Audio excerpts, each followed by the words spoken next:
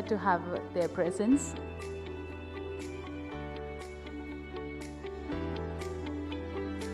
Let us have a huge round of applause.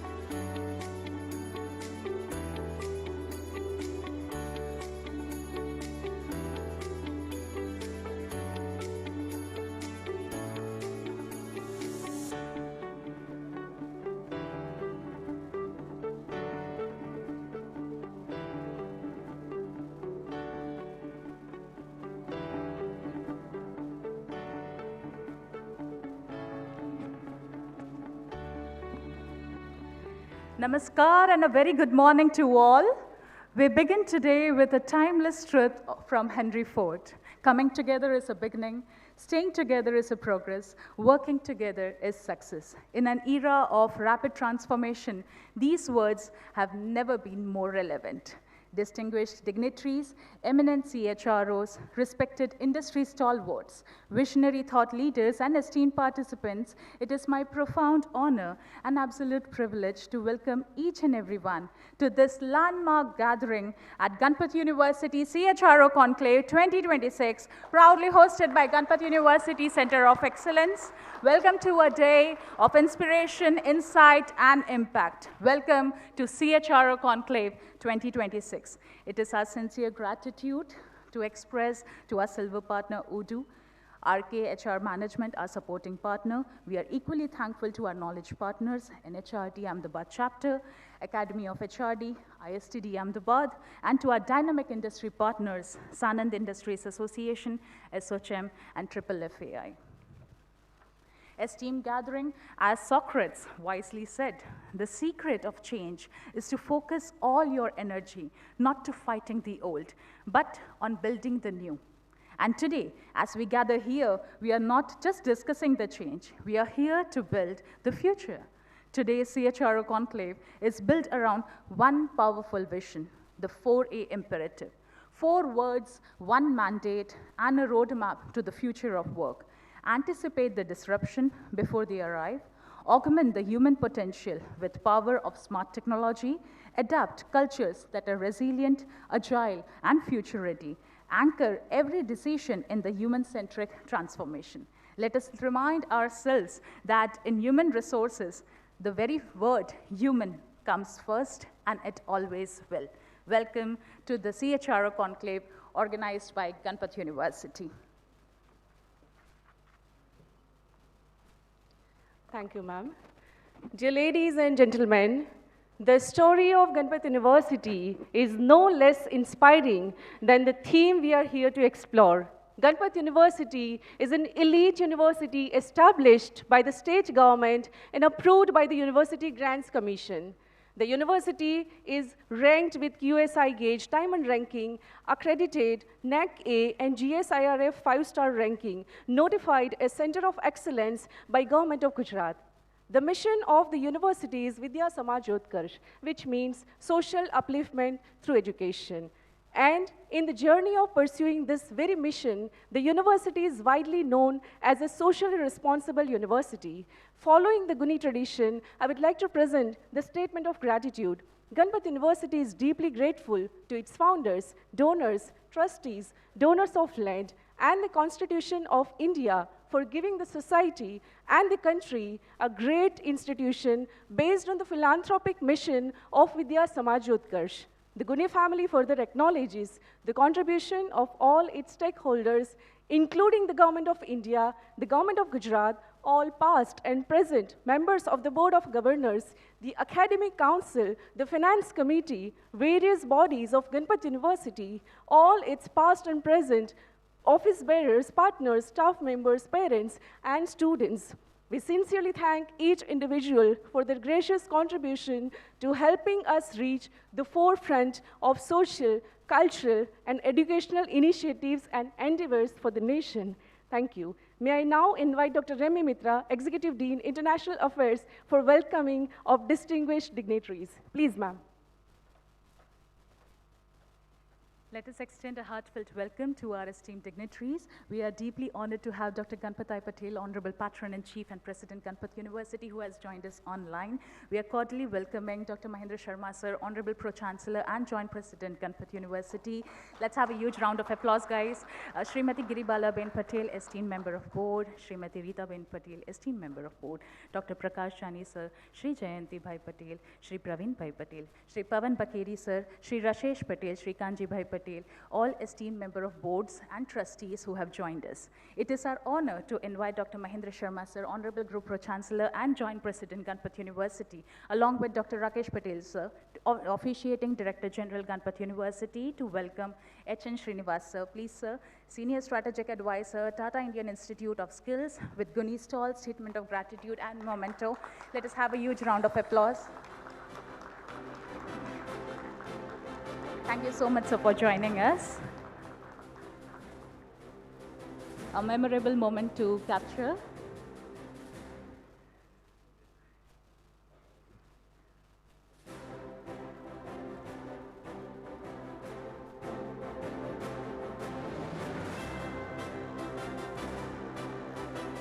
Thank you so much.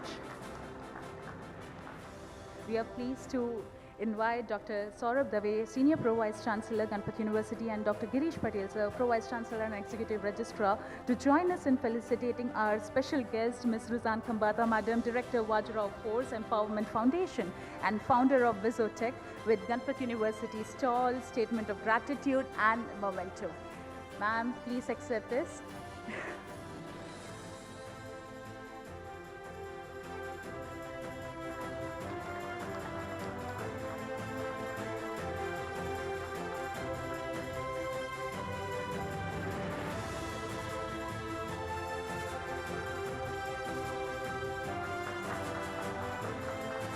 Thank you so much for joining.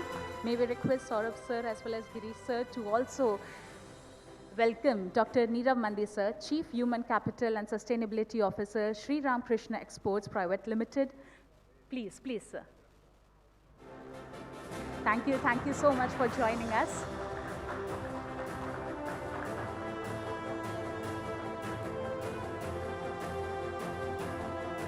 Also on our panel, I can see Shri Ajit Shah Sir, President Sanand GIDC, has joined. Thank you, Ajit Shah Sir, for joining us. Let's have a huge round of applause. May we now request Dr. Satyan Parikh Sir, Senior Pro-Vice Chancellor, and Dr. Kishore Bharat, Senior Director Placements, to felicitate our distinguished guest, Mr. Sanjeev Kumar, Director and CEO, Marini Fayad Group. Let's have a huge round of applause with GUNI stall, Statement of Gratitude, and Memento.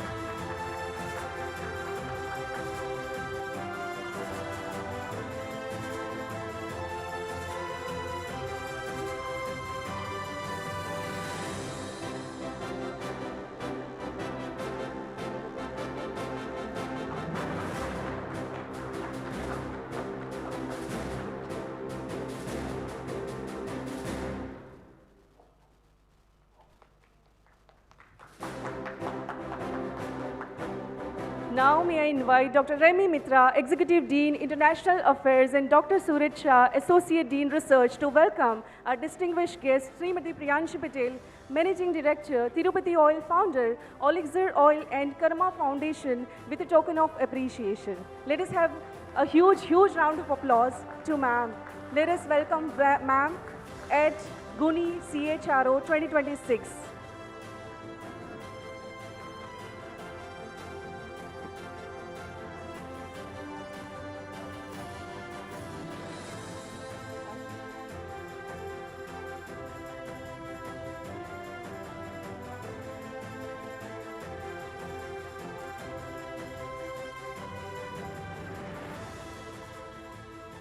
We invite Dr. Subrat Sahu Sir, Senior Director Accreditation, Shri Sridharan Rajagopalan Sir, Executive Director Internal Quality Assurance, to welcome Shri Ajit Shah Sir, President Sanand GIDC, Aditya sir, please, with memento.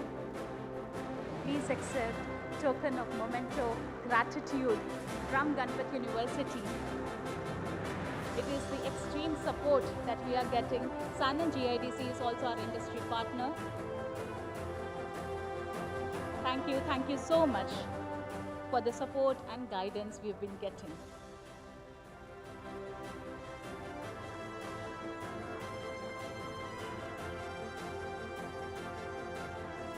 We invite Dr. Sanjeev Acharya, Principal Institute of Pharmacy, and Chief Engineer Jitendra Singh Rawat, Executive Dean, International Placements, Maritime Studies. Srimati Nidhi Sharma Madam has not joined us here, but she conveys her messages and regards to the success of the event. We welcome our honorable members, Board of Governors who have joined us online and offline, generous trustees and donors, member of Academic Council, Senior Pro-Vice Chancellor, Deputy Pro-Vice Chancellor, all the distinguished office bearers from Ganpat University, esteemed guests, respected colleagues. It is truly an honor to have your presence today. Ladies and gentlemen, it's my privilege to introduce a visionary leader, an institution builder, and a transformational force in higher education and industry integration. A leader who has not just led a university but has redefined the very role of academia in nation building. With over 25 years of vast experience, he has been instrumental in building India's most industry-integrated academic ecosystems. Under his leadership, Ganpat University has established Center of Excellences with global leaders like IBM, TCS, SAS, Bosch, and pioneered models that are seamlessly bridging industry and academia.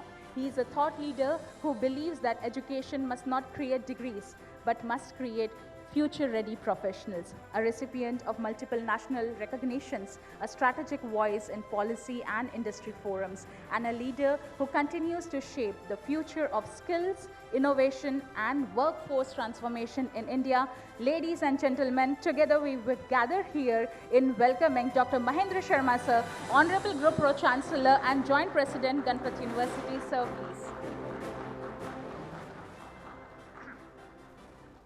Thank you, Dr. Rami Mitra. Good morning to one and all, very esteemed colleagues, experts who have gathered here today for this important CHRO Conclave at Ganpat University, which is a very important forum that we have started curating since last few years. We did last conclave at Dubai, and we had the fortune of talking to who's and who from UAE and Oman, and we started curating a lot of opportunities where students could be prepared for the upcoming realities of tomorrow.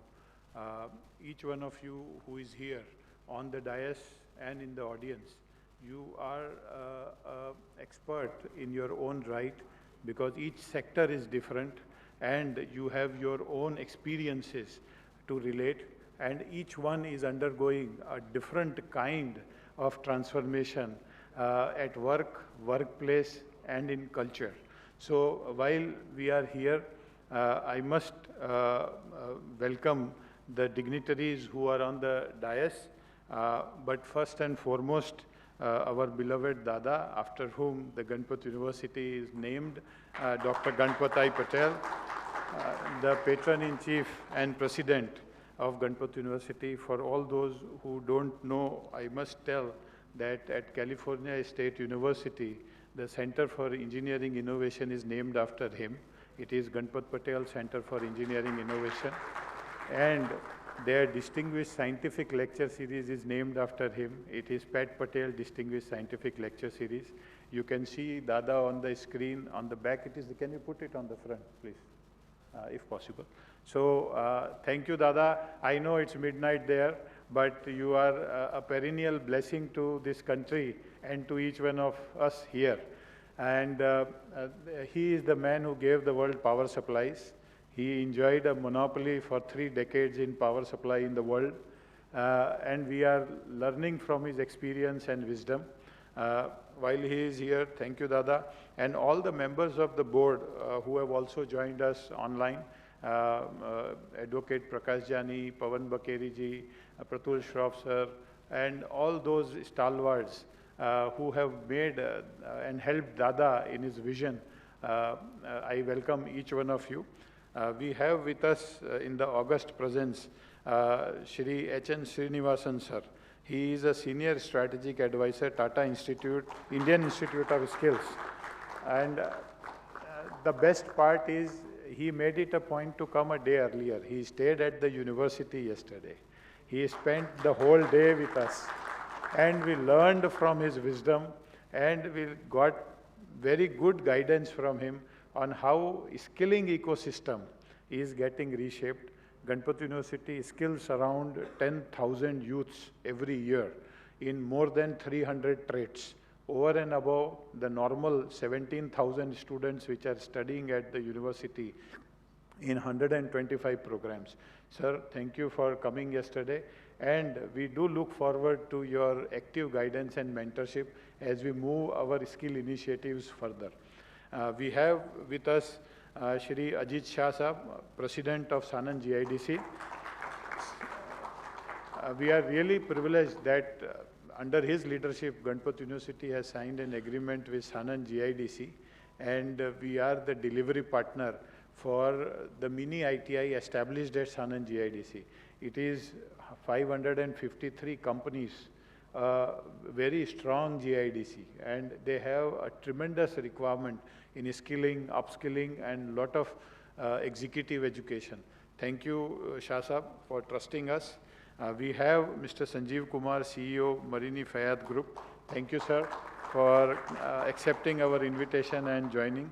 I was speaking to him, and as he was narrating the way he is going to expand into different parts, we do look forward to if we can play a role with your group somewhere, sometime. But we would definitely learn from the challenges and how you are addressing at the group, sir. I received the call from Mr. Chintan Thakur, the Council Chair of SOCHM and the CEO of Wellspun Group.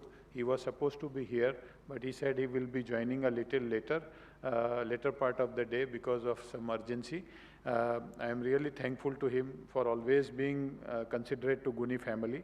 We have Mr. Nirav Mandir, the Chief Human Capital and Sustainability Officer, Sri Ram Krishna Exports. We have a very deep relation with SRK, Nirav Bhai. Dada is a close friend of your chairman, Govind Bhai Dholakia Sahab. And Govind Bhai has been on campus. And last time he delivered a session on our foundation day when he had a transplant. So he could not travel, but he delivered it online. And we are really thankful to both the brothers. Both have been supporting Ganpat University in startup and incubation. So we are really thankful to you. We have Ms. Ruzan Khambata, Director Wazaro Force. But Madam, we have known Rasna for years. And whenever your name comes and we see Khambata, we know India has actually relished Rasna for years. And we are really thankful to you. And the second women we have on the dais, Ms. Priyanshi Patel, Managing Director of Tirupati Oil. Thank you, Priyanshi ji. And it's important that diversity is taken care of. And Dada would otherwise take me for a ride if he would not have seen a woman on the dais today. He would have always said that women are going to lead. And both the schools, our Raksha school and Gyan Shakti school that we have, it was Dada's request to the government. Government came to us and said, you take up these schools. And Dada said, I will only take if you give me pure girls' school. So they went back, they made the change in the gadget, and then girls' school was allotted to Ganpat University. So we are really thankful to the women energy on the dais. And soon, Srimati Nidhi Sharma, General Manager of NABARD, she would also join us. And we are really thankful to NABARD for supporting us continuously over the period of time. Our team consisting of Dr. R.K. Patel, Dr. Girish Patel, Dr. Saurabh Dave, Dr. Satyen Parikh, these are the pillars on which Ganpat University is conceiving such kind of event. And the organizing team consisting of Dr. Kishore Barad, Dr. Rami Mitra, and everybody who is putting their best foot forward. I can see Sanjeev, I can see Srinivasanji, I can see Subrat Sahuji, Kalpesh Bhai, everybody who is playing a vital role in this momentum which Ganpat University has created. I am thankful to you. Each of the participants who is joining the conclave today, and all the media representatives, I welcome you all. While we are here, I must tell you that every distinguished CHRO, industry leader, policy maker, academician, and all the esteemed people who are who are here as a part of this conclave, it is a matter of not only pride but of a profound responsibility when we organize CHRO Conclave, because it is very difficult to gather this very important instrument of every organization who are actually not CHROs, they are Chief Future Officers.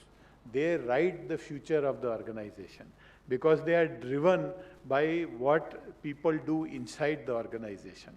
So when we were conceiving, I kept on saying we should keep it as a Chief Future Officers Conclave, because calling them HROs is no more relevant because everything has undergone transformation.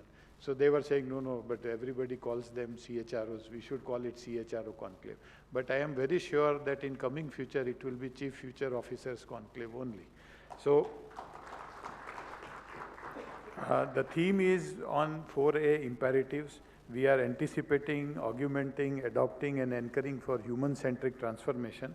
And it is a strategic doctrine for organizational survival and leadership in an AI-driven era, but it is more like technology-driven era.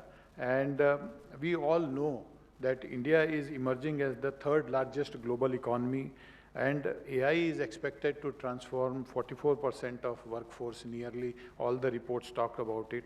Nearly 70% roughly of job roles will be augmented by AI.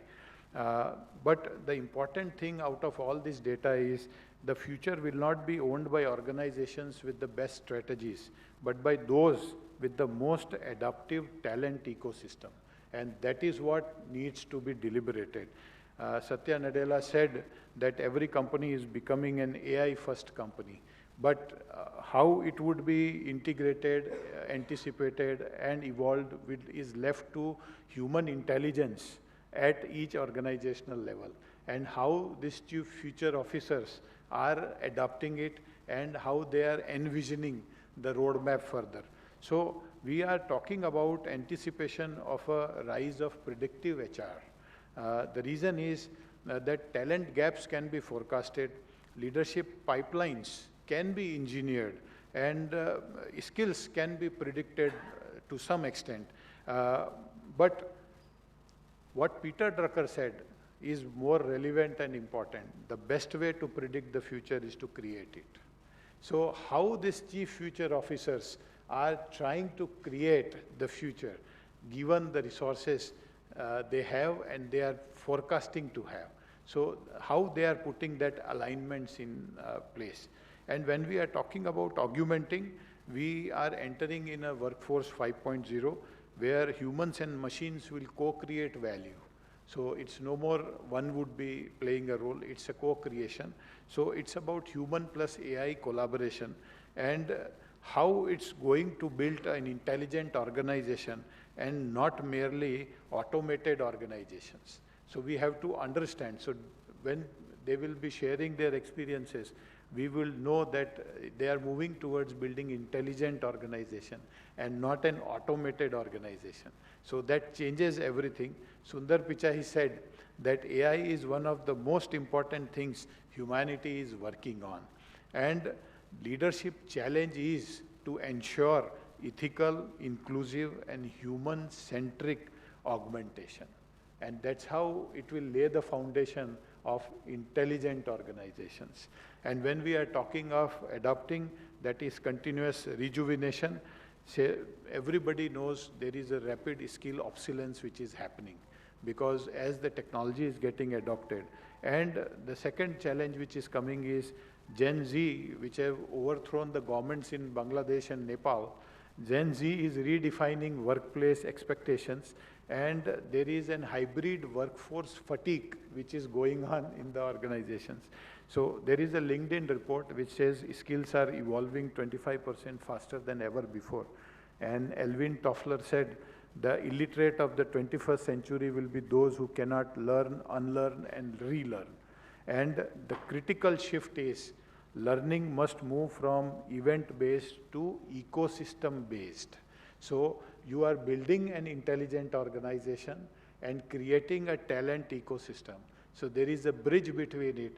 It is chief future officers who will see that bridge and will also tell the world how it's going to happen, because there is a code which they can only crack because they sit on the reality part of it. The owners sit on the reality part of it. And the last, fourth A was anchor, which is about ethics, ESG, and human sustainability. And in the race for speed, we must not lose soul.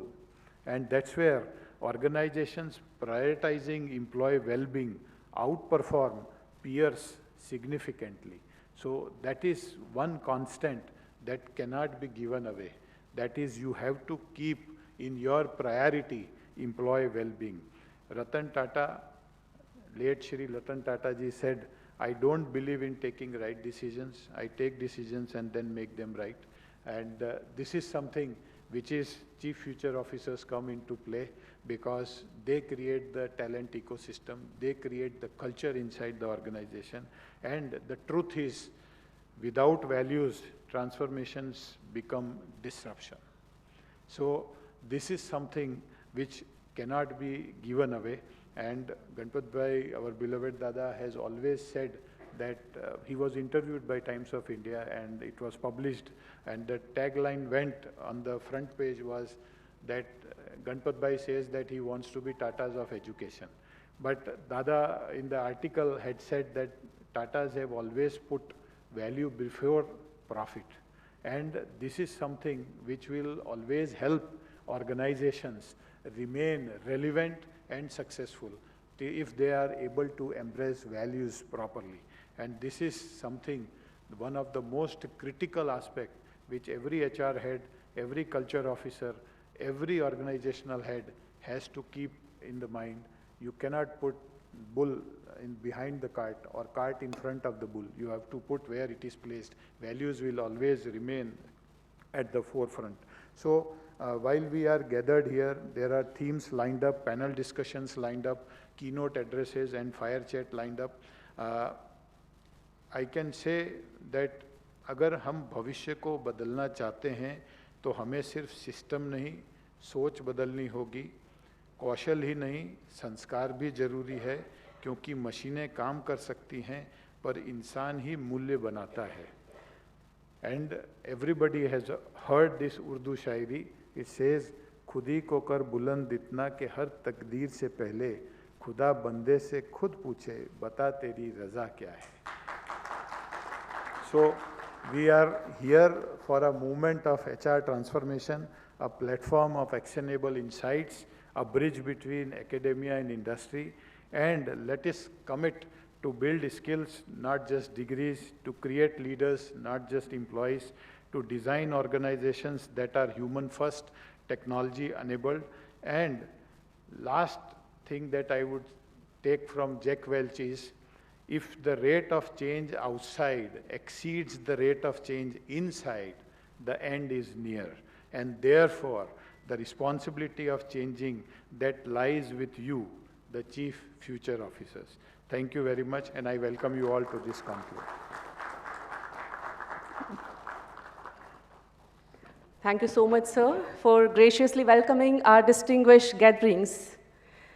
What if technology could protect the vulnerable? What if innovation could ignite empowerment? Our next speaker didn't just ask these questions, she answered them. Pioneer of Gujarat's digital landscape, founder of WizOTech, creator of Police Heart 1091, a technology built to protect women in collaboration with Gujarat Police, a Guinness World Record holder and recipient of more than 35 awards, including recognition from Honorable Prime Minister Narendra Modi ji himself. She doesn't just lead change, she is the change. Please join me in welcoming Ms. Ruzan Kambata. Please, ma'am. Hello. Good morning, everyone. Respected dignitaries on the dais, respected delegates, esteemed CHROs. We were just discussing about CHROs, I'll come to that, but esteemed CHROs, leaders, and change makers.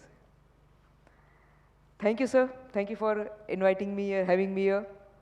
It's an honor to be here with Ganpat CHRO, Ganpat University CHRO 2026 Conclave, where the whole day, there were power-packed panels, a lot of panels, power-packed. The whole day we are going to discuss on the future of work. The space is going to discuss on future of work, but I would like to say that I think we'll be shaping it.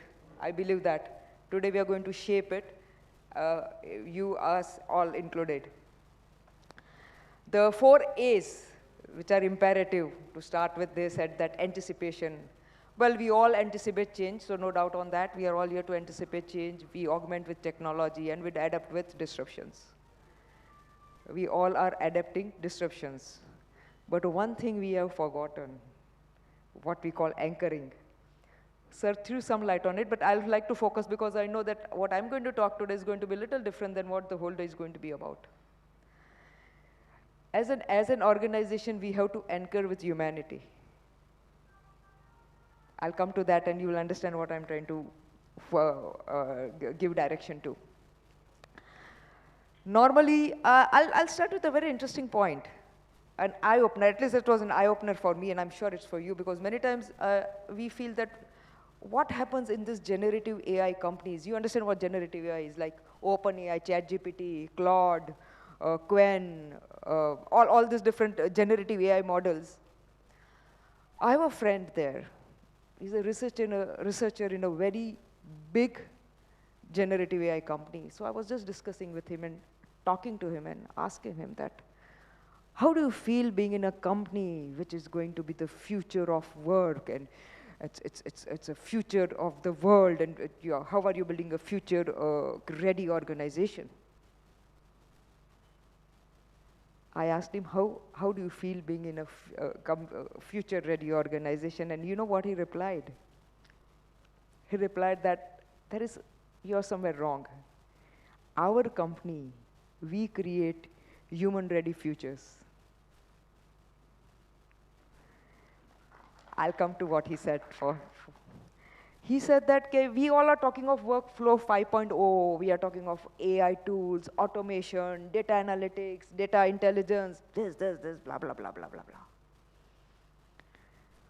But here at our company, we believe in building up trust,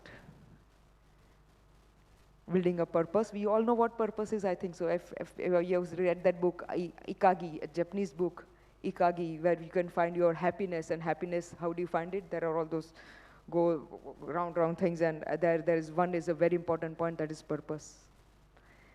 So this is the gap, he said. This is the gap of what we do in our organization and what you do in your organization. You try to build systems. We build in our organization, we build people. Nothing wrong in building systems, obviously. But building people is as important, which we all have forgotten. Sir mentioned about my parent company, that's my father's company, Rasna. I'm very proud of it. But with the morals and values which we were brought up, simple living, high thinking, and something doing on your own, being a lady, I got that environment at a very young age to think about it. And today I'm standing here because of that environment which I got. So I started with a company called Visotech. We had other companies also, e-com opportunities, we were the Broadham ISC, blah, blah, blah, blah. But currently Visotech, I started with that. And at Visotech, we built technology. In 2012, when Nirbhaya happened, I thought that what use is this technology when we cannot use it for the benefit of our women.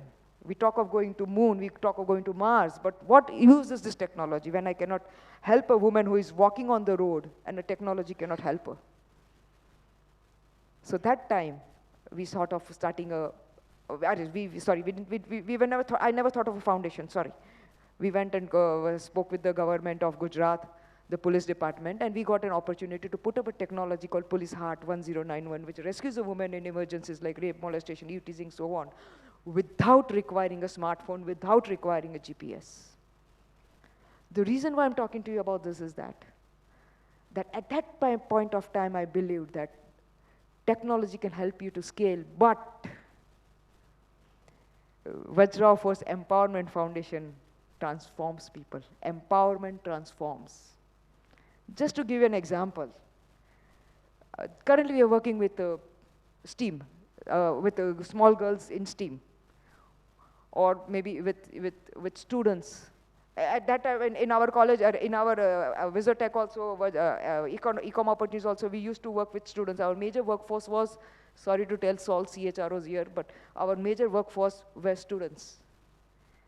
Because we believed in them. I'll just give you a small story.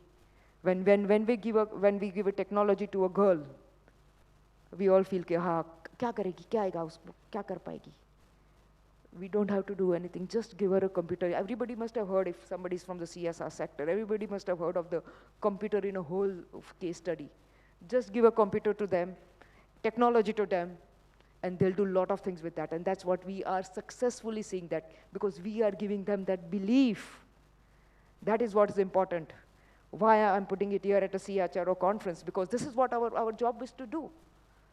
Well, sir said that future CFOs, CHRO, to be very honest, that's a very honest, Dr. Barar, when he called me, he said, Ruzan, CHRO conference. I wondered, CHRO kya hota hai? Sorry, forgive me for this.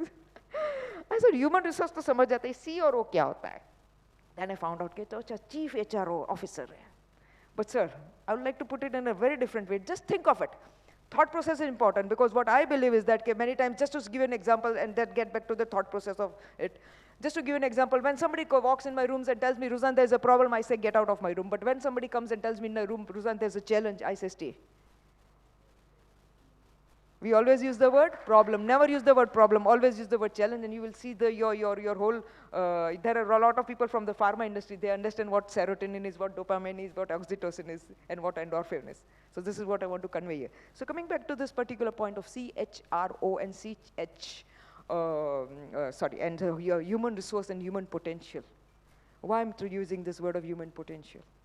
When we are talking of AI, everybody's saying that AI will take up jobs. Partially they are right. But on the flip side, AI also, that is also that on the flip side, AI will not take up jobs, those who understand AI. But there is a third side also to it. That AI cannot take up jobs of, you know what, plumber, electric wireman. AI can't take up those jobs. I'll just give you one example. And this is something practical. We are working with women, and we are teaching them how to do the sewing work. Everybody will say, "Arey, what is this ready-made clothes are there, this, that." But you know one thing, for women, for Indian women specifically, blouse is a thing which you cannot buy ready-made. You understand that? When you wear a sari, you have to wear a blouse, and it cannot be a ready-made. You will have to get it stitched. And this is where these women work, and this is where they get their payment. They are paid. So similarly, we don't have to so much worry about AI. And because I have a few friends, I'm coming from a technology background, so I have friends, we work in augmented reality, we work in cloud computing, and now we are dabbling with AI.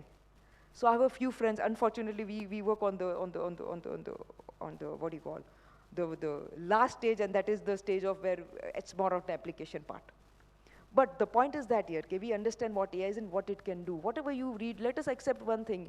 CHROs are here, but if I would have been with CTOs, on their heart, on the hand on their heart, we ask them, what are the use cases? Unfortunately, the use cases are not so much, other than the industrial automation.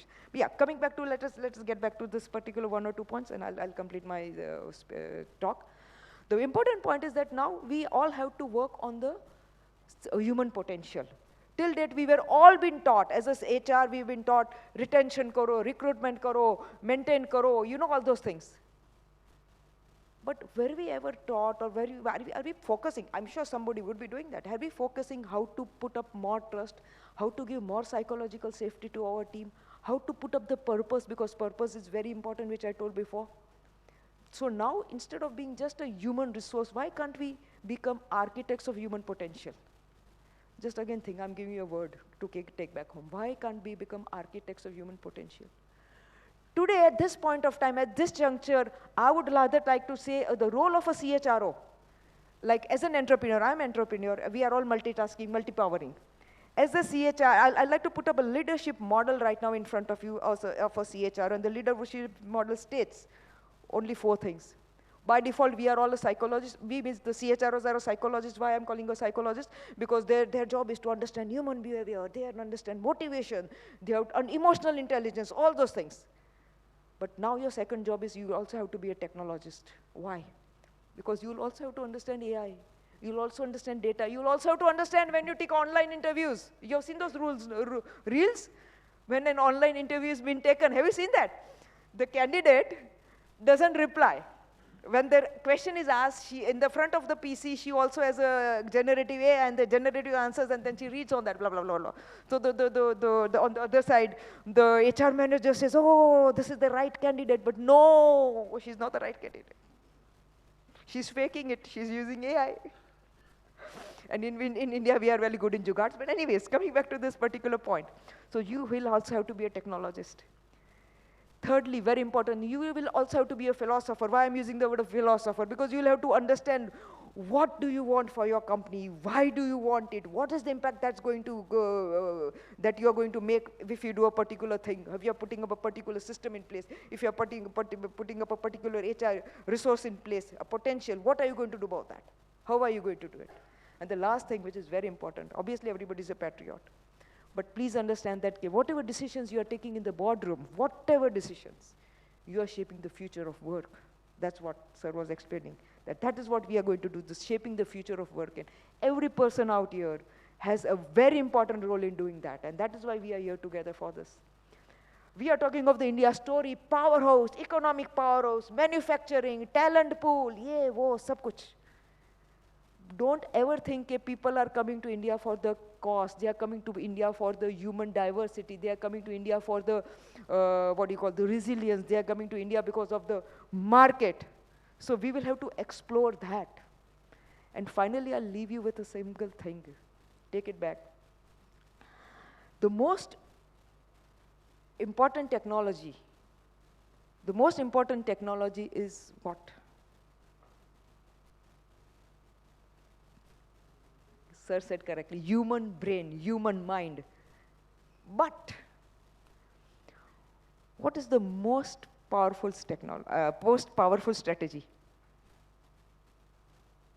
To empower this human mind.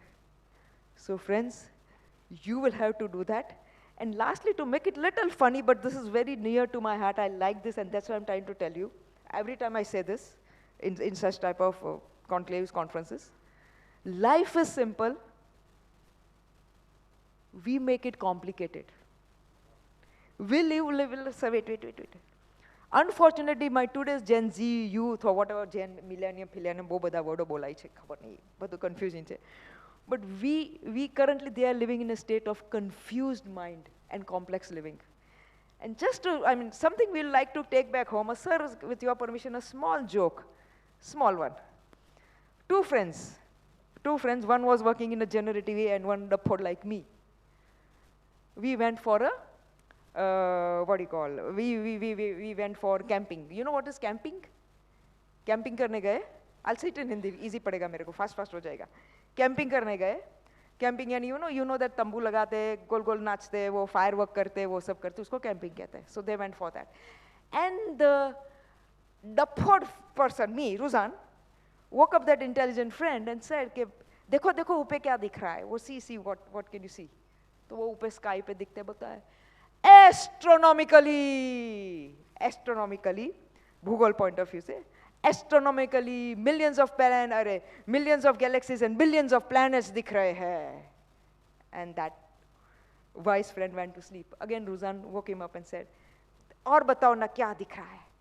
Meteorologically, from the weather point of view, the sky is clear, so tomorrow is going to be a sunny day. Okay? Again, he slept. Third time, Ruzan woke him up. और बताओ क्या दिख रहा है? Theologically, from the God's point of view, he said, God is great, देखो इतने चांद बनाए, तारे बनाए. And again, but now he didn't go to sleep. He asked Ruzan, तुम बताओ क्या दिख रहा है? तंबू चोरई गयो. So life is simple, we make it complicated. Thank you very much, Bharat Bhagya Vidata. Thank you.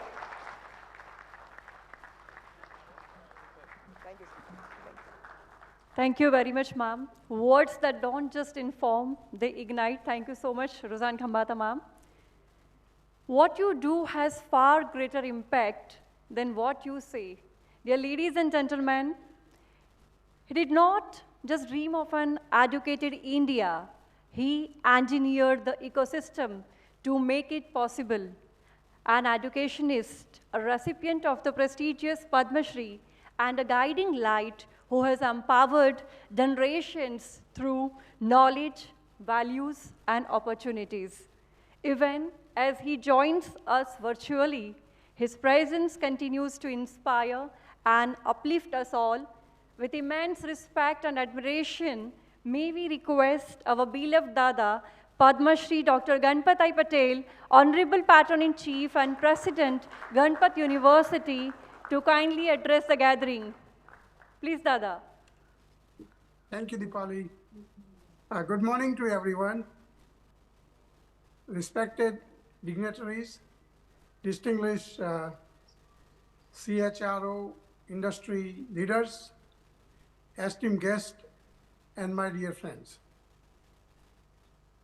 Before I share my thought, it is my privilege to warmly welcome and express my heartfelt gratitude to each and every one of you on this special occasion. Dr. Mahendra Sharma, Group Pro-Chancellor and a Joint President of Ganpat University. You are a one of a kind.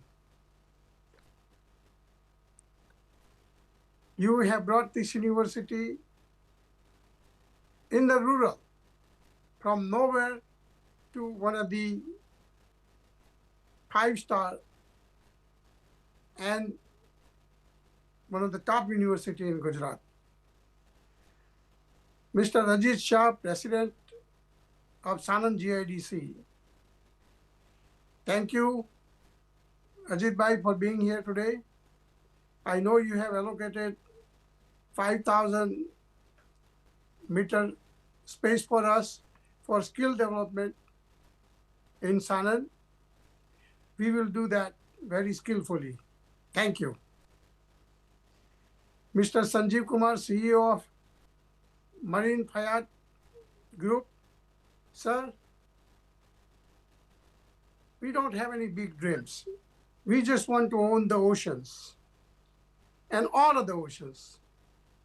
And we will need your help. Thank you for sticking with us. Mr. H.N. Srinivas, I was talking to Sharma Saab, and he told me that you came day before. I am glad you did. I wish I was there to welcome you. But he told me that how my thoughts are so close to Ratanji. I wish I had met him. I had over and over, right from the beginning, said that we want to be the education of Tata. And we are on our way of being there. We are having a great relationship with Tata and company. Thank you. Mr. Chintan Thakur, thank you. You have been very helpful to Sharma Saab at SOCHM. I know that. Dr. Nirav Mandir, Chief Human Capital Sustainable Officer, Sri Ram Krishna Export SRK. Sir, Govind Bhai is a dear friend of mine. I wish I had 5% of common sense that Govind Bhai has. He does everything with a common sense. He breathes and lives with the common sense. And every time you listen to him, he makes it so simple and yet so powerful. I wish more people had kind of common sense that Govind Bhai has. Miss Ruzan Kambata, I just heard you. It's awesome. You talk about human potential. I agree with you. Humility is very important in life. Purpose with life is the only way to have a life. And build people. And this is exactly how we run at Ganpat University. We nurture our employees and we bring them up rather than going out to get the talent. Most of our employees are homegrown. Actually, they are the graduate of the Ganpat University. When I was running my business, 95% of my employees only had one job, and that was with my company. I did not lose the employee that I didn't want to lose. At any cost, I would retain them. And I would make sure they are happily doing what they enjoy doing by putting them at the different slots. Human potential is great as long as you match the talent with the person liking. You are definitely right. Human potential is unlimited, must be nurtured properly. And you are also right that today people is going to have to be sarvagun sampan. They're going to have to know everything, a little bit about everything. You cannot be closed-minded. So your talks were so enlightening. Thank you. Ms. Priyanshi Patel, Managing Director of Tirupati Oil and founder, Elixir Oil and Karma Foundation. Priyanshi, I have a long relationship with your company. Shankar Dada had come to my house in California where I am sitting. I live right on the lake. And Dadi had made shiro and mug for him. And he thoroughly enjoyed watching the lake and traveling in my boat. I miss Dada. Thank you, Priyanshi, for joining us today. Srimati Nidhi Sharma, General Manager of NABARD. I know we are working very closely with NABARD. Thank you for giving us a chance and having faith in us. At this moment, I would one more time like to specially acknowledge Dr. Sharma. उनका vision, उनकी प्रतिबद्धता और उनका नेतृत्व Ganpat university के आज जिस ऊंचाई पर लेकर आया है वह वास्तव में प्रेरणादायक है. Dr. Sharma is one in millions. We are truly blessed. You are creating future not only for many, but you are also making Atmanirbhar Bharat and Viksit Bharat, like our Prime Minister Narendra Modi says. Thank you, Sharma Saab. We are living in a time that is unusual. It is changing. The minute you think AI is here, AGI shows up. The minute you think AGI is here, ASI is going to be here. Data center in the orbit is going to be here. 2 nanometer technology is going to be here. Quantum computing is going to be here. Everything is going to be tera. It's going to be terafab, terawatts, terabytes, 6G speed. All these are going to be here. And it's going to be faster than we think. It's already here with the speed of light. And so we must keep our eyes and ears open and listen the world. Look at what things are changing in by days, not by years and months. So make sure we keep our ears to the ground. Technology can empower, but only humility is going to lead. We must keep humility in check at all the time, because technology is like a double-sided sword. If it's not wisely used, it could also harm. The 4G imperative, a way forward, this year's theme, 4A imperative, anticipate, augment, adopt, anchor for human-centric transformation. A powerful guiding philosophy for all of us. If I say it simply, anticipate means આવનારા સમયને સમજવાની દ્રષ્ટિ રાખો.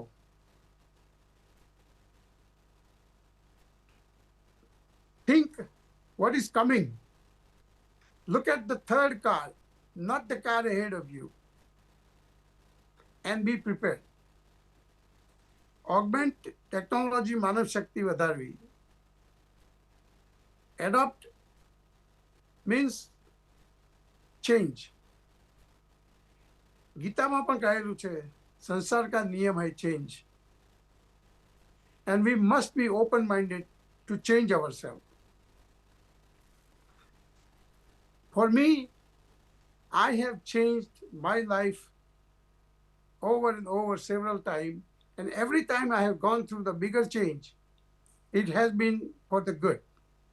All the way from a small village of North Gujarat, at age of 19, coming to America with nothing in my pocket, and having a successful business, going back to India, and taking a risk of starting this university middle of nowhere. And today, we are looking at a great institution, thanks to all of our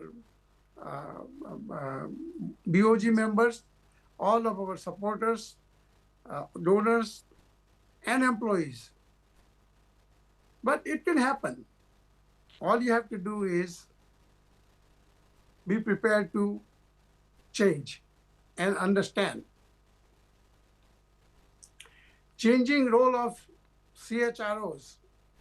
It is no longer just a human resource. It is a human responsibility as well.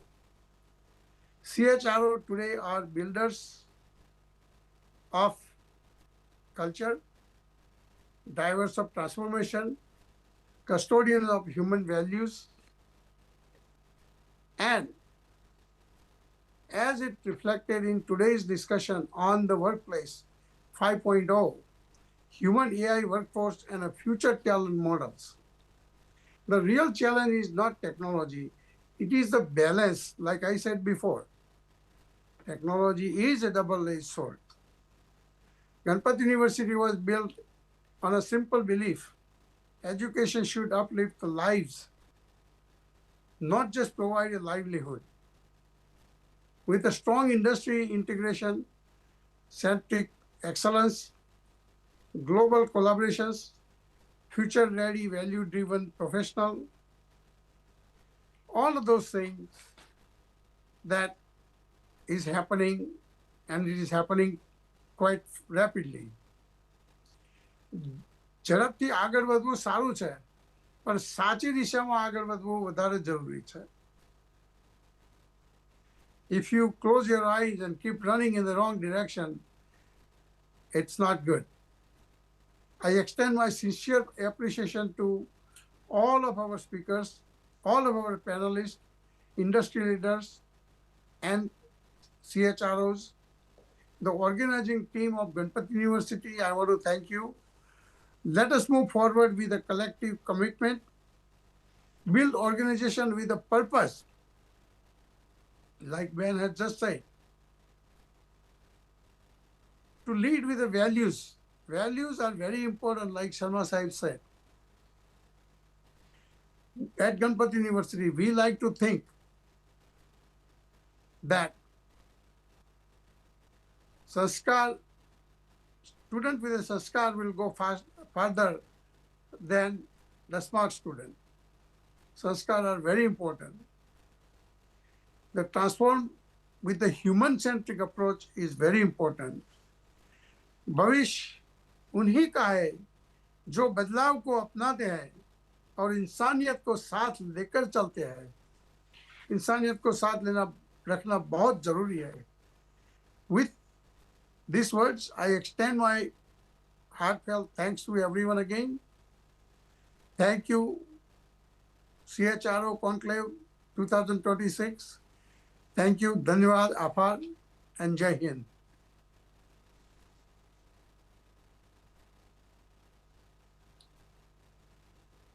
Thank you very much, Honorable Patron Chief and President of Ganpat University, for an inspiring presidential address. Thank you so much, Dada. Moving forward, may we request the esteemed dignitaries to kindly come forward on the stage for unveiling of the book, AI-Driven Education, Elevate, Empower, Evolve, Employ. This book is a powerful reflection of how education is being reimagined, where AI becomes an enabler of potential, a catalyst for growth, and a bridge to meaningful careers in a rapidly evolving world.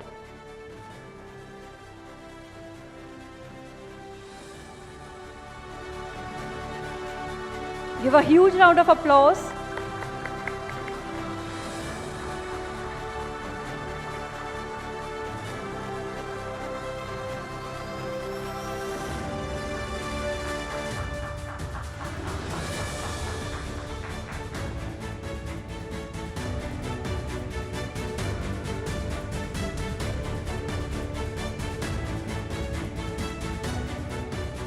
Thank you so much, all the dignitaries.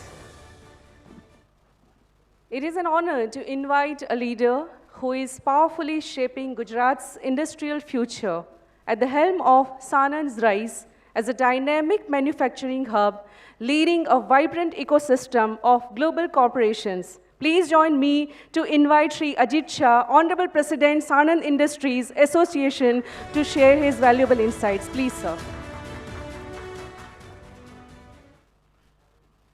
Good morning.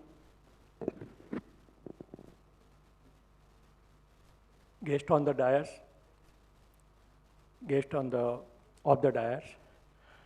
દાદા નમસ્કાર અને દાદાના આશીર્વાદ અમને સતત મળતા રહે અને અમે કાયમ ઈચ્છા રાખીએ છીએ. અમે ઘણી વખત આપને મળવાના પ્રયત્ન કર્યા, ઘણી વખત મળી શક્યા, ઘણી વખત સમયના અભાવે નથી મળી શકતા, પણ આ રીતે પણ મળો તો અમને ખૂબ ઇન્સ્પિરેશન મળે. Thank you. Transformation of the technology, main વસ્તુ આપણી જે અત્યારે CHROમાં જે વાત થઈ રહી છે એ બાબતમાં હું તમને એક એટલું કહી શકીશ કે જે અમે ગણપત યુનિવર્સિટી સાથે સરે હમણાં કહ્યું કે mini ITI, word is mini ITI, but એ ઘણી બધી ટેકનોલોજીને ટ્રાન્સફર કરવાનું અને અપસ્કિલિંગ કરવાનું કામ કરવાની છે. 5,000 square meter of the area is a really small area, but અમે 2030ના વિઝનમાં અમે એક સ્કિલ યુનિવર્સિટી પણ પ્લાન કરી છે અને એમાં શ્યોરલી કે અમને ગણપત યુનિવર્સિટીનો ખૂબ સપોર્ટ મળી રહ્યો છે ને મળશે. સાહેબ, અહીંયા જે ચર્ચા થઈ રહી છે કે આપણે ટેકનોલોજીને કઈ રીતે ટ્રાન્સફર કરવી, કઈ રીતે આપણે અપગ્રેડ કરવી, એઆઈની પણ વાતો થાય છે. તો હું એટલું કહી શકીશ કે આના માટે આપણે ઘણું ડિસ્કશન કરીએ છીએ, પેનલ ડિસ્કશન કરીએ છીએ, પણ એને જમીન પર પણ લાવવું પડશે.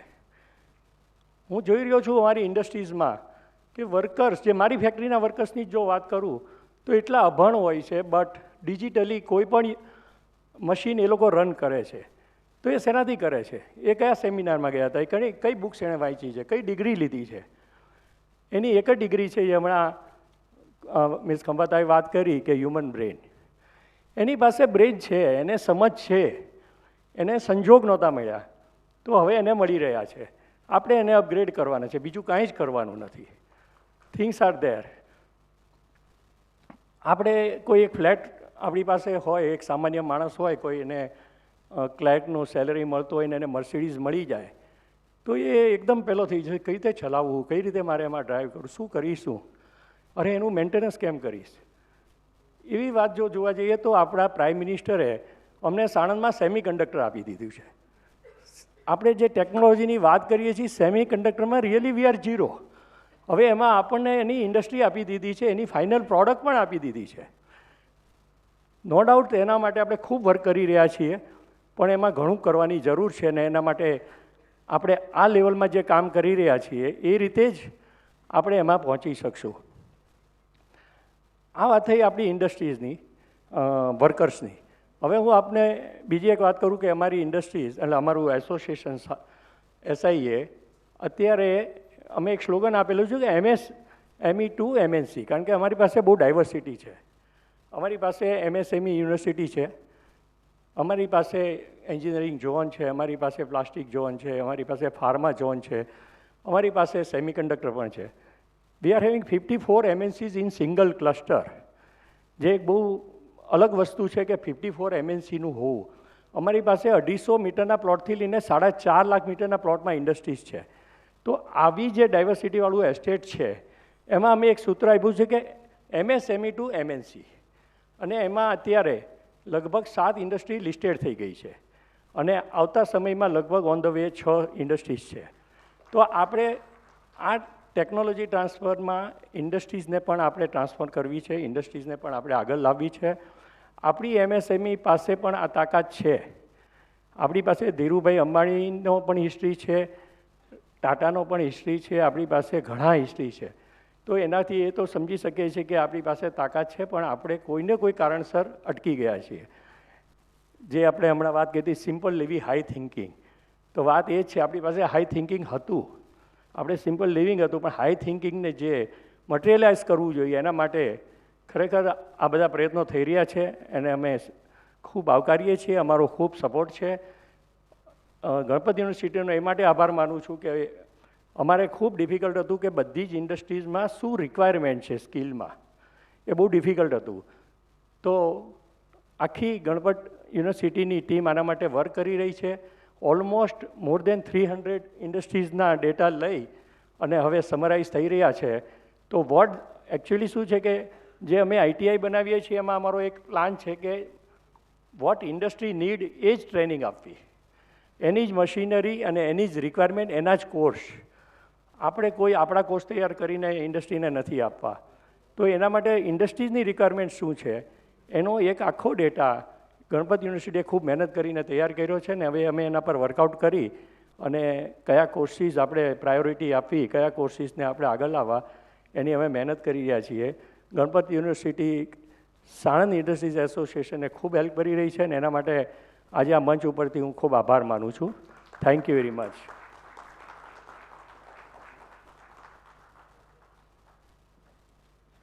Thank you very much, sir. May we request the distinguished guests to kindly step forward and unveil the book, The 4A Imperative, Anticipate, Augment, Adapt, Anchor for Human-Centric Transformation, Workplace 5.0, Leading the Human AI Workforce. It is definitely a Kodak moment as we are going to unveil 3 books in this CHRO Conclave 2026, organized by Ganpat University, the Center of Excellence. This book represents a collective compilation of insights and articles contributed by our distinguished speakers who are also a part of this very event, making it not just a publication, but a reflection of shared wisdom. I request all the dignitaries kindly come forward for a group photograph. Please come forward for a group photograph.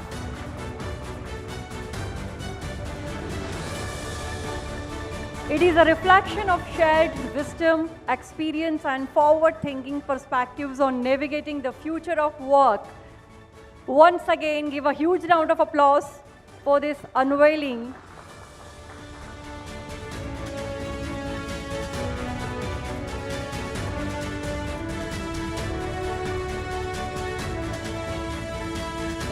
Thank you very much.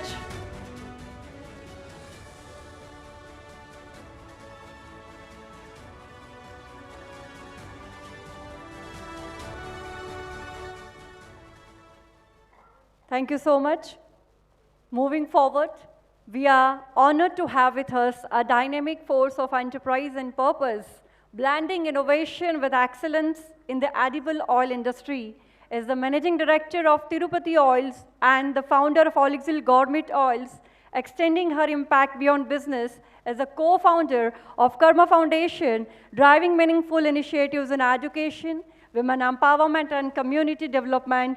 Please join me in welcoming and inviting Srimati Priyanshi Patel for her address. Please, ma'am.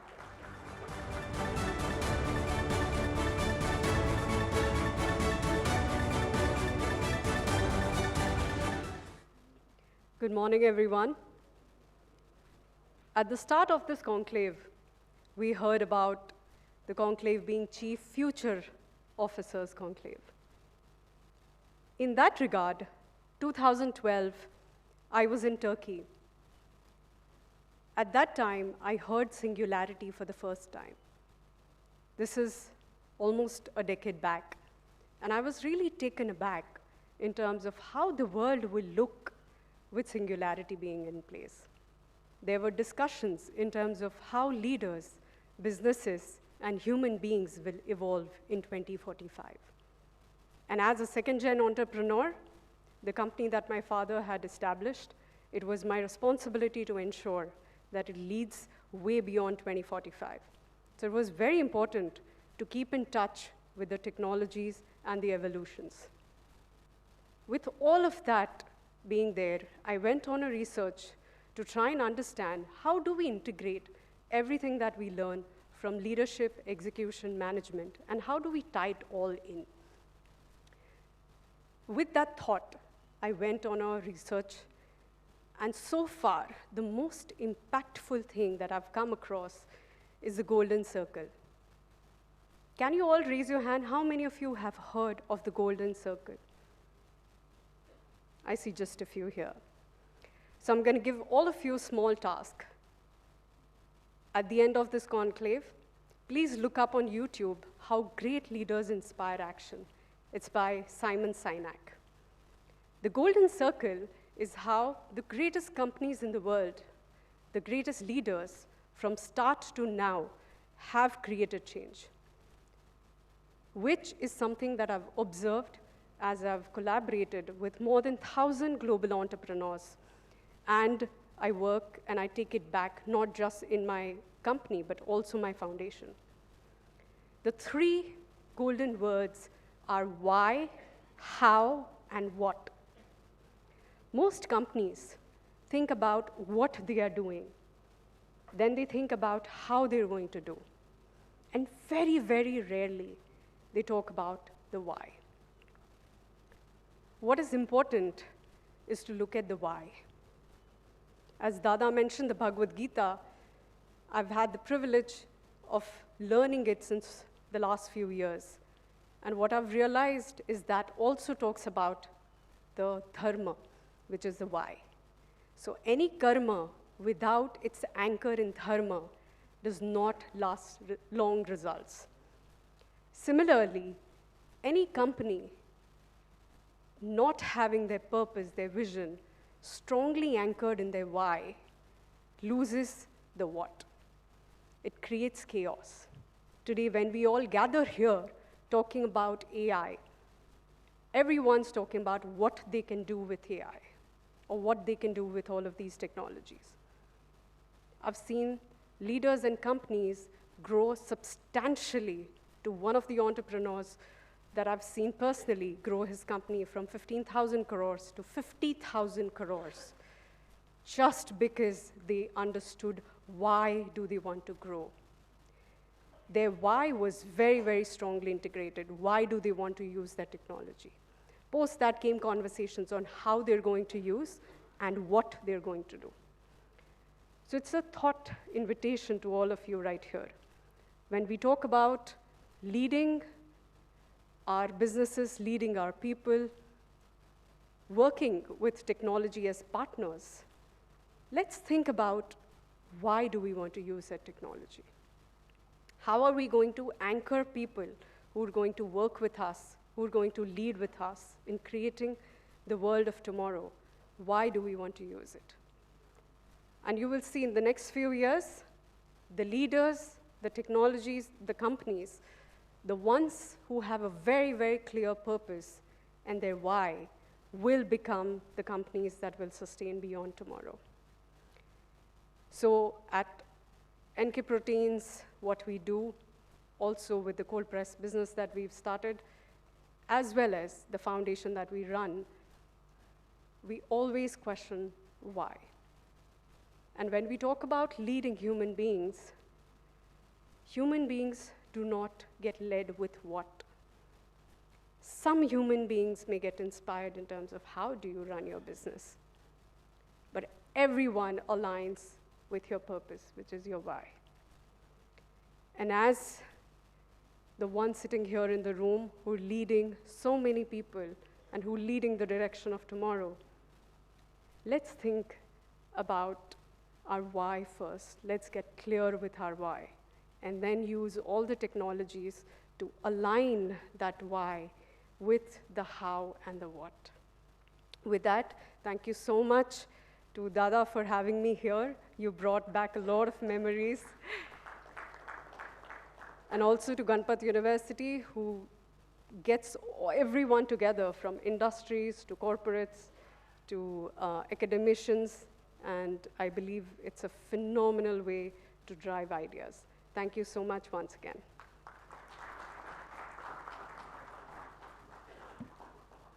Thank you so much, ma'am, for those inspiring words. We are privileged to have with us Shri H.N. Srinivas, sir, Senior Strategic Advisor to the Tata Skills Project at the Tata Indian Institute of Skills, with over 3 decades of experience, including leadership roles at the Taj Hotels, Resorts, and Palaces and Hewlett-Packard. He has shaped not just organizations, but people, system, and future. Please join me in welcoming Shri H.N. Srinivasan, sir.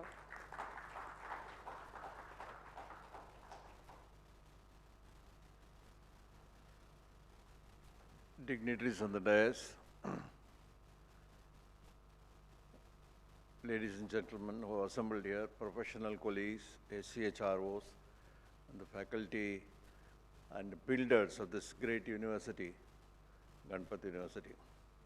It's indeed a pleasure and privilege that I'm participating in this conference organized by Ganpat University leaders. And I got to interact and meet with a number of very, very talented, very bright, very interesting leaders, both yesterday as well as today in the dais, and also, when I was entering, meeting with a number of participants. This is a very important topical subject, as somebody rightly mentioned. I think Dr. Mahendra Verma ji said that in the CHRO is a Chief Future Officer. I think it's a very interesting statement. And we should not be left behind defining something like that for the finance people, and they are the Chief Future Measurement people. I would say the leaders of the organization are Chief Future Builders. You see, if you are driven, if you are charged by a purpose with passion, driven by commitment and single-minded devotion, rooted in selflessness and humility. You will reach the goals. And a clear demonstration of that has been the way Dadaji has built this huge university and the kind of service they are rendering to society, not only in Gujarat, but also in other parts of India. These are people with vision, people with commitment, and this tribe should increase in India. Now, insofar as the role of human resources people in organizations, you see, organizations are shaped by human contribution. When a person, an employee enters an organization, he doesn't come just with a few calories of energy and a specific, frame of technical knowledge. He comes in with a live personality, throbbing with anxieties and aspirations, and with the happiness and pain, with the sorrow and excitement, you see, that he's experiencing at any point in time, and that manifests in some way, directly or indirectly, with the work he's doing in the organization. So some organizations succeed in defining a larger purpose for employees in the company. There are plenty of them, there are many of them. For that, primarily, the leader should be driven by purpose. And that rubs off on the team, and they experience a unique sense of empowerment. Look here, we are all together to build a great enterprise. And that empowerment creates and releases a lot of positive energy within that glue of positive energy that gets released in the organization is the fundamental basis for building a great and successful organization. In that context, human resource managers have a very important role to play,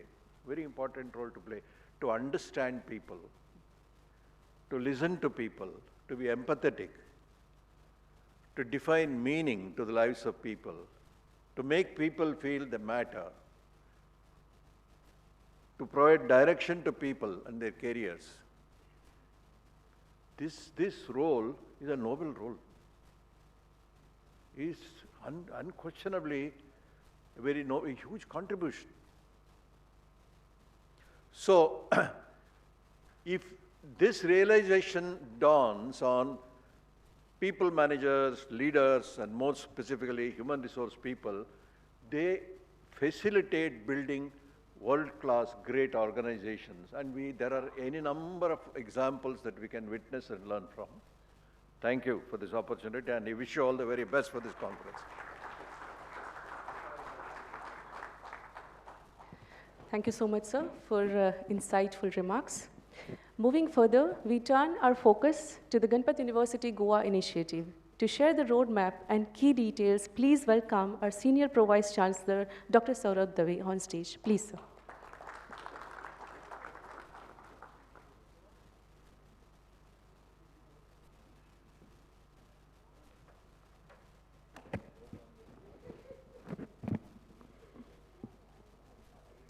Good morning, Honorable President, Ganpat University, Ganpat Dada, Honorable Joint President of Ganpat University, Dr. Mahendra Sharma sir, dignitaries on the dais, of the dais, industry representatives, CHROs, my colleagues, and the friends.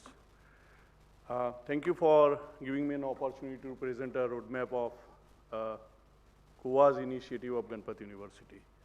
As we know that now Ganpat University has not been limited to a state brand or a nation brand. We are emerging as a global leaders in the education. One of the great initiatives what we have brought in is bringing our expertise from Gujarat and put it into the Goa and defining the new landscape of education in the Goa.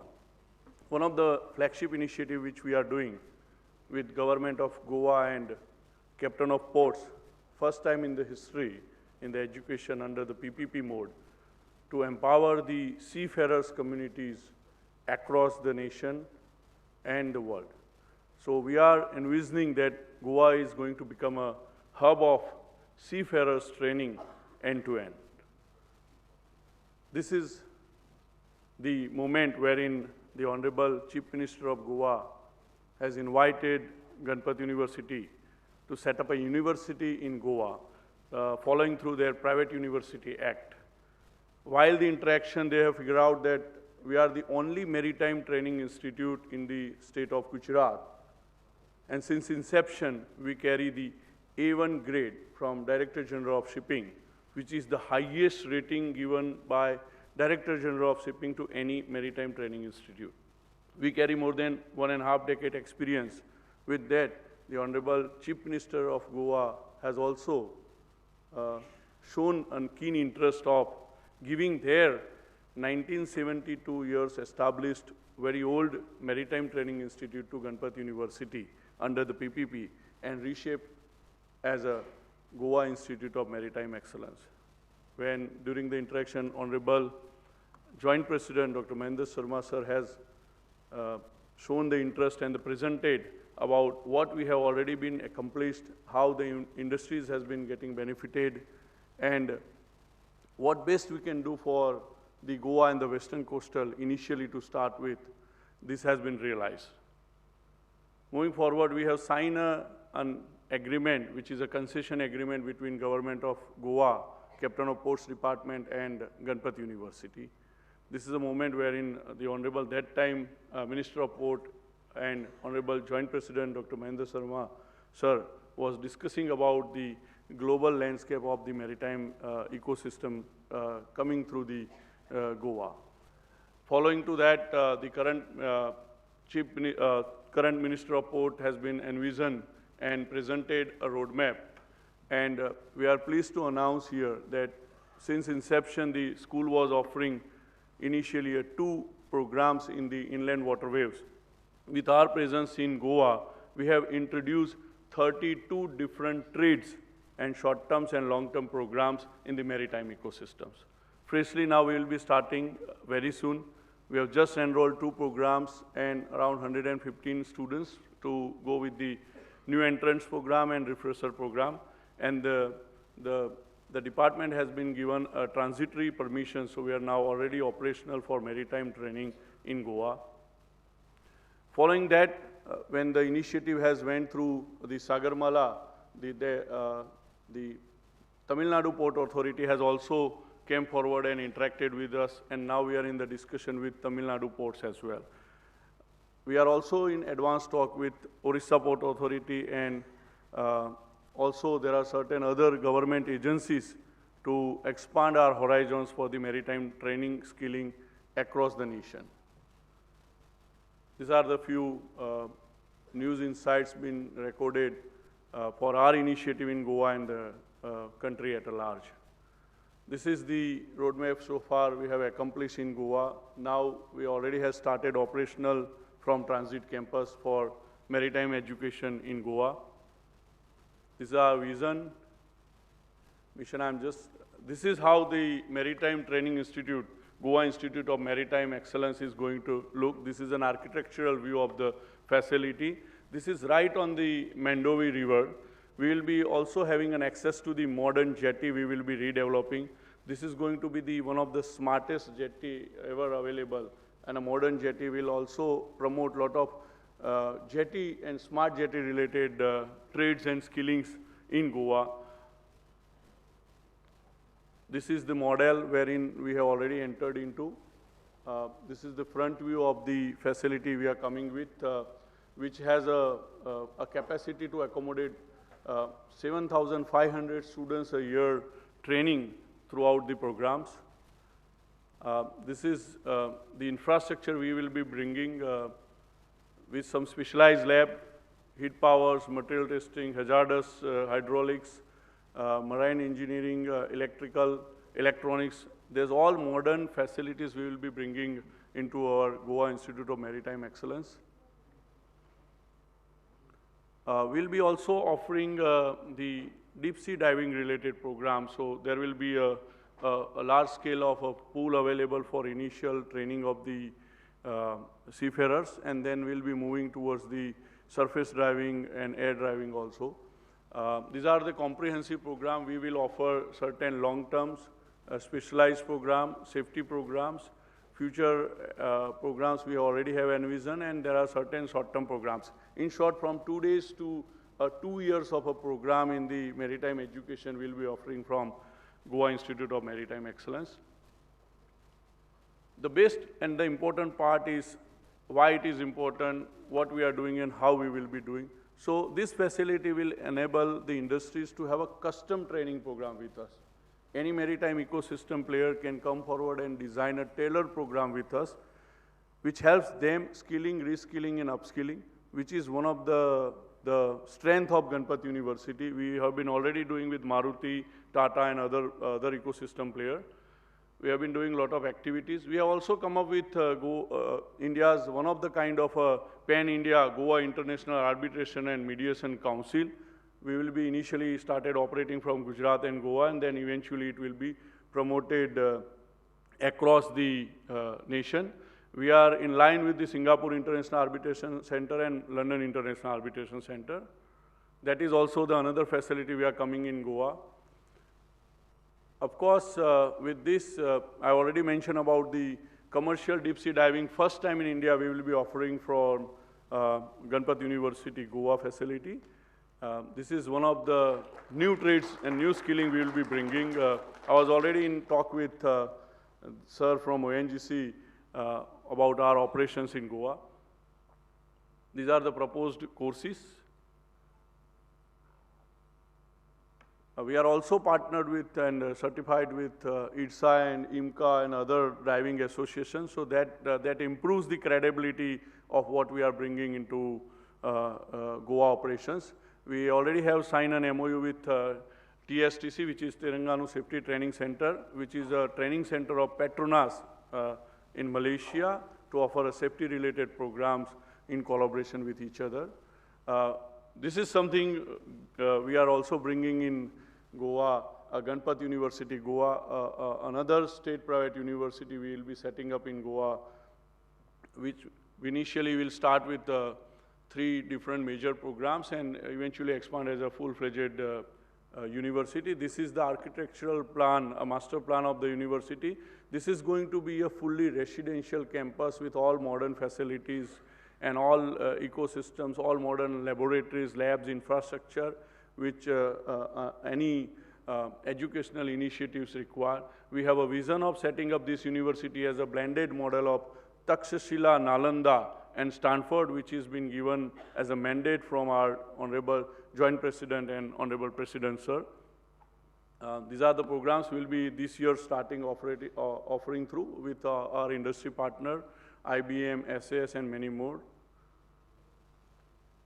This is the transit facility right on the highway, is up and running now.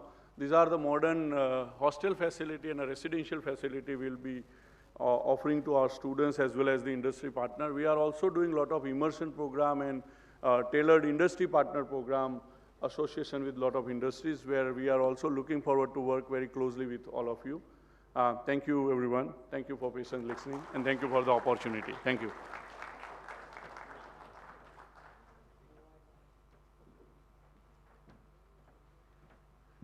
Thank you very much, sir, for presenting the key details and initiatives of Ganpat University Goa campus. May we request the esteemed dignitaries to please come forward for the unveiling of the remarkable publication, the 4A Imperative: Anticipate, Augment, Adapt, Anchor. May we request all the dignitaries to please come forward for the unveiling of this remarkable publication, Human-Centric Transformation, Building Talent and Training Systems that Balance Innovation in VUCA Scenarios.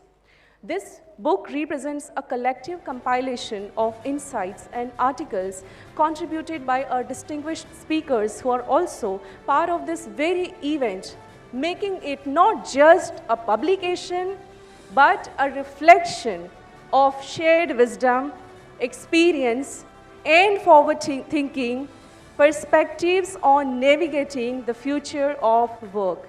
Give a huge, huge round of applause for this publication.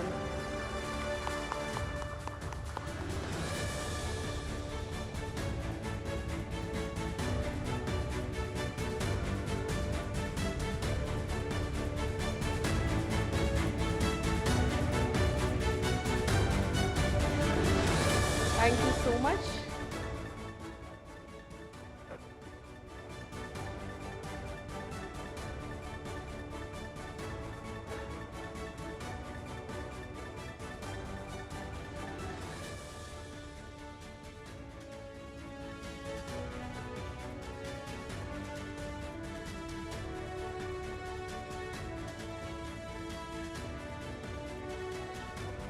Thank you so much. To discuss our vision for future-proofing through skilling initiatives, please welcome Dr. K.P. Patel, Executive Dean, Faculty of Diploma Engineering, with a huge round of applause for this presentation.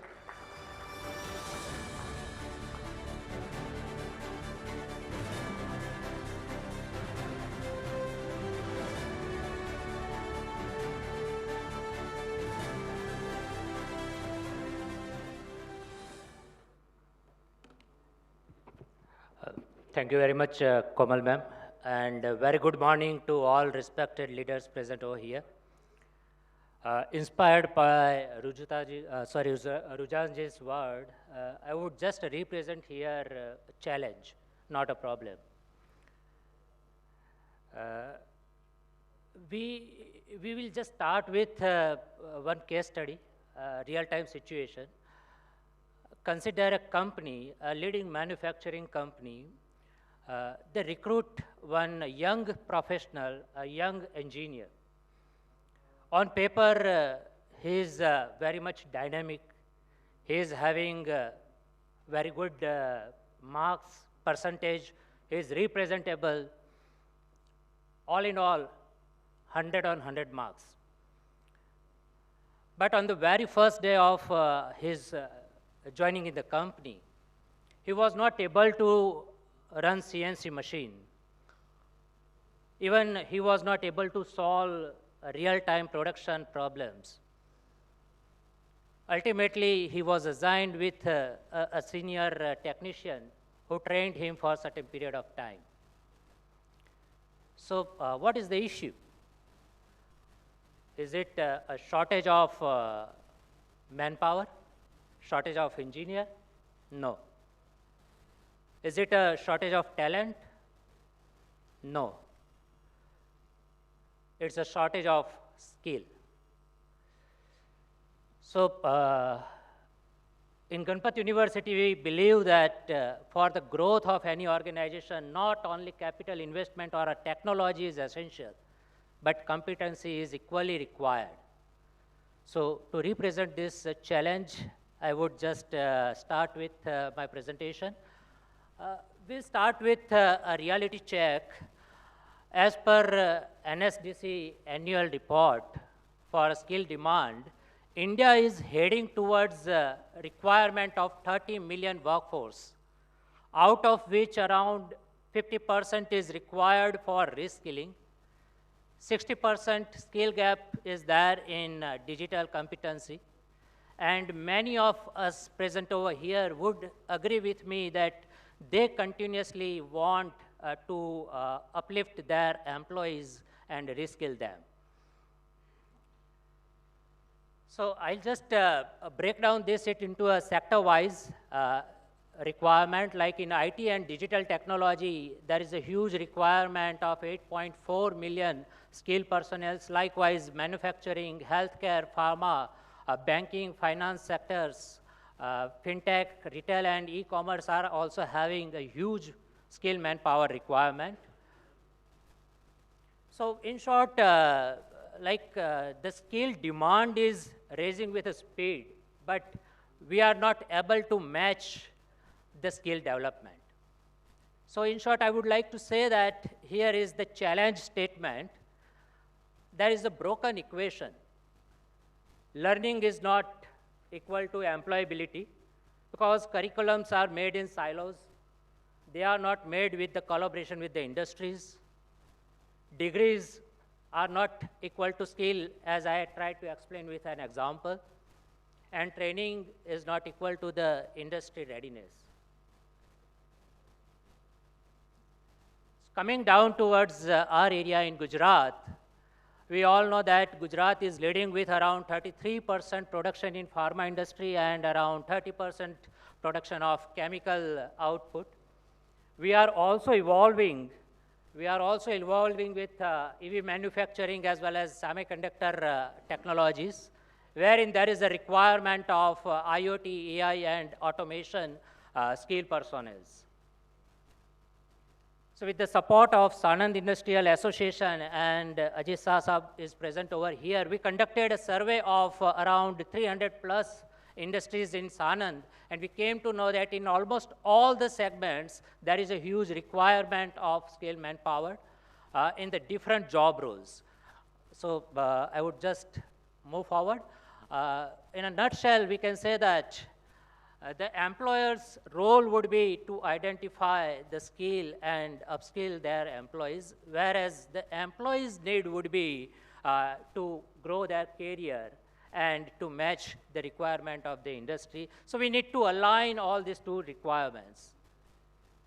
So as we all know that Ganpat University is a center of excellence, and it is having certain collaborations with international alliances and recognition from certain bodies like UGC, NSDC, NCVT, and we are having a state-of-art facility. So we came up with one initiative, and we tried to collaborate with the industry for upskilling. So upskilling is not only a role of any industry or any institution. So it is like a collaborative effort of industry, institution, even we need to converge the technology. At Ganpat University, we provide services for customizing the curriculum for the industry need. We upskill them for BTech, diploma, or MTech level programs. We are involving into research and consultancy work with industries. And we have prepared one framework for working professionals. Many of us would agree, and they would raise a hand and they say, we equally want to upskill our employees, but there is a challenge. We have to meet the production requirement, and we cannot make them free. So here, we came up with a blended model, offline and online learning system to provide a seamless learning, flexible schedules in which after working hours or weekends or even with help of certain online sessions, the training has been provided. Continuous evaluation system is there, and just like regular students, they are also being supported with the all resources available at the university. So here would represent some of our initiatives. We do have representatives present here from Tata Motors. I can see Mr. Jasmine Panchal present over here.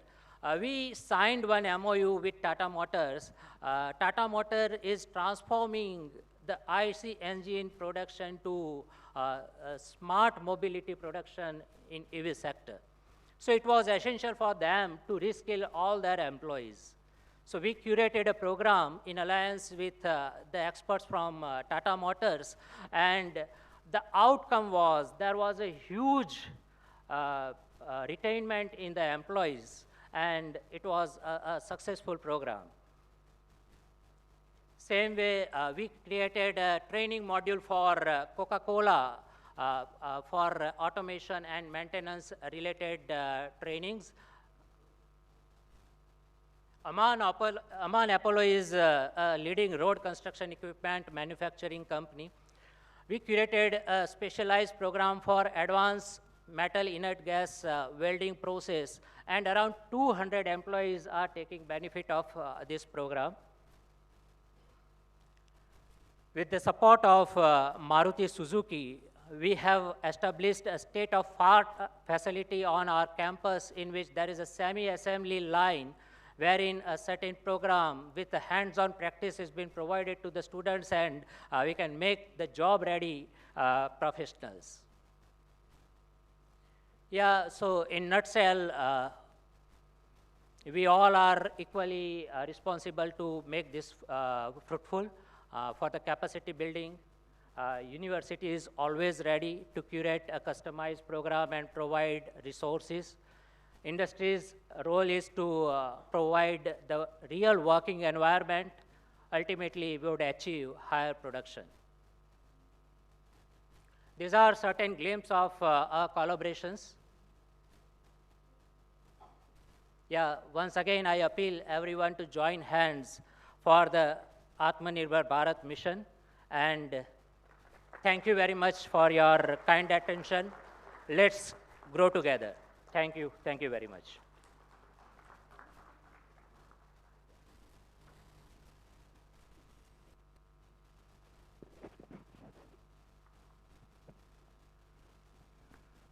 Ladies and gentlemen, we stand at the threshold of a transformative partnership that bridges the gap between visionary engineering and academic excellence.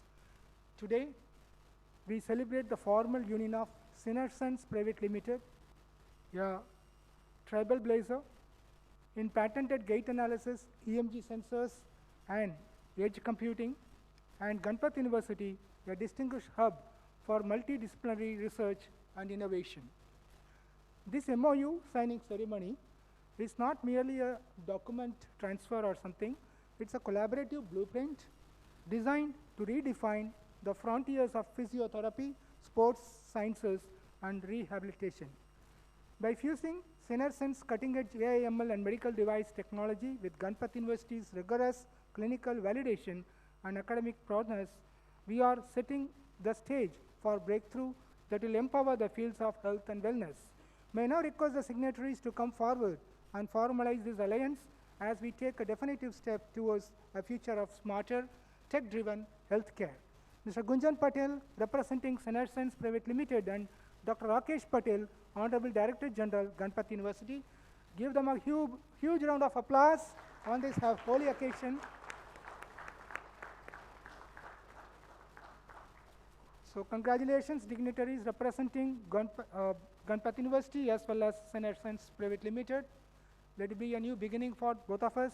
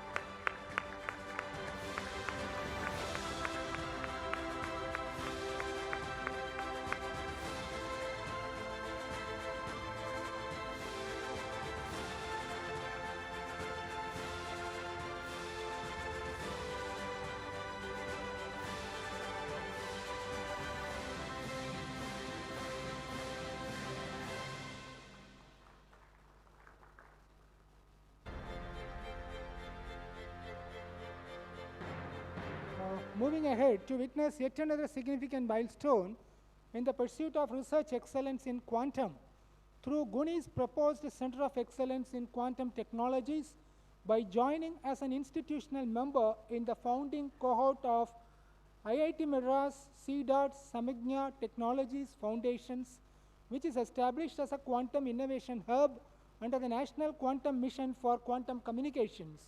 May I now request the signatories to come forward and formalize this alliance as we take a definite step towards our national quantum mission. Mr. Ravindra Barlinga, representing Indian Institute of Technology, Madras, and Dr. Rakesh Patel, Honorable Director General, representing Ganpat University. Let's celebrate this historic occasion with a huge round of applause. Many congratulations to both of them.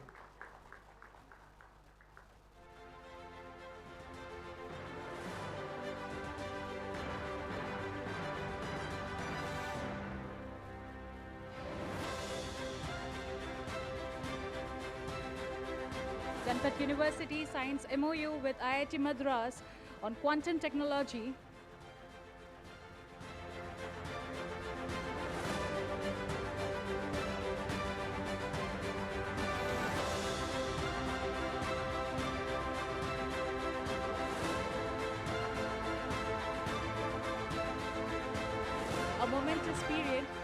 Moving forward towards our third MOU, which is a significant milestone in pursuit of research excellence, MOU signing with SAS India. I request the dignitaries of SAS India to please come forward.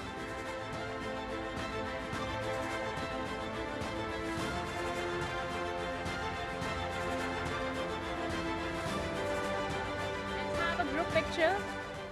IIT Madras in Quantum Technologies. Honorable Pro-Chancellor Sir and Joint President Dr. Mahendra Sharma Sir joins the group picture with all the eminent dignitaries who have graced the inaugural session.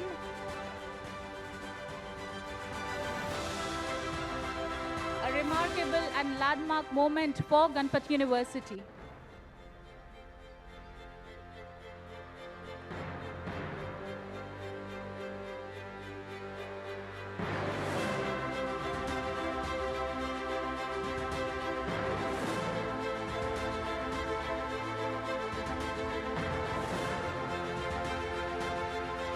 Also, we'll have one more group photo with Sinner Sense Private Limited. A remarkable moment for Ganpat University as we enter the healthcare dimensions in physiotherapy, sports science, and rehabilitation. I request Shubham sir, if you could please come on the stage.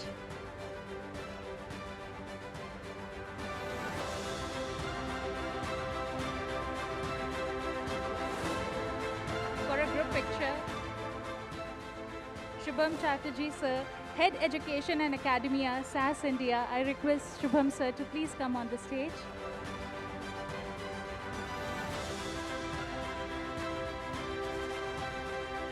We will be signing MOU.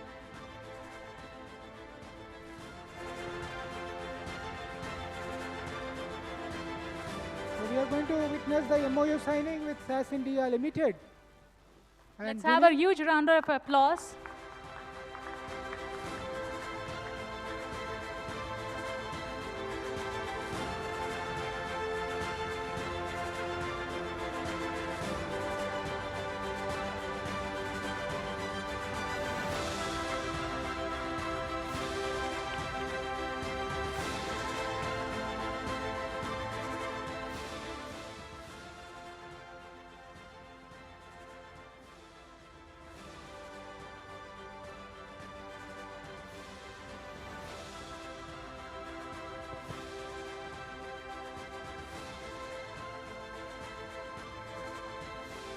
I request Shubham sir to please come forward for the formal MOU signing. And requesting Dr. Mahendra Sharma sir, Chief Functionary and Director, Ganpat and Manju Foundation, to step forward to sign this MOU. Sharma sir, please. Sharma sir. It's a remarkable moment for all of us. Ganpat University signs MOU with SAS Institute India. This strategic collaboration establishes pathway for enhancing industry-oriented education, advancing data analytics capabilities, and community-centric initiatives. With a huge round of applause, I would like to share Ganpat University enters into collaboration with SAS India as we enter in emerging technologies, analytics, artificial intelligence, and data science.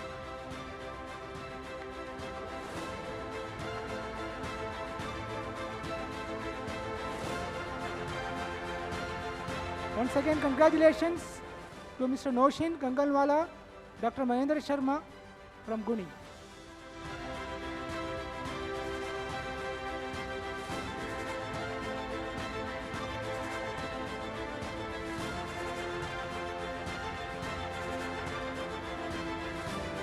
You have well begun his half plan. Thank you so much.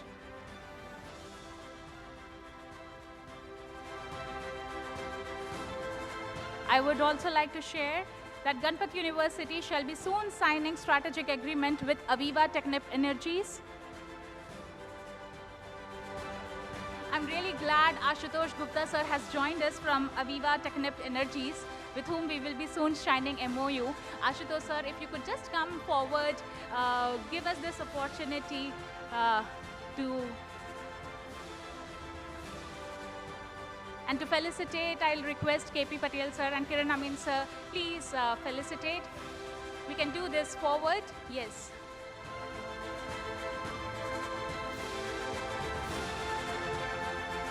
Yes, Kiran Amin sir, please do. We can do it. Kiran Amin sir, please, we can do it.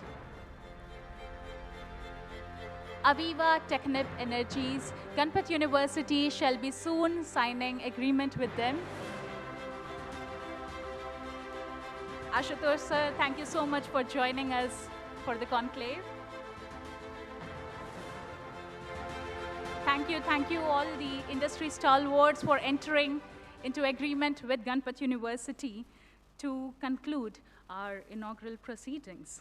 With a note of gratitude, I would like to invite Dr. Girish Patel sir, Pro Vice Chancellor and Executive Registrar sir, to please come forward and deliver the vote of thanks. Sir, please.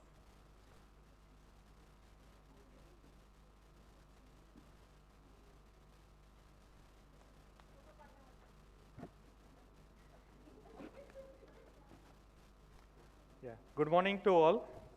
Respected President and Patron-in-Chief, Honorable Joint President and Group Pro-Chancellor, Director General, Honorable dignitaries on the dais, esteemed guests, distinguished industry leader, respected members of the Board of Governors and Trust Mandal, valued partner, and dear passionate participants. On behalf of Ganpat University, it is my proud privilege to propose the vote of thanks for this remarkable gathering at the CHRO Conclave 2026. At the outset, I express our deepest gratitude to our visionary leader, Dr. Ganpat I. Patel.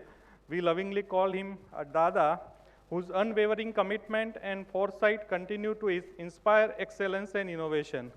I also extend my heartfelt thanks to our Honorable Joint President and Group Pro-Chancellor, Dr. Mahendra Sharma sir, a dynamic leader whose vision, energy, and constant encouragement are guiding the university towards new heights of achievements and transformation. Thank you, sir. I am truly honored by the presence of our eminent industry leaders and thoughts partner.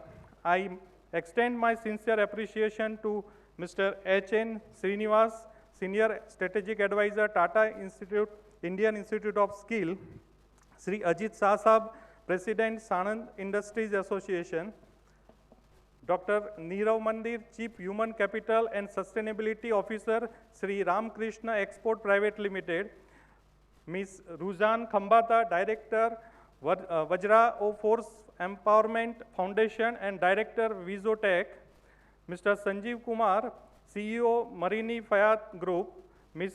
Priyanshi Patel, Managing Director, Tirupati Oil. Your valuable insights, perspective and experiences have truly enriched this conclave and inspire all of us to reimagine the future of human capital. Thank you, everyone. I would also like to express my sincere gratitude to our officiating Director General, Dr. Rakesh Patel, Ganpat University, for his steadfast support and leadership in making this event a grand success. Thank you, sir. I extend a warm note of appreciation to our esteemed members of the Board of Governors, respected trustees, members of Academic Council, Senior Pro Vice Chancellors, Dr. Saurabh Dave and Dr. Satyen Parikh, Deputy Pro Vice Chancellor, Executive Dean, Associate Executive Deans, heads of different departments, and all distinguished guests who have joined us both in person and virtually.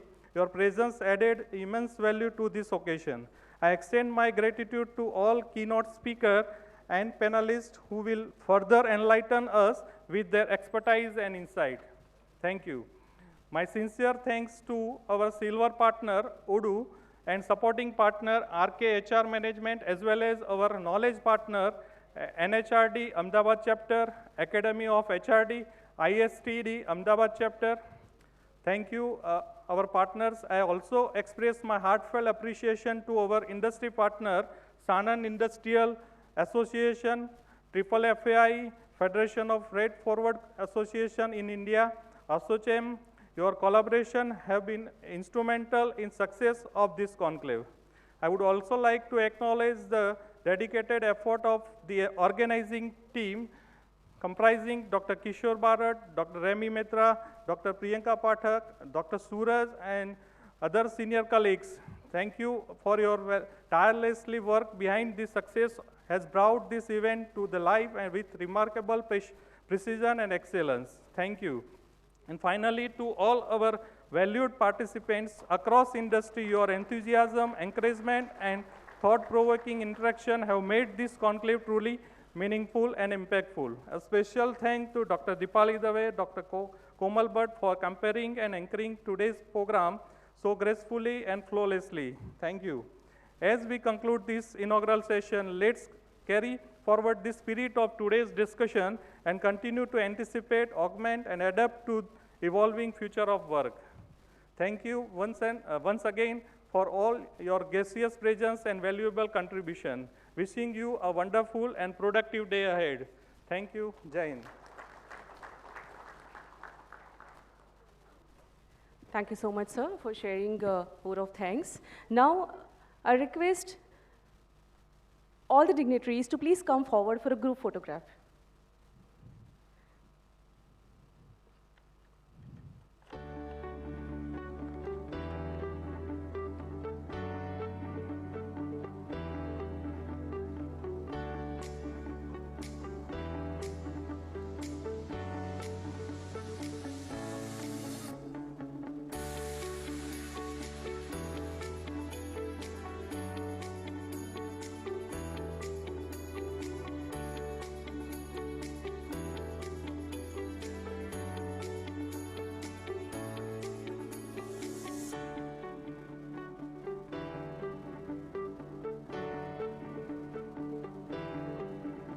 Thank you so much. Now it is time for our first keynote. Please welcome Global AI Leader, Mr. Ashish Patel, a Senior Principal AI Architect at Oracle and former Chief Data Scientist at IBM. Sir, we request you to please accept a memento from our Senior Pro Vice Chancellor, Dr. Satyen Parikh, before commencing the session. I invite Dr. Satyen Parikh, sir, to welcome Mr. Ashish Patel, Senior Principal AI Architect, Oracle.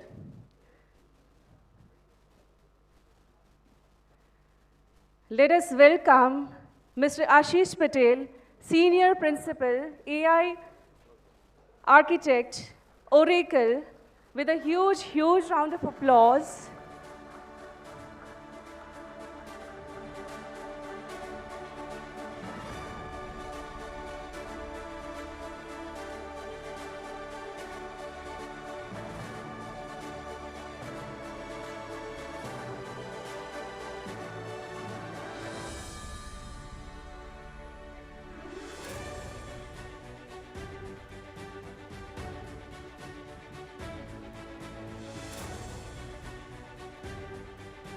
We are welcoming Mr. Ashish Patel, Senior Principal, AI Architect, Oracle, with a huge, huge round of applause.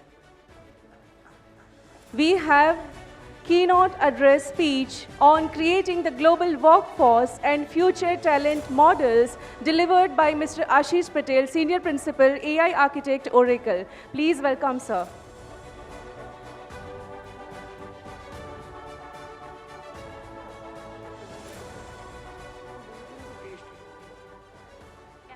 Presentation, please.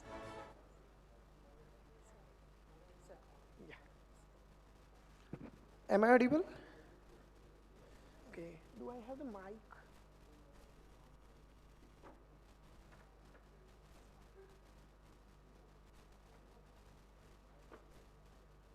Hello? Hello? Am I audible? Okay. Thank you. So today's topic is really interesting, and that is the same. I have seen my journey of life in AI when I started my journey as an AI engineer. So I am a core AI engineer. I never did a software engineering at all, right? And I am a very much like a keen mathematics guy who always want to use his mathematics into AI, into computer science.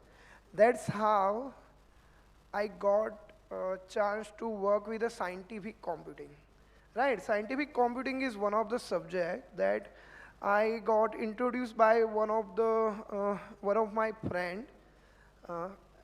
So he was a professor in Harvard. The reason I connected, there are a lot of story behind that, so I will not get into it. But yeah, then after I know that like what is the key difference there and what is the key gap that we found, right? And that's how my journey started. So before going into the deep dive, my name is Ashish. Again, as a normal speaker, I will tell the same thing. So I started my journey in AI in 2013. Okay, because AI is very buzzword, everyone know that, right? Everyone is just writing AI, and when you just go inside, you see that lot of gap. There is a sticker of AI, but there is no AI. Okay, but how we can fill that gap, and how we can see the future, how we can see the talent, that all I will tell you by the stories. Okay, so when I completed my engineering, I have a fatigue. Why should I have to go Bangalore? Because Bangalore is the Silicon Valley of India. Why should I have to go Bangalore? I want to create Ahmedabad as a hub of AI. That was my motto, and that was my why. I want to work for Ahmedabad. Then I got to know that like there is a gift city in Gandhinagar, and Narendra Modi ji has a vision of that. So I aligned my vision with Modi ji visions, and then I started to communicate with the communities, universities and all. Then I got to chance to work with the Ganpat University as well. So I had a work with the Ganpat University to drive one data science program. So I had an alliance very older with Ganpat University. But yeah, coming to topic. Hello, am I audible? Okay. Coming to topic, motivation, right? Because everything is come with motivation, right? Why we are talking about AI? Why we are talking about a future talent? Why we are talking about that? Why we have to migrate ourselves?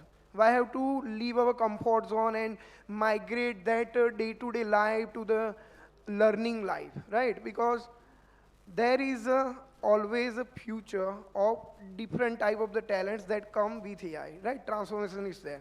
So I talking about the four things that always coin these four words is anticipate, augment, adapt, and anchor. Okay, anticipation is always we know that like what will we come in the future, right? So that's how these big companies do the MOUs, they invest in the future, right?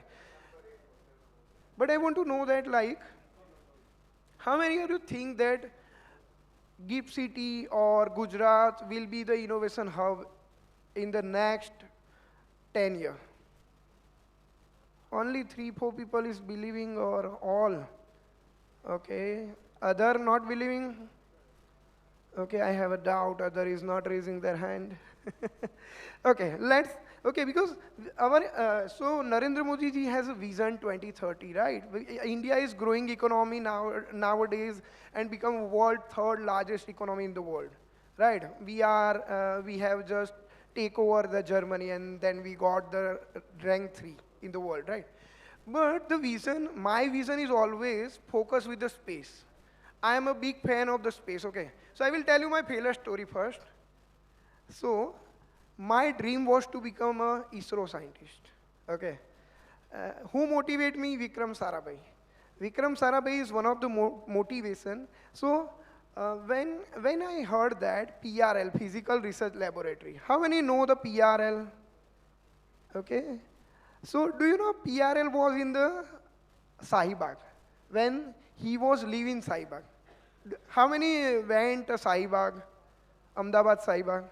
So PRL first branch was there. And do you know what PRL does? What PRL does? How many know what PRL does? Yes, sir. Yes. But do you know, whatever the research conducted into the PRL, that was used in the ISRO, every ISRO mission. Right? So, so that institute was conducted lot of research on the physics, and it is guided to the ISRO's future missions. Right? So whatever this 4A is, already we are using in India, right, to drive our space missions. So that's why I always tell that follow the scientist mind like Vikram Sarabhai, right? And also I want to coin one another person, which is Dr. Homi Bhabha. Okay, Homi Bhabha has all the privilege. Huh? Homi Bhabha was privileged guy who has all the facility to work with the foreign universities, but he chose India to start one of the institute in India, which is a IISC, Indian Institute of Science and Technology. He was a founder of IISC, right? So previously it is known as a Tata Institute of Technology, right? So why I'm talking about this? Because Homi Bhabha has also seen the vision of the atomic, right? Atomic power. And that's how right now we become an atomic superpower. And do you know that there is only the 9 countries who have a atomic superpower, right? Only the 9 countries, right? So why I'm talking these all stories? Because all the stories is related to the future vision. So there are visionaries in India, there are visionaries in the world, right? So when we talk about always future technologies and all, we always see that Japan. How many know that Japan has a world-based technology till now? Japan is always in ahead of the 2050, right? But I will tell you the one guy name. He is also the motivational guy for or like inspiration of the Steve Jobs. Okay. So he was not Elon Musk. He was not. I think very few know his name. Okay. So story started in World War when Hitler has started bombarding on London. Right? We all know that. Hitler bombarding on London. Why? Hitler want to invade entire Europe. Right? But Hitler is one of the reason we got a freedom. Do you know? How many agree with that? Hitler is one of the reason we got a freedom. Right? It's a chain reaction. It's a chain reaction. London become weak. Then after their rule cycle become weak, and then after that's how we got the power to resist against the Britishers, and then we just got a freedom, right? But AI journey is also like that. I will tell you the beat AI journey. In 1950s, when Hitler started bombarding on UK, there are a list of mathematicians.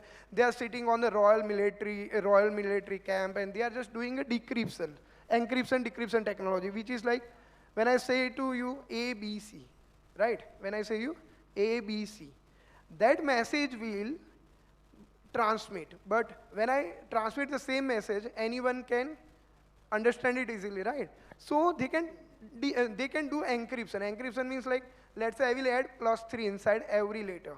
A become D, +3. A, B, C. A become D. B become E.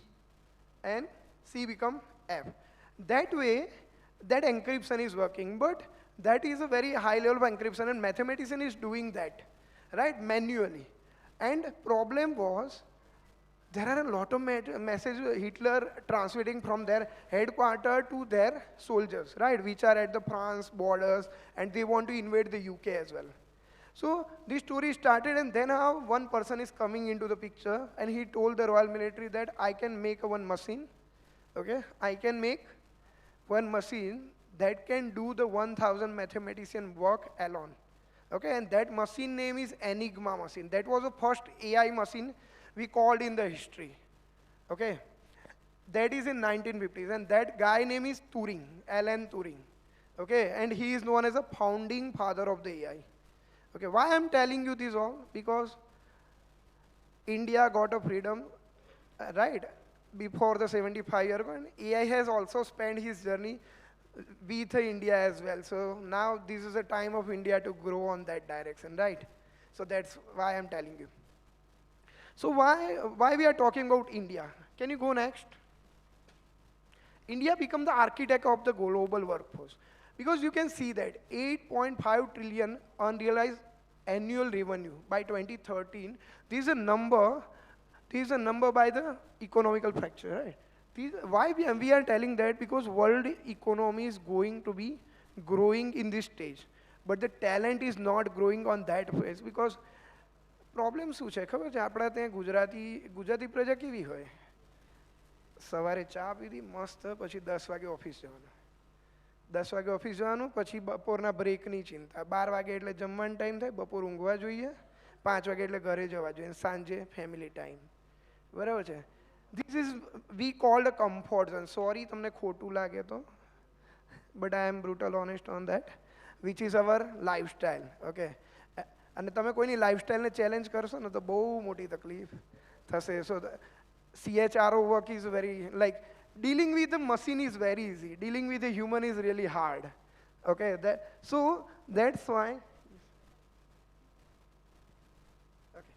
Okay, so handling with the machine is really really easy, but handling the human is really hard, right? You see that, like, when you are just talking with any technical person, you always feel that, like, there is anxiety, there is jealousy and all that. We see that, but the final thing is dealing with the AI is very hard. So future is a synergy of the human and the machine, right? In AI specifically.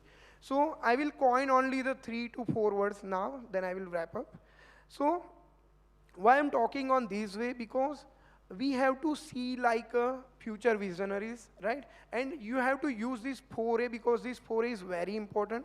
And when we are talking about this 4A, most thing I tell that is augment and adapt. Migrating the talent into the AI direction is really challenging, because if you tell that do this course, and when you start to do the course, and when you say that are you able to do the work, they can't. You have to make them habit, right? You have to introduce the AI in their lifestyle, then and then they can adapt, right? Because adapt is come after that, and then after anchoring effect will be created. So I will wrap up my session on that. Thank you so much. Thank you.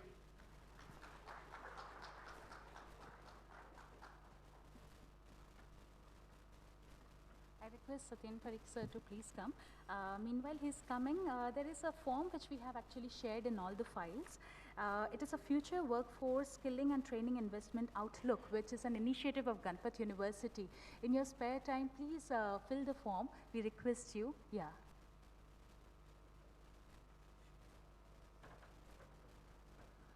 Thank you, Ashish, for a wonderful session. The session creating the global workforce for future talent model, and Ashish has shown with the stories, like he has given a mathematical formula, I can say, like future workforce talent model will be based on few of the things, which is the global plus skill-based plus flexible and data-driven. So these are the things. So he has given a very good equation, future workforce model with the 4A, that it should be global, it should be digital, data-driven, flexible, and skill-based. Thank you.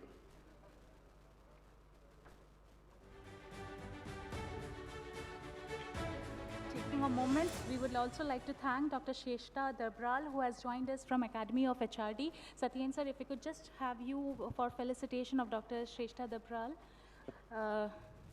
Please. And please convey our sincere greetings to Pestanji sir. Also from SOCM, we have Vipul ji from us. Vipul ji will be collecting on behalf of Chintan Thakur sir. Please. Thank you so much for supporting this initiative in terms of knowledge partners and in terms of industry partners. This couldn't have been possible without this support. Thank you so much for joining. Vipul ji will be collecting on behalf of Chintan Thakur sir.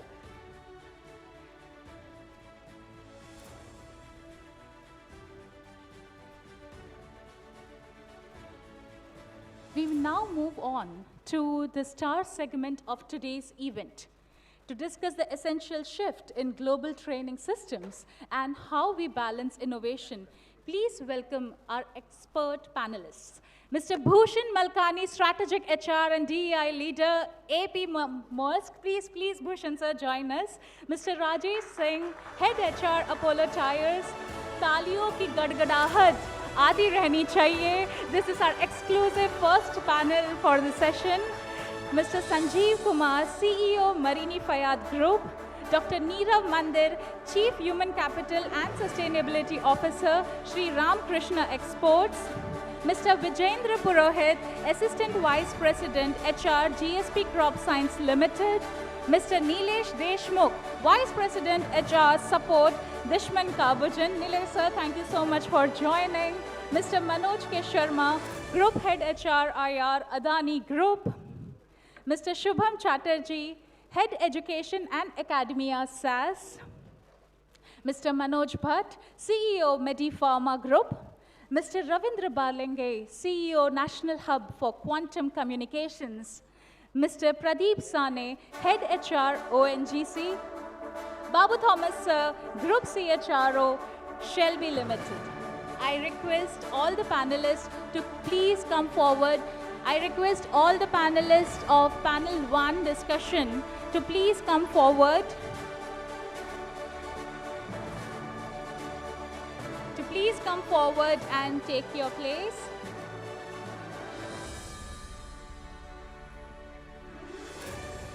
Our first panel is on building talent, training systems that balances innovation in VUCA scenario.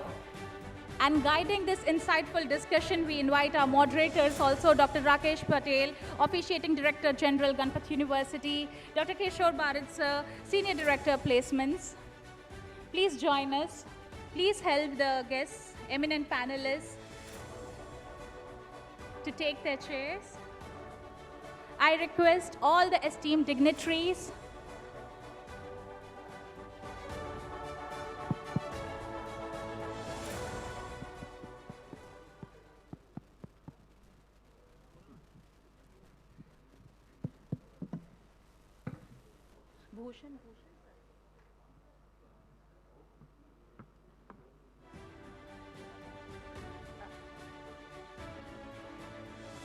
Neerav sir, if you are there.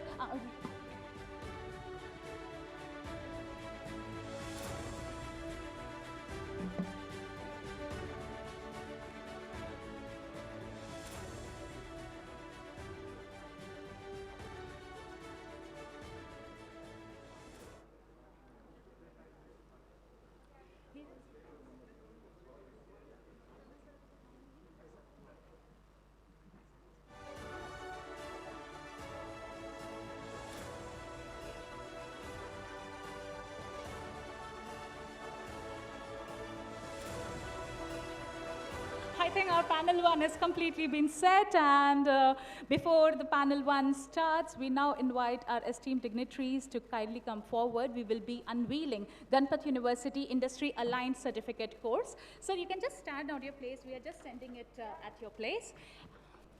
This is the unveiling of Industry Aligned Certificate courses that we are doing.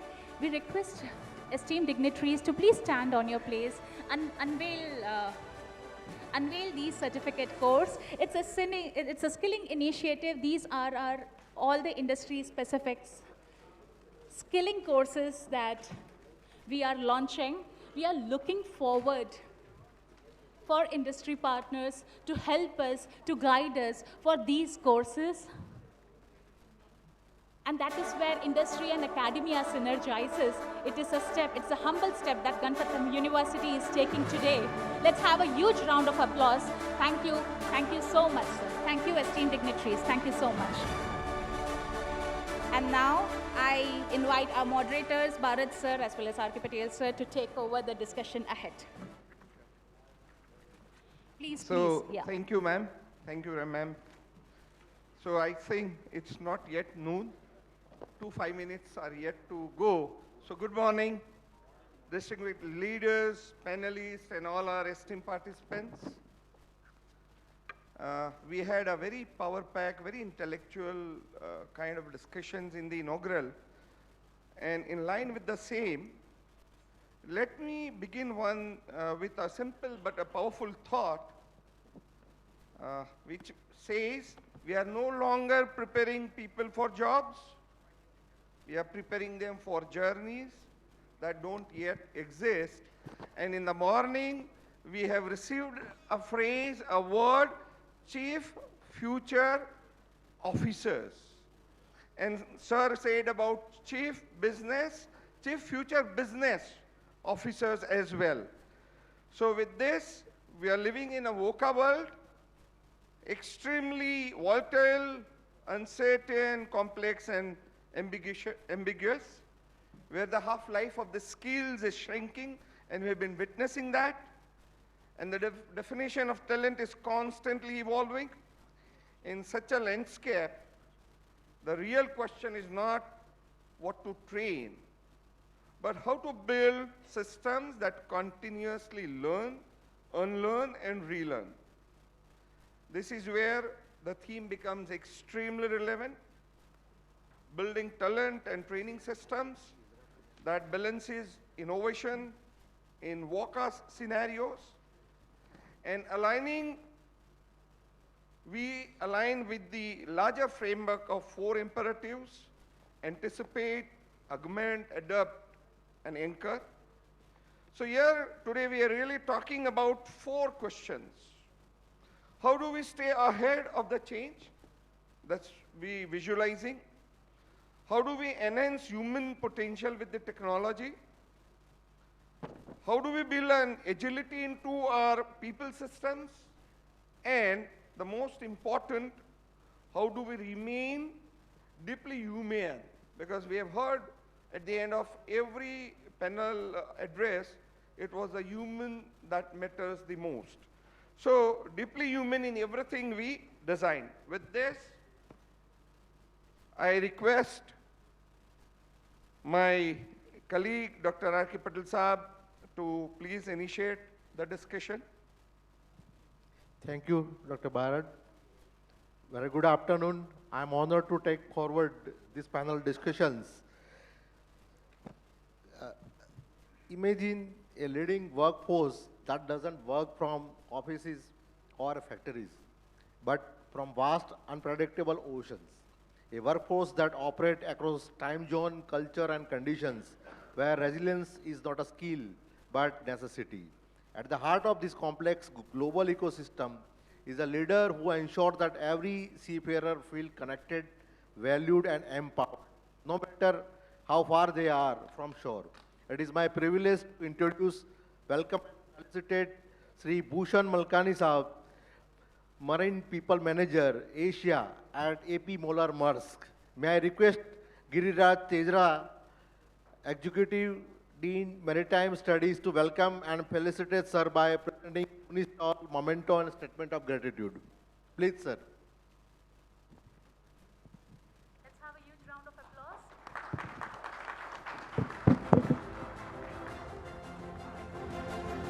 Ganpat University is a big name in maritime skill education, and we have a right panelist to address the challenges for workforce and the maritime skills sector. Thank you, sir. Every transformation story in the organization begins not with the strategy, but with the people who bring that strategy to life. In the high-performance world of manufacturing, where scale meets complexity, leadership is defined by the ability to balance business outcomes and human potential. With over 2 decades of rich experience across organizations like Reliance and Apollo Tyres Limited, he has been shaping the HR and IR strategies that drive both performance and purpose. Ladies and gentlemen, please join me in welcoming and felicitating Sri Rajesh Singh, a leader who doesn't just manage HR, but architects the future of people and performance. May I request Dr. P.R. Patel, Director Skills, to welcome and felicitate Sir by presenting GUNI stall, memento, and statement of gratitude.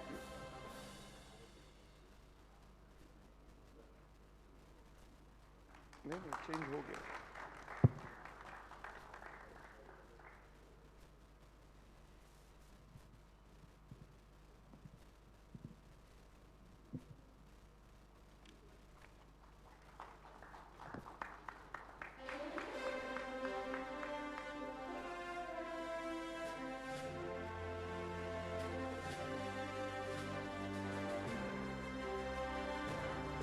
Ladies and gentlemen, our next panelist is a leader who has spent nearly 3 decades shaping industries where precision, scale, and innovation come together.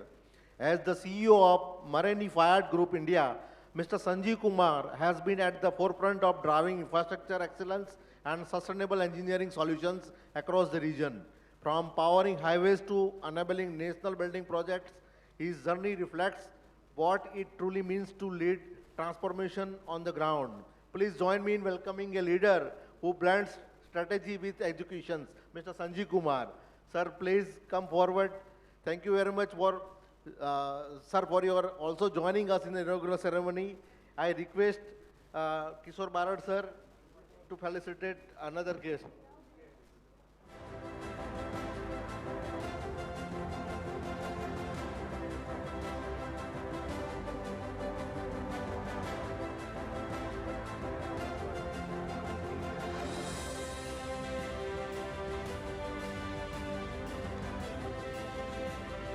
In a world where organizations chase performance, few leaders truly understand how to unlock human potential at a scale.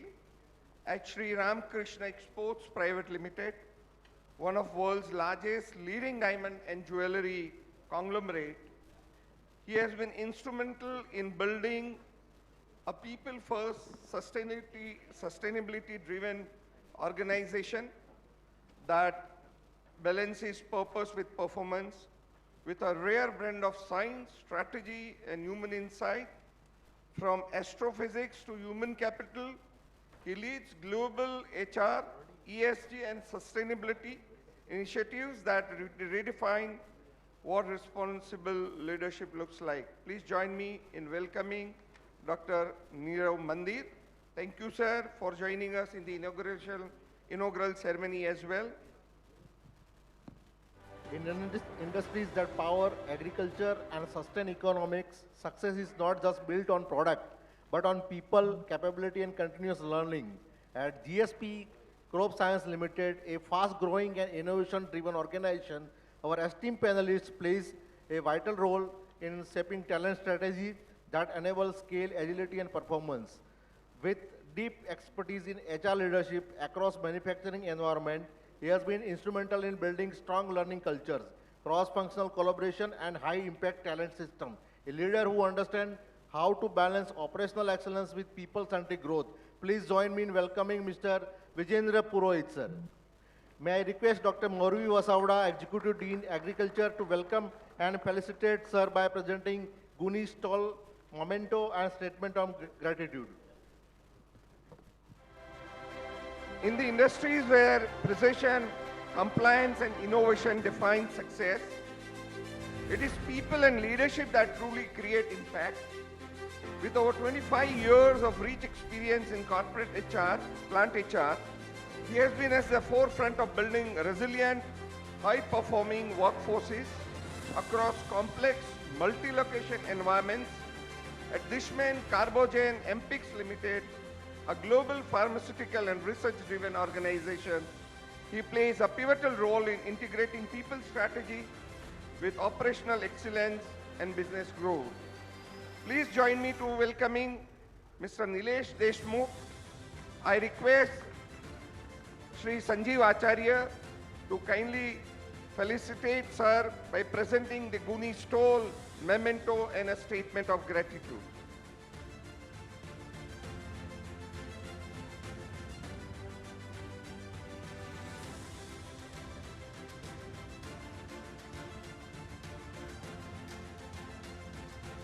In large industrial ecosystem where scale, complexity, and workforce diversity converge, harmony is not accidental.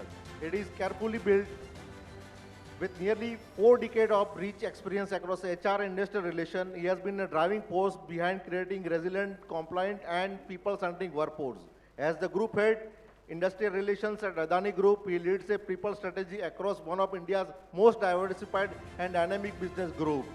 May I request Dr. Kiramin, Deputy Pro VC of Engineering and Technology, to felicitate Mr. Manoj K. Sharma, Group Head, IR, Adani Group. Please, sir.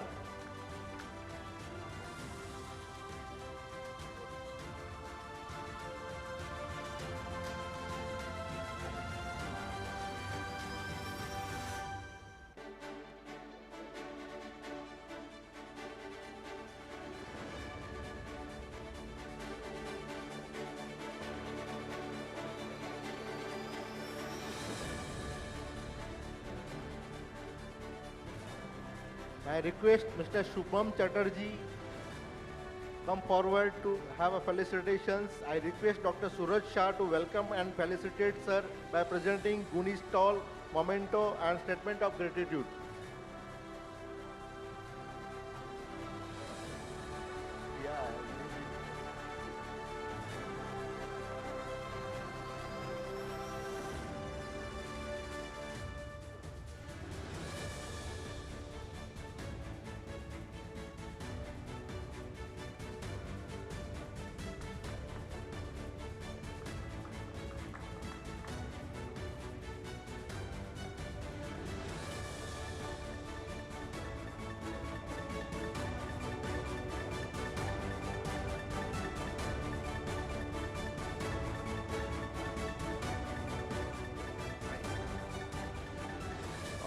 We have Mr. Manoj Bhatt, the founder, CEO, and director of MediPharma Connect.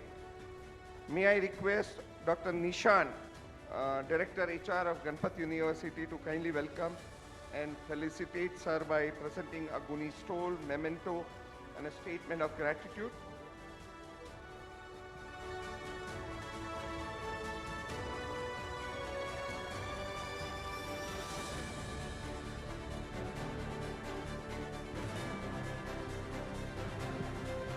Our next eminent panelist, Mr. Ravindra Parlinge, who is CEO at C.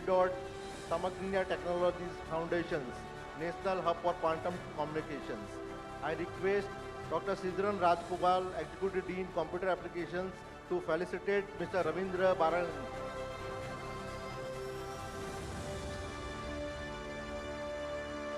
We have Mr. Pradeep Sen, the head HR and ICCC at ONGC Ganpat Asset. Sir, we welcome you. May I request Dr. Remy Mitra to kindly felicitate sir by presenting the stole, memento, and statement of gratitude.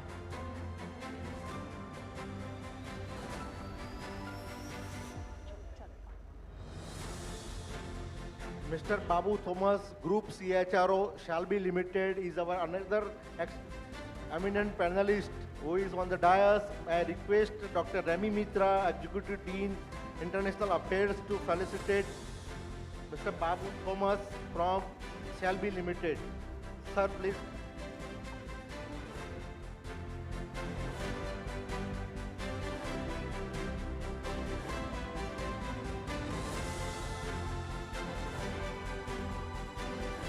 So once again, ladies and gentlemen, good afternoon, everyone, and welcome to this vital panel discussion on building talent and training systems that balance innovation in the VUCA scenario of the CHRO Conclave 2026. May I request each of our panelists, as we are running a little bit behind the schedule, to kindly share your views within 3 to 4 minutes, and if time permits, we'll have a more greater and deeper discussion. May I now invite Dr. R.K. Patel Saab to kindly initiate the panel discussion.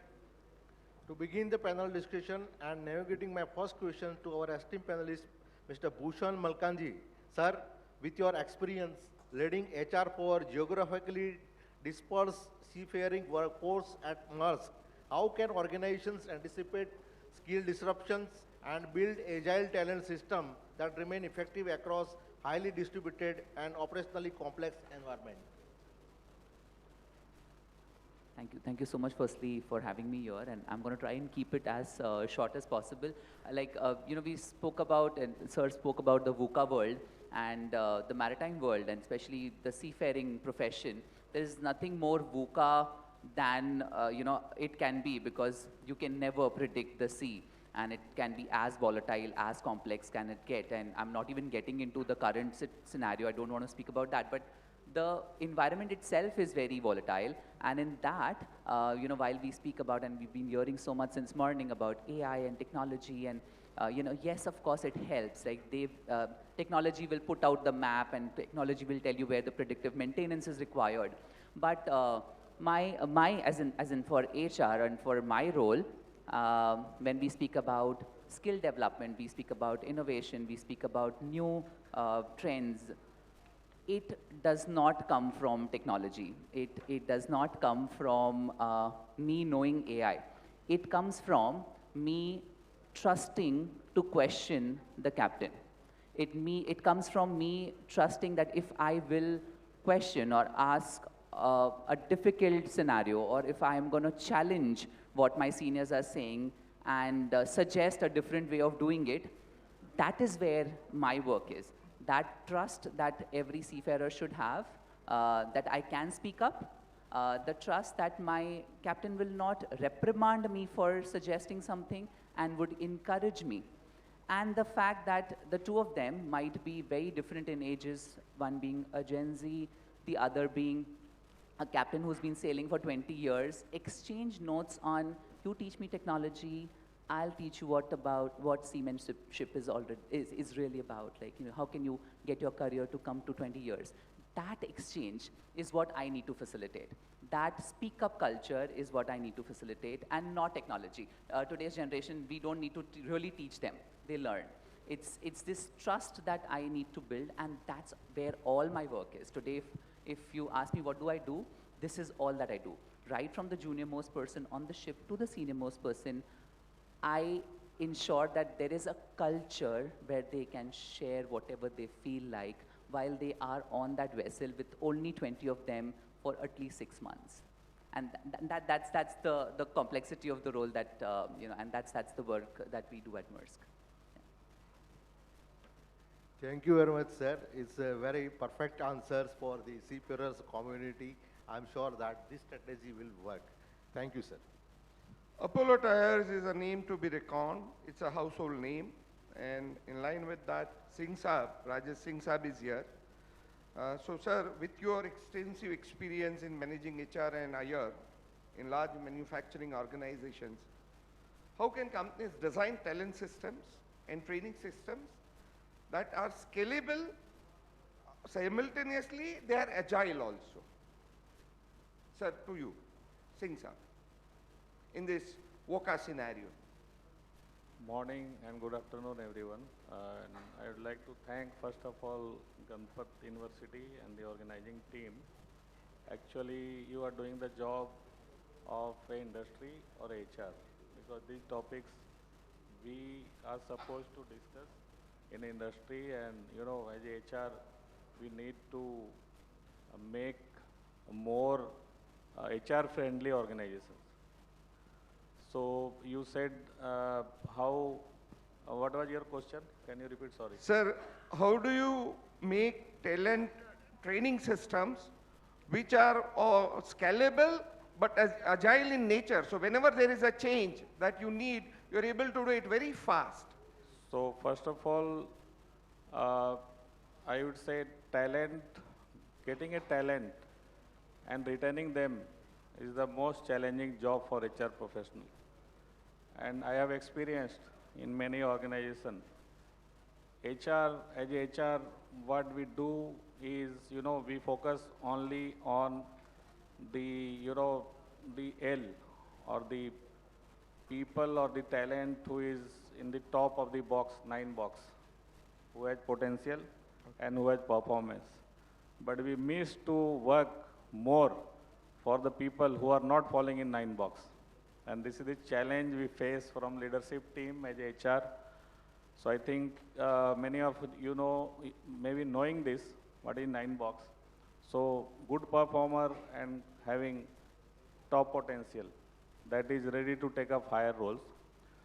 So from talent point of view, or learning, training, all these are embedded in the system. So as Mr. Bhushan said, so I will connect to that.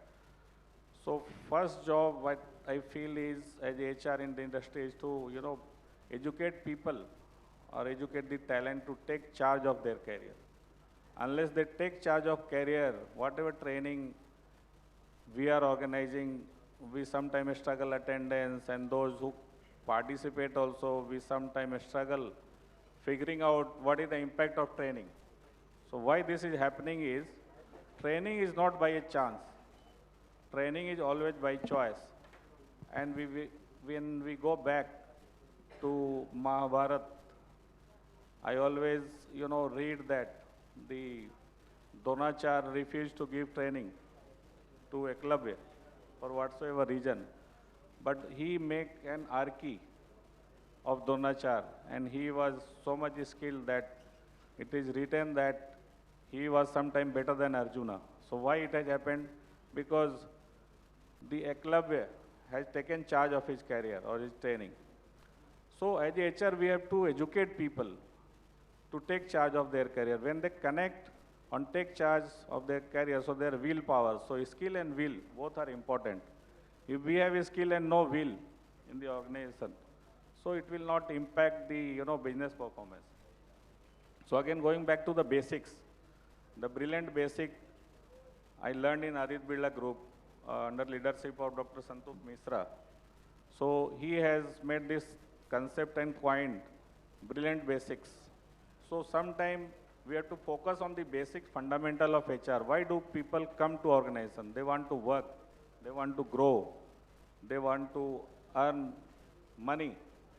So that is to be cultivated into the career, or we need to identify the potential of the people and the strength of the people, talk to them and connect with their managers, because managers also need to take charge of their people. So when we connect with the employee and manager as HR, we can create more agile organization in the organization. So when willpower is more in as an organization, if we do the accounting of the people, so how many people are having a strong will? So if the majority of them are having a strong will, so we'll never fail as an organization.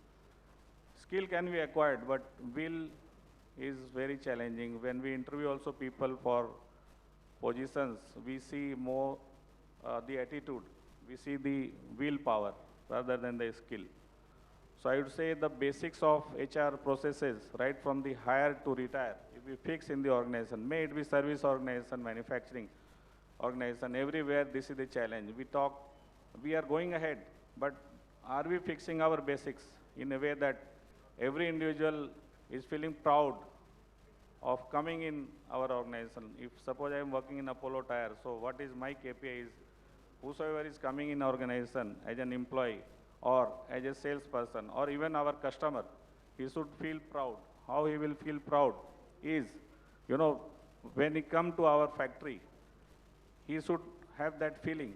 So it will come from our basics, how he is entering the organization, how we are treating, how we are welcoming, and what is the future for them.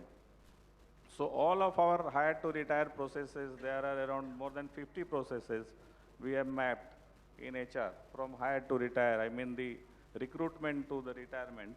So all these processes should be very simple, and our job is to make understand every employee and the customers and whosoever visiting stakeholders to our plant or manufacturing locations. So I would say, let us work on basics, back to basics, and everything will be fixed. Thank you. Thank you, sir. So you mean to say speed with precision matters. Thank you, sir. We have Mr. Sanjeev Kumar, CEO of Marine Fired Group. Sir, I'm asking questions which is very similar as we have asked to Mr. Rajesh Singh, but your experience, leaderships in quantum communication and deep tech ecosystems, we expect you to address these questions with your expertise, that how can organizations design talent and training system that anticipate future skill requirement in emerging domain while remaining agile in UCA environment. Okay, first of all, thanks to Ganpat University for having me here, and I think it's really important to understand a perspective of training in this whole scenario. See, the skill, what is required today, or if you have to be in 2040, the skill what you have today may not work at all when you enter 2040. So the skills of 2020 will not be relevant in 2040. If you have to do a Google, if you have to do a mapping of a city today, and you cannot follow that map as you enter 2040. So the important point to note here is, in this journey of talent mapping, in this journey of talent building, are we able to identify people who are good learners, a great person with a great knowledge, but not willing to learn, is a bad asset for you. A person who can look into the technology, maybe he's 60% on his skill level today, but if he's willing to learn, if he's a strong learner, I think that's a resource of future for us. And now, how do we develop him? Not through a 2 years program or a 5 years program. My understanding on this is give him micro learning, small packages. Like we get an app on our phones every month, every 15 days, that there's an upgrade available. Do you want it? You say yes, and the phone is upgraded to the next level. Now, when the phone is upgraded, you are able to get new features. Do we really need that?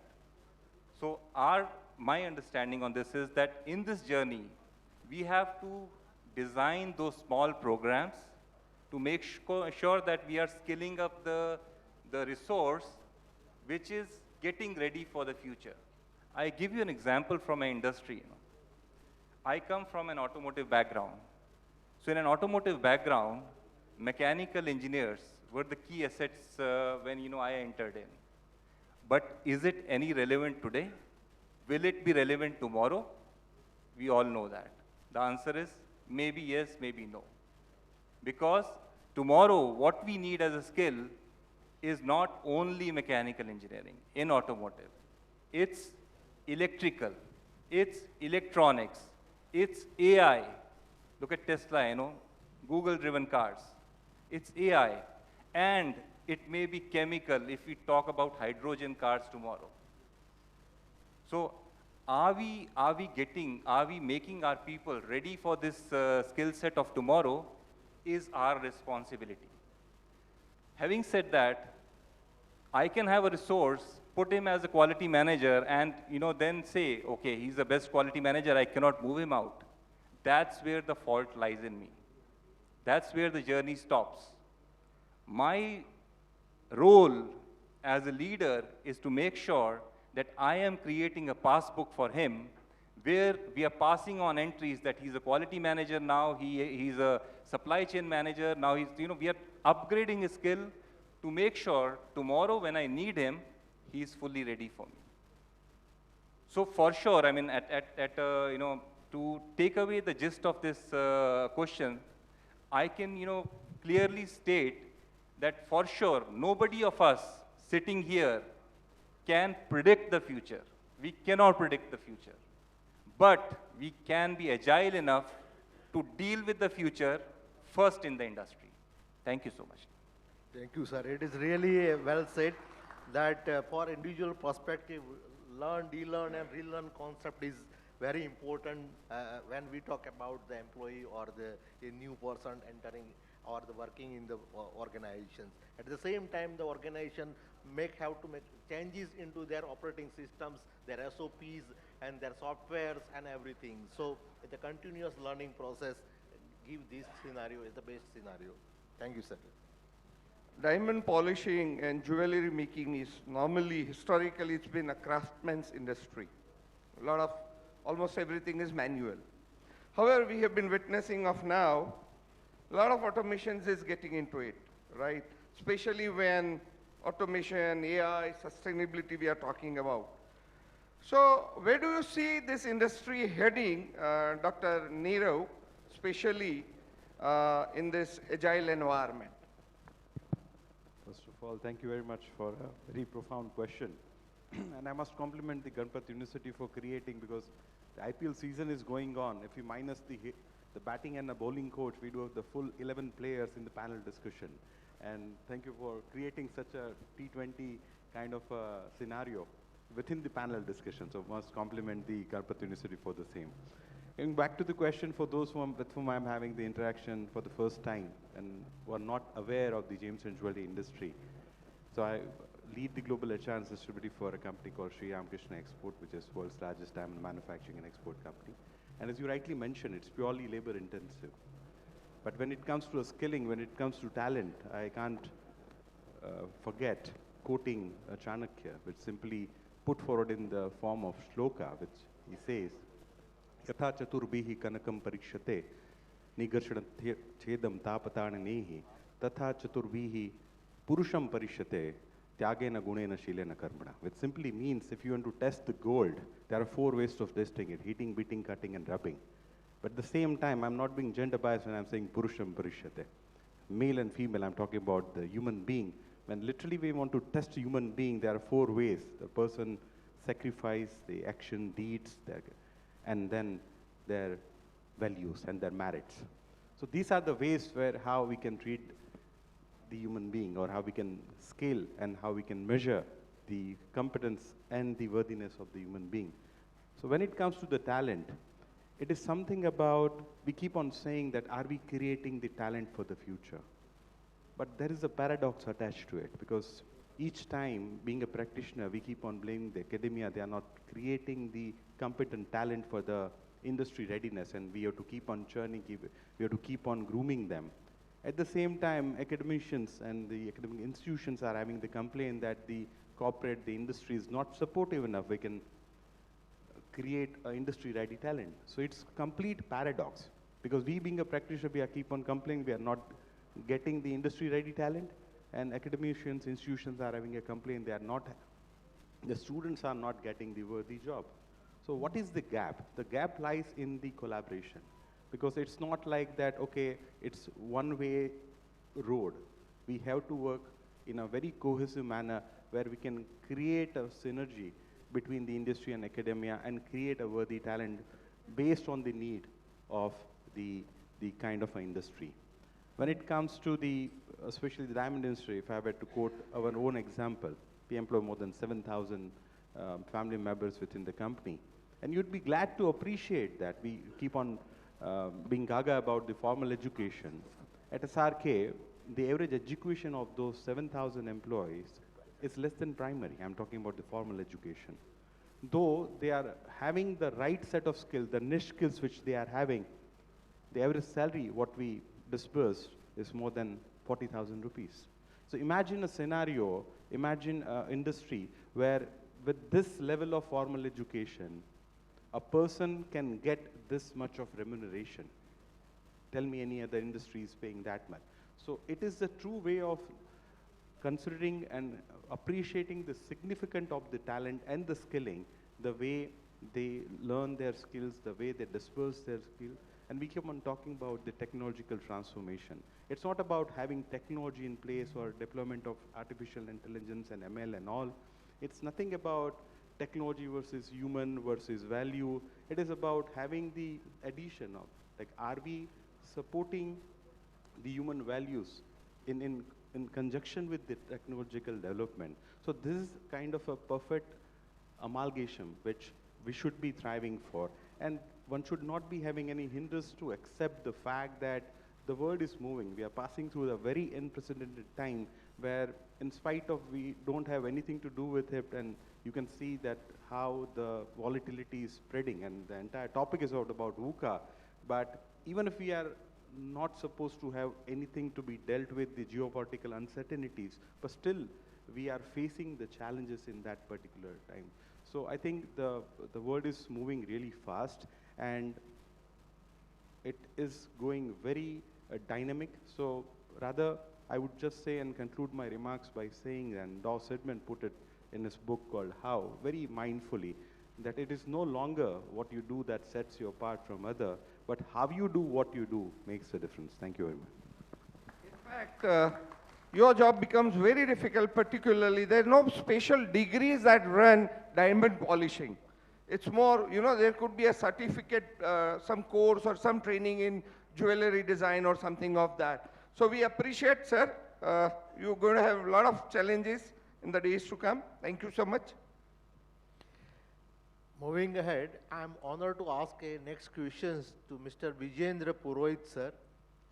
In an industry like agrochemicals, where innovation cycles, regulatory shifts, and a global market dynamics are constantly evolving, how should HR leader anticipate future skill demand and build a talent pipeline continuously supply, which are also resilient to these VUCA disruptions? Yeah, thank you so much. When I say VUCA, I think there is no other industry where VUCA is applicable, because in other industry wherein whatever volatility or uncertainty you expect, you can address. Maybe you can do PIP or deep diving, and you can identify. But when it comes to agrochemical, where the nature itself is creating VUCA, what to do now? What you expect from employees? For example, someone in sales who is working in deep Satara or where in Chhattisgarh, wherein either it was heavy rainfall, everything has washed away, and now you are expecting, okay, what about sales? Where you will use? And what the topic is, how you will anticipate the talents, or how you will understand the talent. So what I submit from here is, when it comes to agrochemical, it is important that how I identify my talent pipeline in 3 ways. The first is, I will consider the business lens also. For example, what is my expansion mode, how I am expanding or where I am expanding. For example, I am entering into emerging market, or I am entering into some other market, then my international business, my regulatory, these are the roles wherein I will have to strengthen. So if I am strengthening them, then how I will motivate people to take IJP and go into that role. And when I will motivate people to take IJP and go into that role, then I will require cross-skilling, reskilling, and these are a few things which I will have to employ. So I will either build my own bench strength by giving opportunity for my existing, which I strongly agree, because it's my people who are currently working, I must give my opportunity for them to grow. If they don't know, but they are interested, then definitely I will create that ecosystem which everybody is talking about. Because today what is important is, people, if they are ready to learn, then we must give them that passage, that how to build.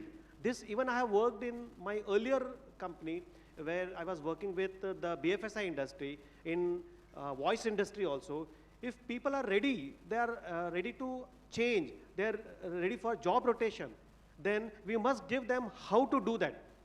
And that's where the mentoring or a proper setup of training program, wherein the expert or the SME is driving a few set of people and building a particular bench strength for that. So that's one way. The second is, definitely I will identify the talents which, because today I think it's not about manpower planning, it's about manpower forecasting.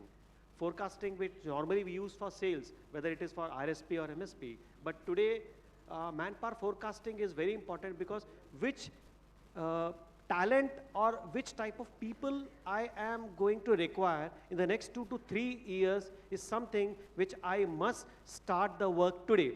If automation is something which is the top priority, when particularly for increasing the operational excellence, if we are referring that, yes, this is somewhere I'm going to do phase-wise automation I'm going to make in the next 2 to 3 years in that particular department, which is that role which will become obsolete, or which is that new roles which will be created, and I will definitely have my own skill matrix. That's what we did, wherein all the employees, it is imperative for us to have a skill matrix, that what they are good at, but currently they may not be that in that particular role. So if given an opportunity, whether they will take through. So the benefit I will get as an HR is, I will definitely bring down my cost of acquisition, and that's how I will add to the bottom line. So it is important how, as an HR, you plan at least 2 to 3 years well in advance, in sync with what the management is expecting. That's what is my submission.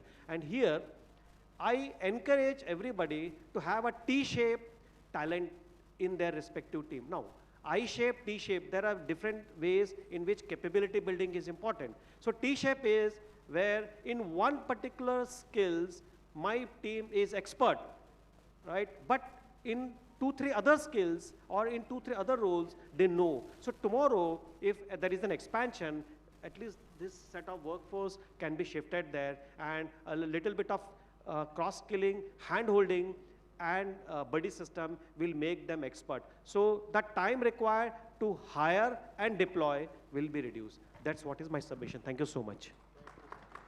Thank you very much. Purohit Sahib, this year we are moving towards El Nino. Again, are going to be a big challenge for your industry. Yeah. So, Deshmukh Sahib is here. We are very familiar with the Deshman group. Pharma is one of the very sophisticated industry, high level of precision. And we are also witnessing a lot of resistance of the drugs. The medicines that worked yesterday doesn't be effective the next day. So with this kind of an industry, with a lot of regulatory requirements also, how do you manage multi-location, large scale?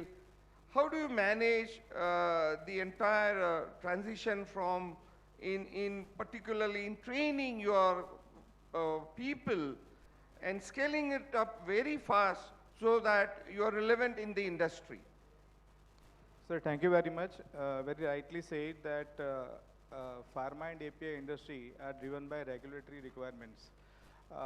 The frequently US FDA, MHRA, UK, Anvisa, Brazil, and wherever we are exporting our product, these inspectors comes and sit in the factory for 4 or 5 days, and they do exhaustive checkup of the the documentation, machine, people, their education, etc. And they give the observation. Now, once they give the observation, and every time when they come, they give observation. Now, somebody will feel that your company is 40 years old, and then all the time you're getting observation. Then yes, because the innovation, R&D, and global, a global industry or companies are progressing, and these auditors who are coming to us are coming with that mindset. They think that, okay, it is there, then why it is not to you? So all the time we keep on getting the observation, and when we get the observation, it is leadership learning, because leadership also having 50, 25, 26 years experience, and something new come to them, then they have to learn it. And they drive it through the SOP to their middle and junior level people. And our SOPs are mapped with the skills, right? So whatever SOP is changing, that SOP is applicable to whoever people with whichever skills, they have to be retrained. A small operator, if doing mistake by not following the SOP, may lead to contamination, and that contamination may lead to batch failure. And if your product already exported to foreign country, and if you need to batch recall, you can understand that, what level of financial loss you are facing, what you may lose the customer, or you may lose the brand image in the. So what you said is very perfectly correct, that we are, pharma and API, companies is in VUCA scenario, right? I will say more into complex scenario. So right from the operator to senior VP or VP or president, I will say everybody needs to be trained, whatever is applicable to them, correct? And I'm saying that whenever observation coming, first our leadership is getting affected. Then what you have done, kind of. Then how we are keeping yourself updated. So updation is also kind of a training, I would say, right? So and this is applicable not to India only, but our foreign units is also passing through the same situation. So I will not blame the Indians that we are not following, but the same thing is applicable to our European counterpart. So that is one. And second is, I would say, everybody, since morning we are listening that Industry 4 to Industry 5, correct? Right now we are into Industry 4, but Industry 5 is towards more into robotics, more into machine learning, more into AI, more into innovations. So when you ask me how we are managing talent into multiple units, I would say that identify those areas where you want to use AI, where your machines you want to use robotic machines, and what skills are required, and accordingly you train the people before installation of that machine, correct? So that your people will be industry ready and ready to operate the machines. Third is, across India and outside India, we are having our units in Europe, Switzerland, France, UK, Netherlands, and China. So everywhere we are having our SAP system, our LMS module in the SAP is well integrated with the other learning module like Coursera, LinkedIn, or Udemy, and kind of things. Hundreds and thousands of the training modules are available on that platform. Some compulsory trainings HR assigned to the people, some head of department assigned based on the JD of the employee, and some programs employee does on themselves on their choice. And at the end of the year, HR can download the reports. And by that, we can award them maybe performance incentive or some KRA and all that stuff we are doing. So I would say that this is the way we are managing our talent across the globe, right? And at last, I would say that industry-academia relation that I'm facing, and I'm talking on the various forums like this. I was in the GTU and I was sharing our thoughts on what we should do in industry-academia relation. Industry, as I said, progressing at a faster pace. But our students coming from the various university, they need to be aligned with what is expected from the industry, so that when they go on the job, we need not spend 1 year of training from them, because they are not aware about the regulatory expectations. When they come in the industry, they see a big automated machines. They don't know how to operate it. They don't know what is the regulatory document, why need to fill. Latest example, I tell you that one of the document, just one part of it was filled by the pencil, by one of the small shop floor person. And what auditor said, that in my previous company, the same thing was happened, and I banned that product to be exported, just because the document was filled by the pencil. Now you understand the complexity in the pharma and API company, and since the complexity is more, training is more required. So talent development, training is more into pharma company because of this only. 700 gram, I'm saying 700 gram chemical is costing 1 crore rupees, sir. So you can understand, financial loss is not acceptable. Financial, the recall of the batches from the foreign market is not acceptable. So that level of, complexity, and therefore the trainings are that complex in our industry. I think that is enough for you to understand, what level of trainings we are delivering. Thank you very much, sir. Yes, very true. In fact, one of the addresses was talking about empowerment. Yeah. Empowering the human, empowering the leaders in the VUCA world. The management theories also talks about trust and the agility, right? So that is where basically the solution lies, right? Empowering your people rather than getting into the micromanagement of each and everything, right? So execution only becomes difficult when your leaders gets into micromanagement. Sir, it is, we need to empower our shop floor person, because we can't go to every machine, every laboratory, and every, QC lab and other things where person is operating. How can we go? 3 shifts working are there. So we need to empower, we need to train that person that please work according to the SOP. If SOP violation is there, error is going to happen. Yeah. Thank you, sir. Thank you. Thank you, sir. And it is not only a skill is important in these professions, medicines are there.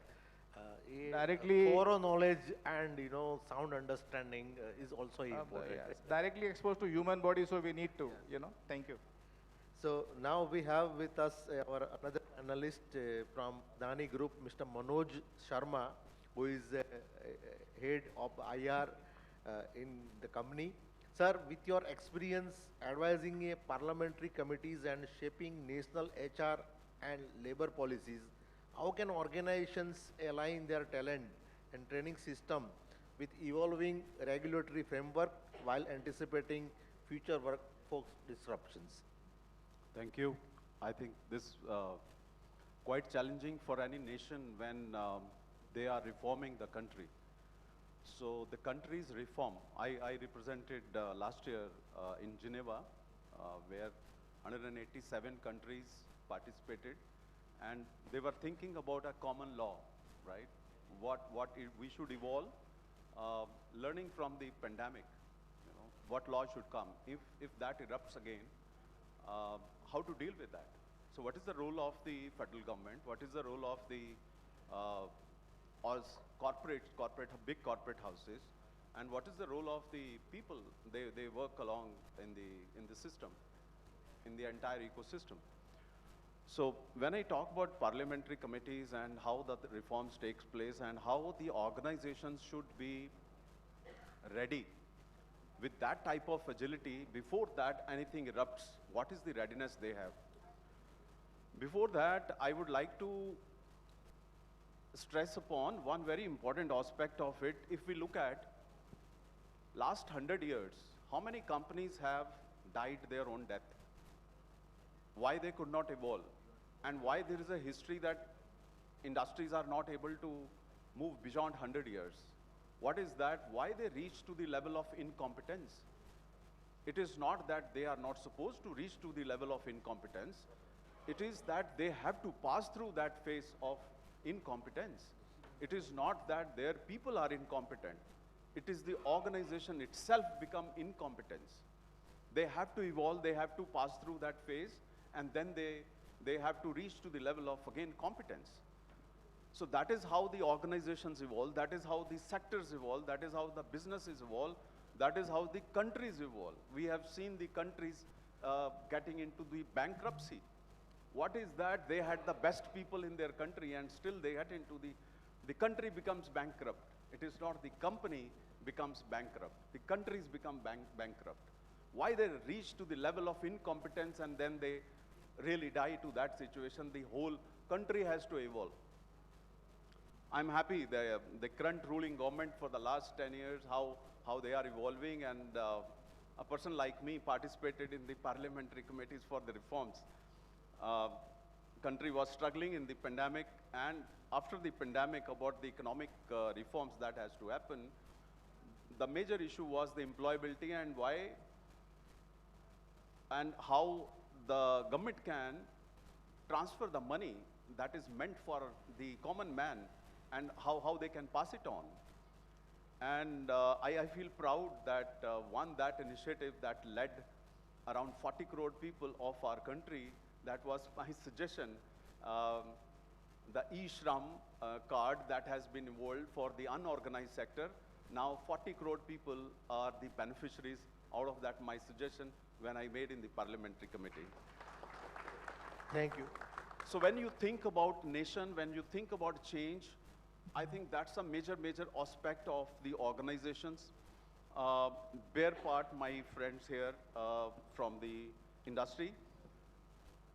The way we try to train our people, the way we try to see and look forward in future, if given a choice to Ashish Patel, he may not employ anyone of us from this hall if he has to as a part of his team, right? Why? Why? Because that is where the future lies, right? Unless we look at the future, what future is evolving? VUCA is nothing. VUCA is just one competition, one firm to another firm, that's it. But if you are trying to impact the entire ecosystem, I'll give you an example of, everything is electron here, right? It's a molecule, how things are shaping up. If we try to understand the molecule, like last I worked as CHRO of cement. Now, what is that molecule that converts into cement? And the same molecule that converts into paint. And both are put it on the wall, right? If both are put it on the wall, somebody is thinking somewhere in the world that how this combination can come together. How this combination, why there are two separate molecules and still we have to get into that business. Now there is a scientist in Japan and he is thinking about it. And they said, there is a tree. The color of the tree is brown. The stem is brown. Somewhere it is light brown. And how that molecule is changing and then converting into a green leaf. It's the same tree. It's the same molecule. How in the same tree this is converted? And they found the answer. They found the answer. Now when they will do that, now you might have heard about the paint. If you put a coat of paint, that will generate the electricity. It's expensive. It's too expensive right now. It cannot be commercialized. But the point I'm trying to draw somewhere is, somebody is thinking, we can't imagine electron is being sold only for electricity purpose, for the purpose of utility. Now, what Ashish will do, He will take out the information and start converting that information to the electricity. How that is possible? Somebody is doing somewhere. The whole world is putting around 110 trillion dollars to research how we can make electron zero. Can we imagine that any company, now take the example of Google. Now Google is selling free of cost, right? We all have Google. But imagine kind of data centers, the coal, the energy, the electrons they are supplying, they are investing, they are paying for it, isn't it? But they thought this model that without, I bet somebody would have been Indian behind the Google, they would have been charging for every research, every search that you do. But why they said that let's keep it free, let's keep it free. How this can be converted into a business model. Why the organizations are not able to disrupt? Because they don't want to change the business models. I'm sorry to say, the IMs, they don't train, they don't teach people to disrupt businesses. They are trained to minimize the cost, efficiency, everything that happens. They are the best people. They can get into the best deals. Because the business models are very close to the heart of the promoters. They don't want to make that change. They don't want to make that disruption. And that is where, when the organization try to impact the entire ecosystem, and that is where the scale comes. That is where you pass through the level of incompetence to the competence level. And this, when you put it down to your training systems, you will entirely change how you recruit, how you hire people. What is that design model? What are the competencies that are required? We need not to train about the competencies. As HR people, I had been seeing at the framework of who is qualified for that. What is the qualification that is required? I have never seen people, somebody who had been doing the hotel industry and then getting into the robotics. I hired him from Germany. As a normal HR person, nobody will do it. Somebody has to think differently to disrupt the entire thinking model. Otherwise, whatever we will keep on training people, those are these gaps of the past. And the VUCAs are just from one competition to another competition, nothing more than that. We can't scale. If I ask, what is the threshold of the investment? One company can think about it. 50 crores, 100 crores, 200 crores, 1200 crores, 2000 crores, 1 lakh crore. Can you ask your organization, how much they can spend and how much they can scale? Consistently, every year. That threshold is your level of incompetence. You can't invest beyond that. Google can't invest beyond that where they are now. They have to disrupt, they have to think differently.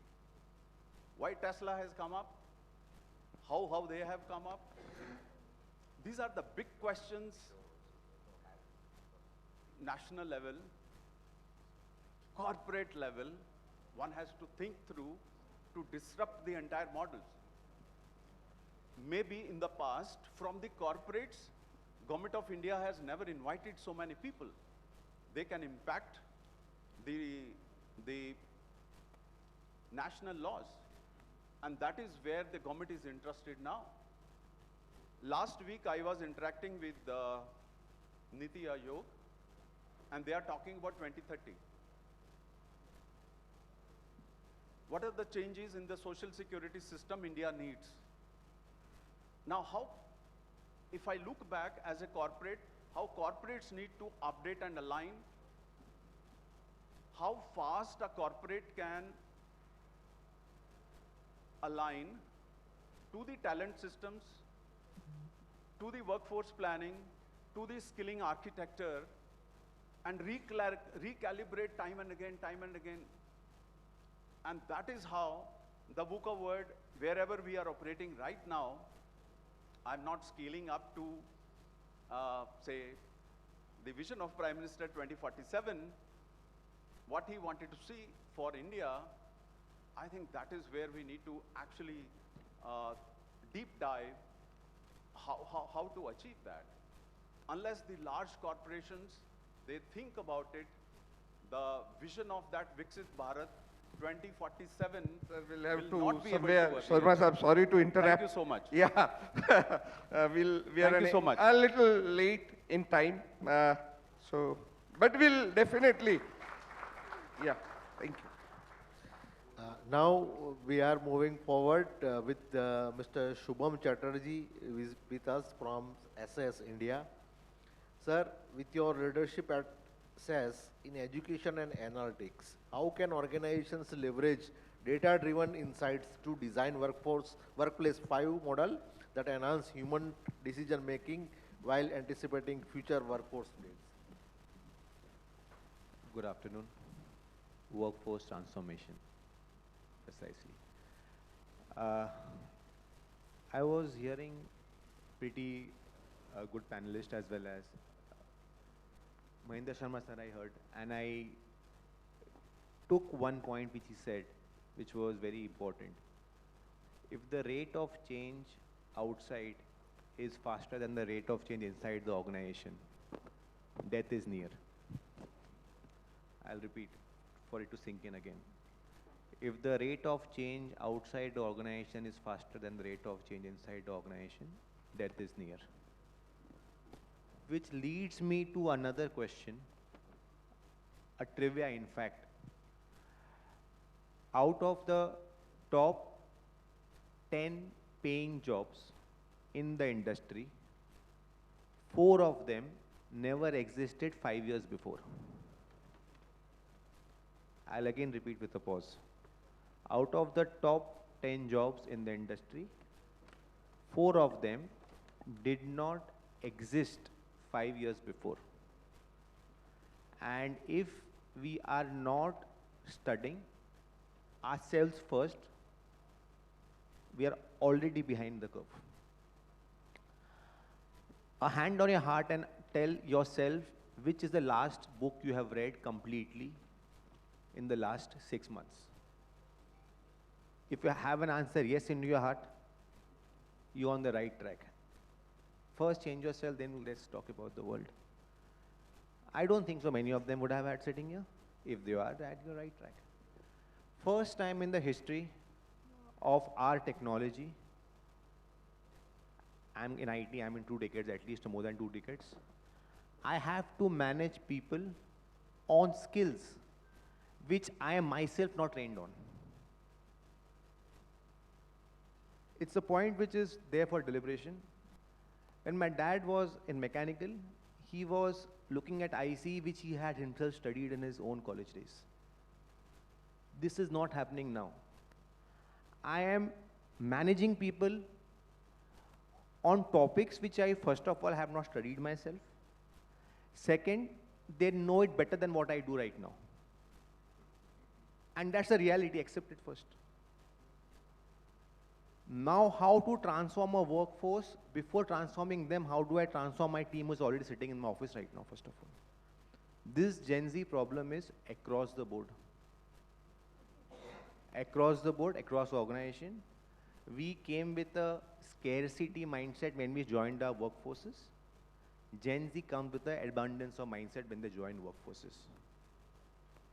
If you cannot anticipate this change among the workforce, any theoretical model which you make doesn't hold any good. Does not.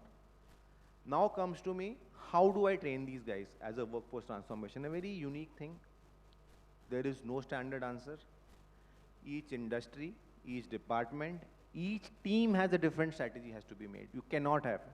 When I started, it used to be 100 students going in a batch, all of them studying Excel. All of them studying advanced Excel. That's how it started. All of us studied C programming. once upon a time with Pascal when I studied myself. It's not like that nowadays. In a single team, if I tell Gen Zs and their bosses, I need to assess you, half of them will anyway leave their jobs in. I have to first do a survey done. And then understand, not a questionnaire, not an exam, I have to do a survey. Actually let them open up. Once I have a survey, within the same team, people are having different skill set and different experiences. I cannot have the same training for all of us. Some of them would prefer digital. Guys on millennials will need live web training. Pre-80s graduate might need a classroom training. That's how transformation is happening. Even if it's the classroom training, how effective they are has to be then challenged amongst your peer groups. Next, what are we teaching to our students is also very important. We want to hire world-class students. Are we giving our faculties world-class trainings to convert them to a world-class student? I don't know. Ganpat University is doing it. I can't say about all of them. These are very important points to ask yourselves. I'll tell you how it's changed. Tell a student in a management college, X and Y variables, he switches it off. He has a Netflix on his mobile. Tell him I walk into a bank as an account holder. He listens to me. I can relate to what you're talking sitting here. Attention span is very limited. We are 4 hours down the session which we have been talking. 80% were browsing their phones. Now they heard me for 2 minutes. Again, the attention span will go. That's the reality of life. We need to get our education system in tune with today's day world. The pedagogy has to change the disruption, what Sir said just now. It has to disrupt it from bottom to top. That's when we make ourselves more effective. And this was a small, so we have to teach them application-oriented teaching. Theory is important. Fundamentals is there. Teach them use case-based theory. That's how we transform our workforces. This can again go on for a longer duration, but with a small thing, I'll rest my case. Thanks a lot. That's what we transform workforces.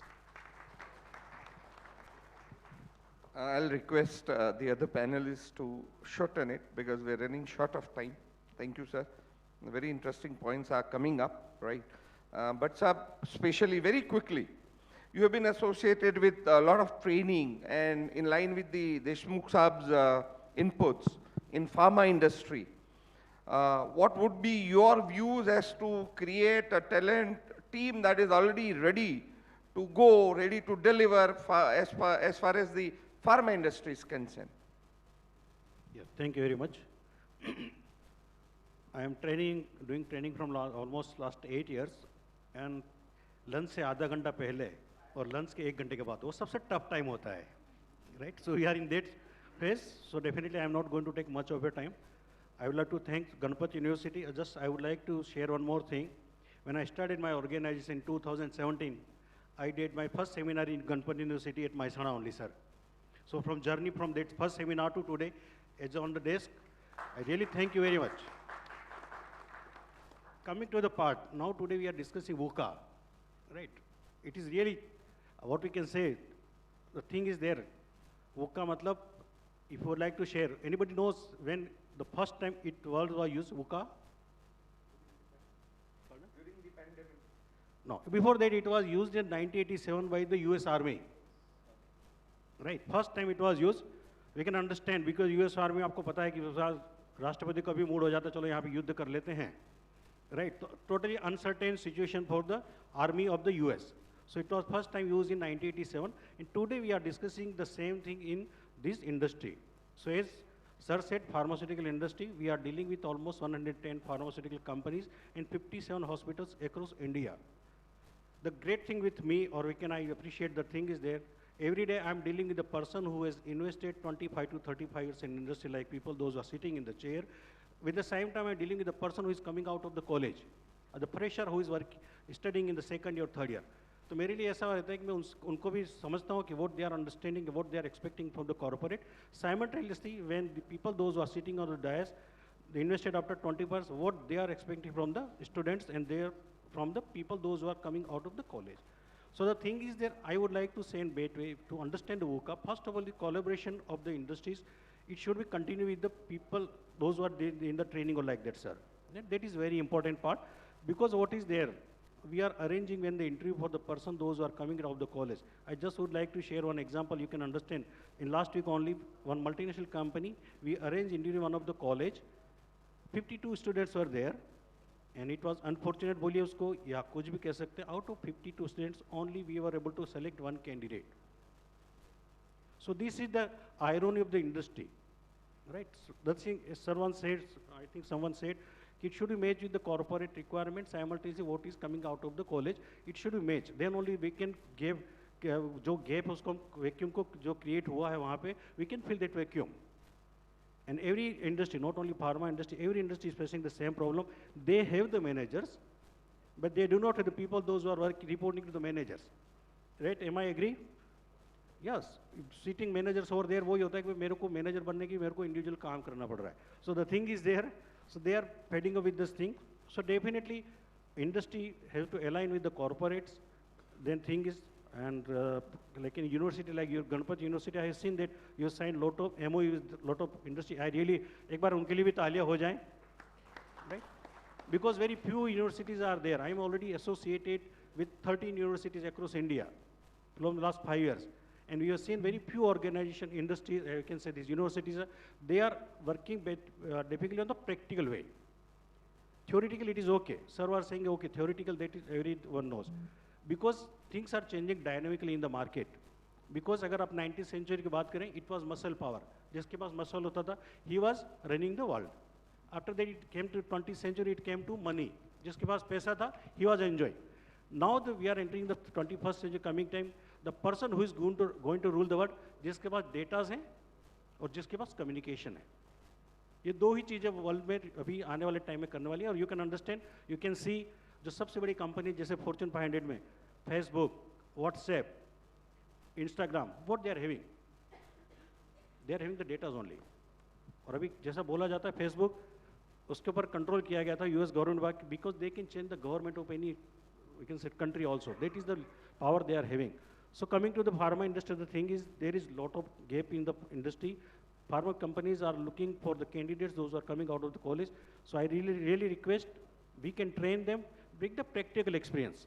Because I have met with lot of students, they are theoretical, they are powerful. They know they have done the B Pharma, M Pharma, they have completed whatever graduation. But the thing is there, अगर मैं उसको एक simple सा example दे दूँ कि हम उन्हें ये तो सिखाते हैं कि बाइक कैसे राइड करनी है, लेकिन हम ये नहीं सिखाते कि जब कोई पीछे बैठा हो तो बम पे जोर से नहीं चलाना. Right? So that is practical part. You can write the same over here.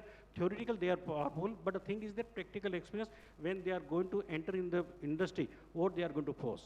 Corporate worlds, because अभी Gen Z आ रहा है, जो एक अभी बहुत सारा वर्ड चलता है work-life balance. Right? A really unfortunate part is there, and people are discussing on the internet regarding work-life balance. आप work ही नहीं कर रहे, life तो कहाँ की बात आ रही?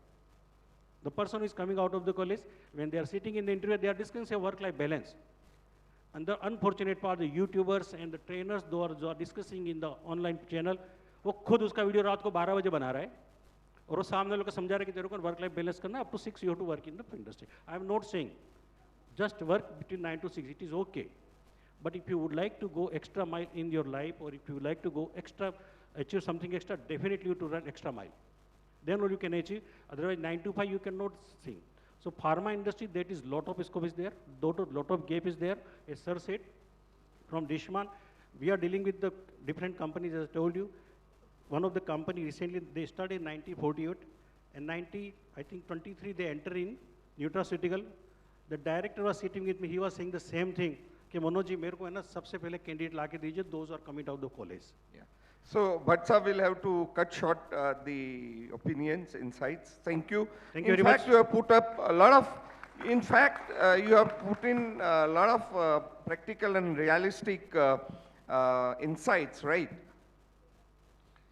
Thank you, sir. May I ask a questions to Sri Ravindra Balange ji?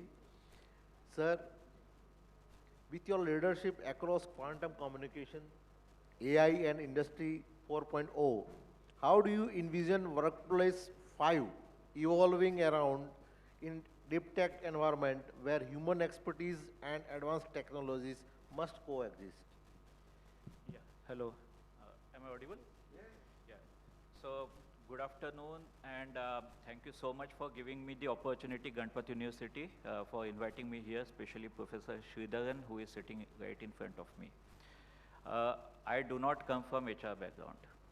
I come from absolute technology and business background. And there are galaxy of HR people here. I can't really, you can say, tell them what HR they should be doing, because they are much more knowledgeable in the HR part of it. So it will be wrong on my part to tell them what they should be doing. However, since I come from technology background, and this topic of VUCA is extremely apt, we are in for a disruption. As ma'am from the Rasna ma'am, I forgot her name, Ruzan, was saying that challenge. So I am asking you for a challenge. I am giving you a challenge. Just think that your Aadhaar card, or all of your Aadhaar cards are broken. All your voter cards are broken. All your passports are broken. All the diplomatic communications of India is broken. All the intelligence and you can say defense data is broken. All the ports, all the pharma, everything is broken. What will happen? And I am not trying to threaten you. This is what is going to happen in next 2 to 3 years. If you look at it from a, you can say, quantum computing perspective, let me tell you what it does.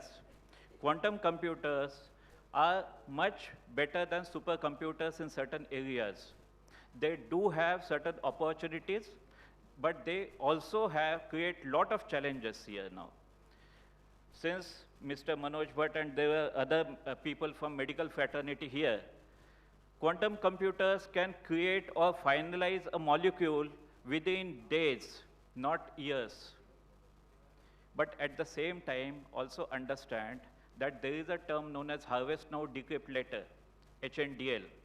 Now in HNDL, what exactly the enemy countries are doing is they are downloading the data, which is known as harvesting. And they are, you can say, just keeping it. Now all this data is encrypted data. And if a supercomputer wants to decrypt that particular data, it will take them maybe 1,000 years, maybe 10,000 years. But with quantum computer, it can be done in minutes or even days.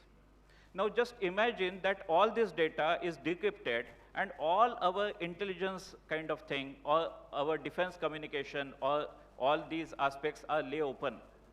What will happen? What will happen to the banking transactions, RBI, SBI, BSE, NSE, and so on and so forth? What will happen to Indian Army, Indian Air Force? Look at it from that angle. Now, this is extremely important, that what is very important in VUCA is trust. Now, are we creating systems in which we can trust? Are we securing our communication which we can trust? Are we ensuring that all our data can be reliable? This is one very, very important aspect that we need to look at it. The communication that happens can be broken, and this is where I come in. So I am, as people might be knowing, I am Chief Executive Officer for IIT Madras C. Sangha Technologies Foundation. It's a big name, but just to keep it short, we are National Hub for Quantum Communication. We are set up by Government of India, Ministry of Science and Technology. And we get the funding from Government of India. The main reason that I am here, especially when I was talking to Professor Sridharan, was this, that this is a CHRO Conclave. What a CEO is going to do there? So he said, no, this is going to be VUCA, so you should be there, and since you are going to disrupt. So what is very important here is that we as an organization, we fund the institutions, we fund the corporates, we fund the industries, we fund other organizations for workshops, for events, and for creating and quantum adoption and systems or quantum awareness. So we support them by funding. We support the startups by funding up to 25 CR. We create technology developments. You can say also do a lot of collaborations, like we signed a MOU today with Ganpat University. And we want to take Ganpat University forward from that perspective. Now, as a CEO of this particular organization, today we have 21 institutions, IITs and IIITs who are reporting to me, different IITs, and we support them.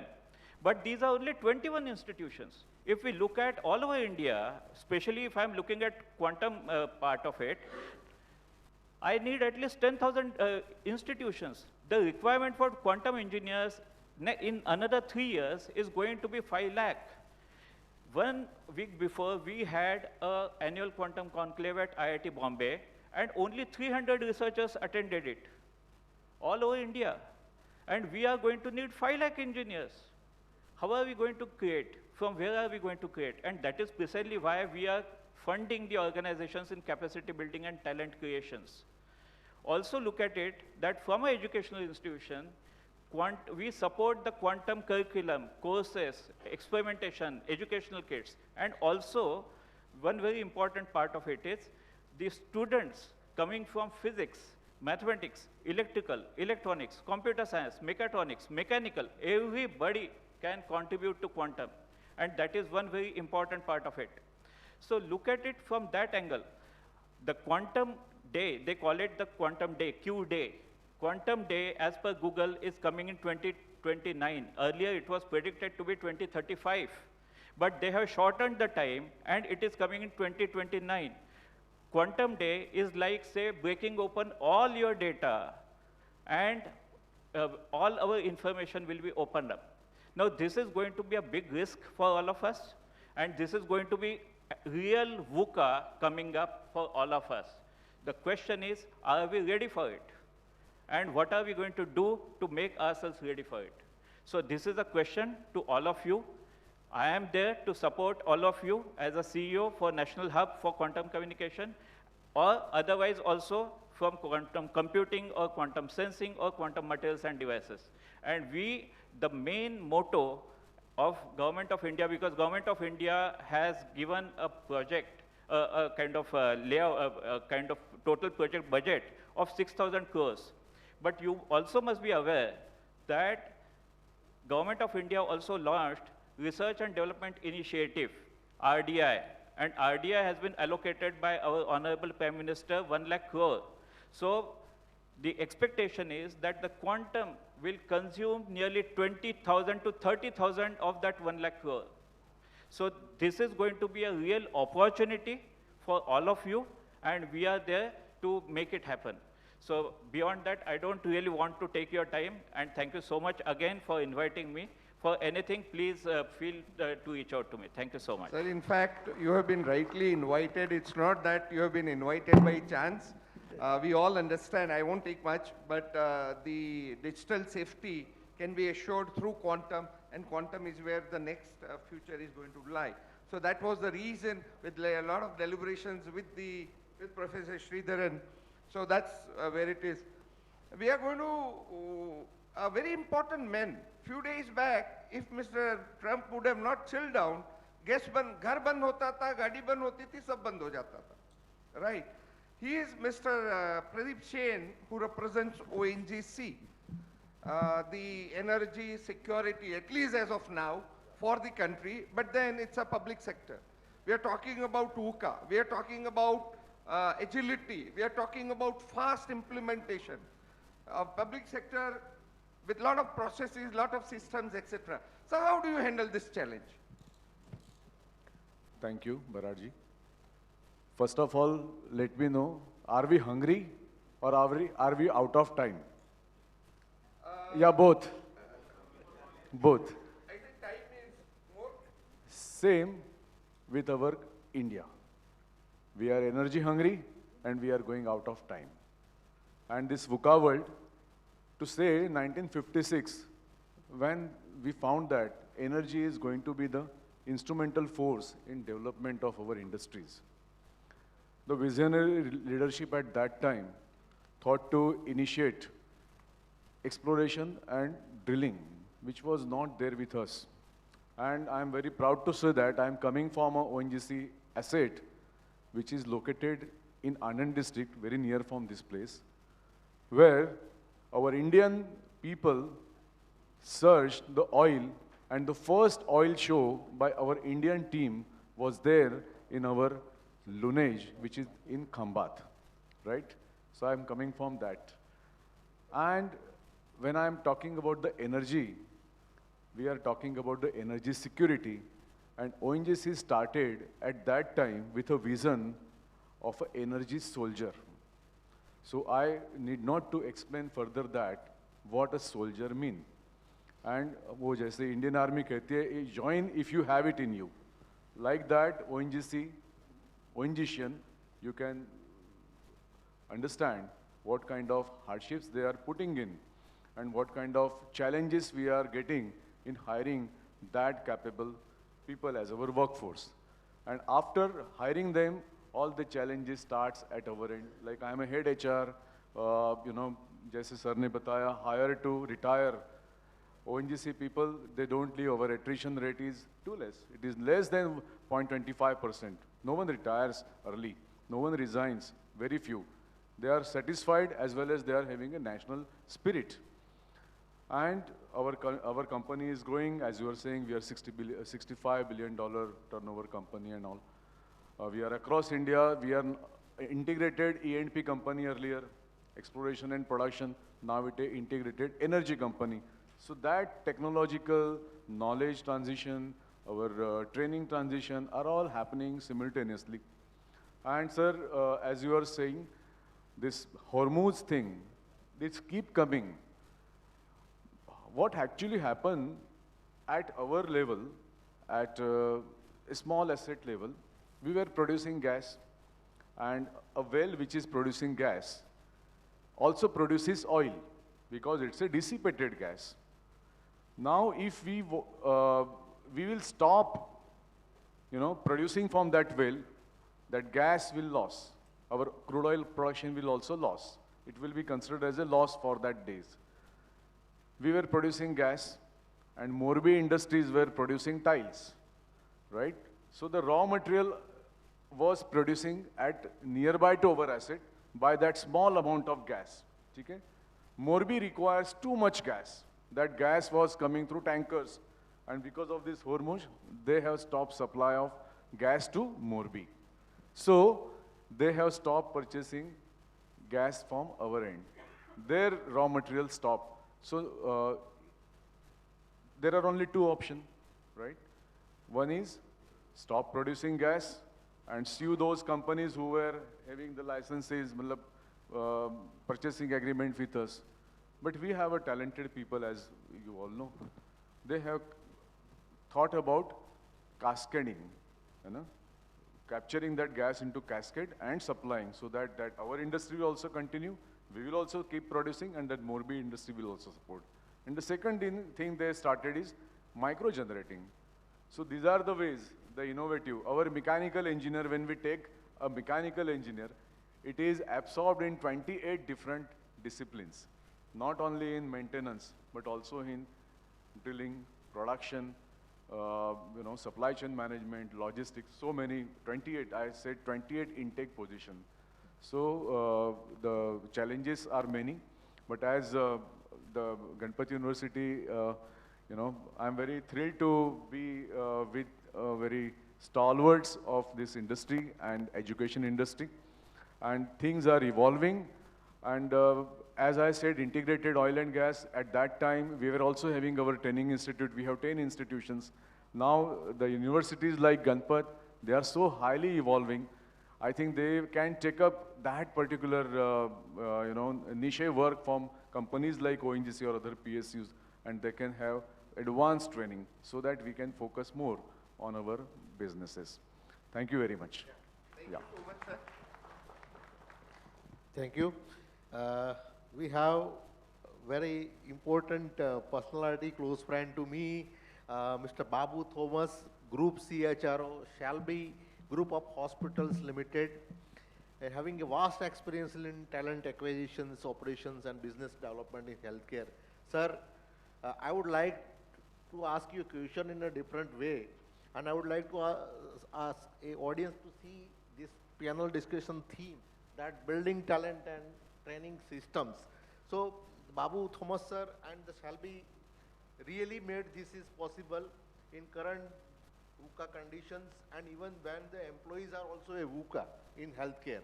I'm personally experiencing that in the healthcare domain. The time of engagement of the employee in one particular company is very short. So we have a MOU with the Shalby Limited. Babu Thomas sir has very good experience in academy. Their Shalby Academy and Ganpat University jointly offers a skill courses, and such courses is on means healthcare, all the different kind of the paramedicals and healthcare courses. Not only that, but even the smallest issues and experiences where the hospitals are facing issues, like where the receptions, the case management software are there. So their training courses and software acquisitions, learning courses are also there.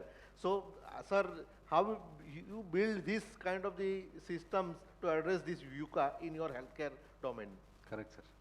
First of all, good afternoon to everyone. I'm sure I'm standing between your lunch and yourself, so I won't take much time. Quickly, I will close. I thought the question must have already been exhausted. Already all questions were over. So thank you for the question. So I am representing a very critical set of industry, which is healthcare. Healthcare delivery system has achieved a lot of prominence in the recent past. So 2 or 3 big groups in Ahmedabad itself announced more than 10,000 crore investment in healthcare, and 50% of that is going to be in Ahmedabad. The opportunity is very huge, and healthcare is going to have its say in next 25 years. That's what our sector people, the ecosystem is telling. It is going to be very, very big industry in the coming time. So just to answer the question, first of all, thank you so much for inviting, and thank you also for bringing back the CHRO Conclave to India, because last year it was in Dubai. So we were able to get a chance to participate in that. So see, recruitment, I always say recruitment is the future of an organization.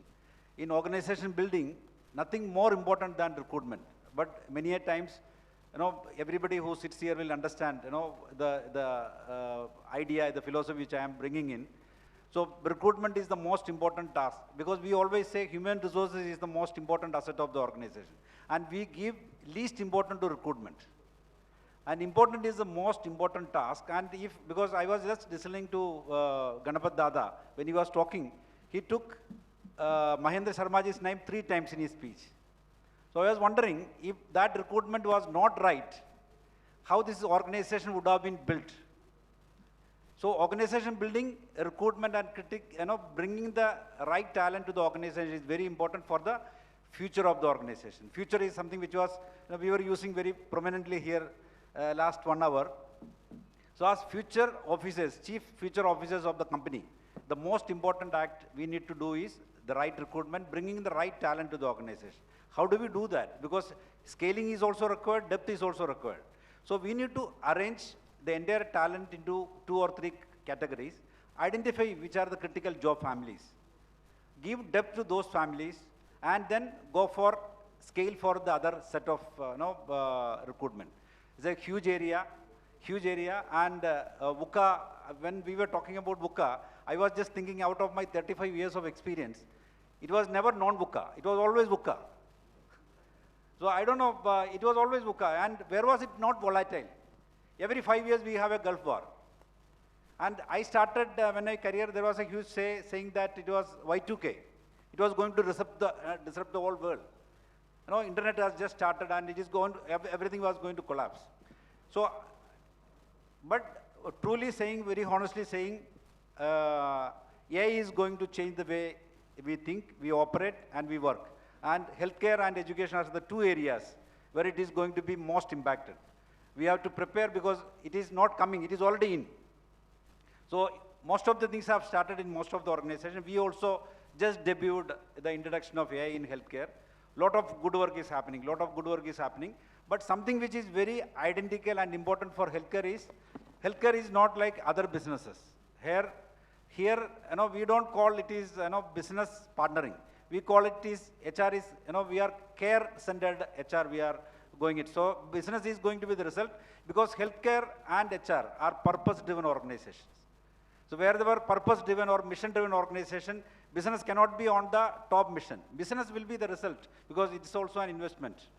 So a lot of good work is happening in this area, and the recruitment is again the prime. And we need to put our strategic input, strategic intervention to the recruitment to get the right talent to the organization. And when I'm talking today, around 1.5 million doctors are in short in the country, and 2.5 million nursing and paramedical staff in short, and also 30 lakhs beds are shortage in India to reach to the middle-level requirement of Indian population. So that's a kind of investment is going to come in healthcare. Lot of good things are currently happening. Technology is gradually taking shape and making huge, productivity improvement in healthcare. But whatever we are doing, what is more important is that how do you bring in that human layer to the technology is the challenge that we are facing. Because technology only cannot solve the problem of healthcare. How do you layer with a human touch all the technology that is bringing on the table? So it will take time, but in the next session, definitely we will have more used stories to share here. Thank you so much. Thank you. Thank you, sir. So after completing this round of questions to all the esteemed panelists and looking to the constraint of time, we are concluding these panel discussions. So thank you very much for all the esteemed panelists and also the audience. It was really a brainstorming panel discussions on different strategies for the talent acquisitions in VUCA world. I'm sure we have succeeded in addressing the challenges and staying ahead of changes which are arriving, enhancing human potential with technology, and building agility into our people system. And most importantly, how do we remain deeply human in everything we design? I request audience and participants to ask questions, if any they mind, during the lunch time when we are having after soon. And thank you very much once again. I request all the panelists to come forward for the group photo. The discussion can continue over there. This is just the starting in the form of classroom lectures, online lectures, or similar short-term forums also. Once again, we shall give all our distinguished panelists for sharing incredible ideas and for being the highlight of today's conclave. The discussion truly was insightful and thought-provoking discussion. We would also thank our moderators, Dr. Rakesh Patel and Dr. Kishore Bharat sirs, for moderating the entire panel discussion seamlessly. We request Dr. Mahendra Sharma sir to please join us on the stage.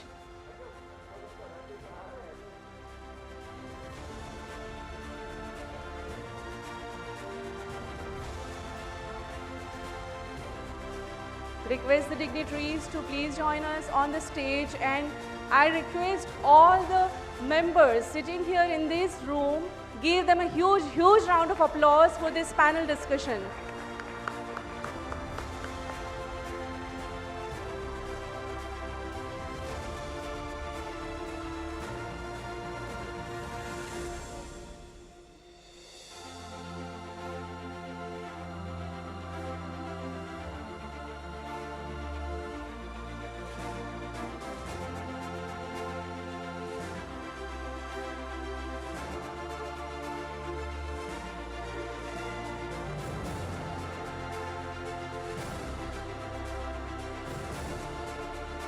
Thank you so much, all the panel members, along with the moderators.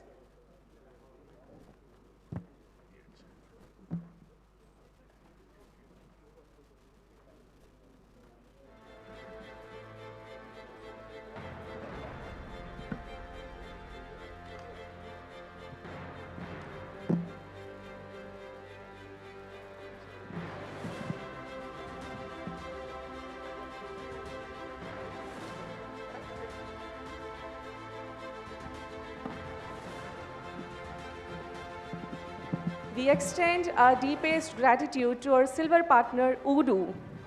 Requesting Dr. Pragya Joshi, HR Manager, and Ms. Saloni Pathak, HR Executive, Udu India Private Limited, to please join us on stage.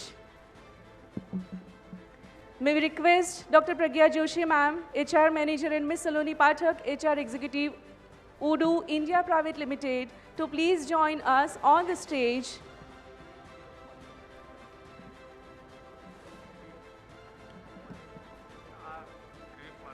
We request Dr. Pragya Joshi, HR Manager, and Ms. Saloni Pathak, HR Executive, our silver sponsor.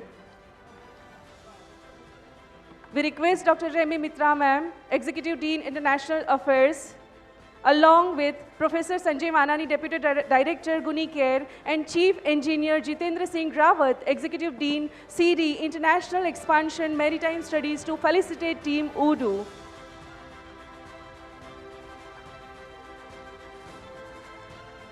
We are truly grateful for this generous patronage.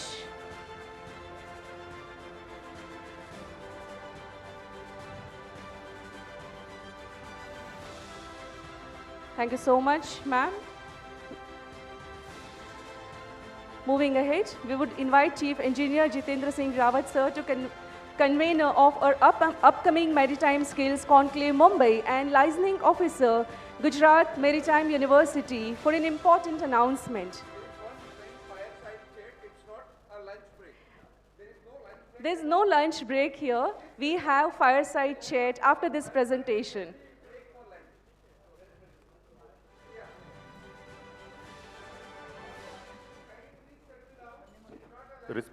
Respected dignitaries and esteemed industry leaders, under the patronage of our Honorable Group Pro-Chancellor and Joint President Dr. Mahin Sharma sir, we organized very successful and impactful maritime skill conclaves in Dubai and Goa. It gives us immense pleasure to announce Ganpat University's third maritime skill conclave in Mumbai on 6th June, a focused platform aligned with the Government of India's Maritime India Vision 2030 and the larger national goal of Amrit Kal 2047.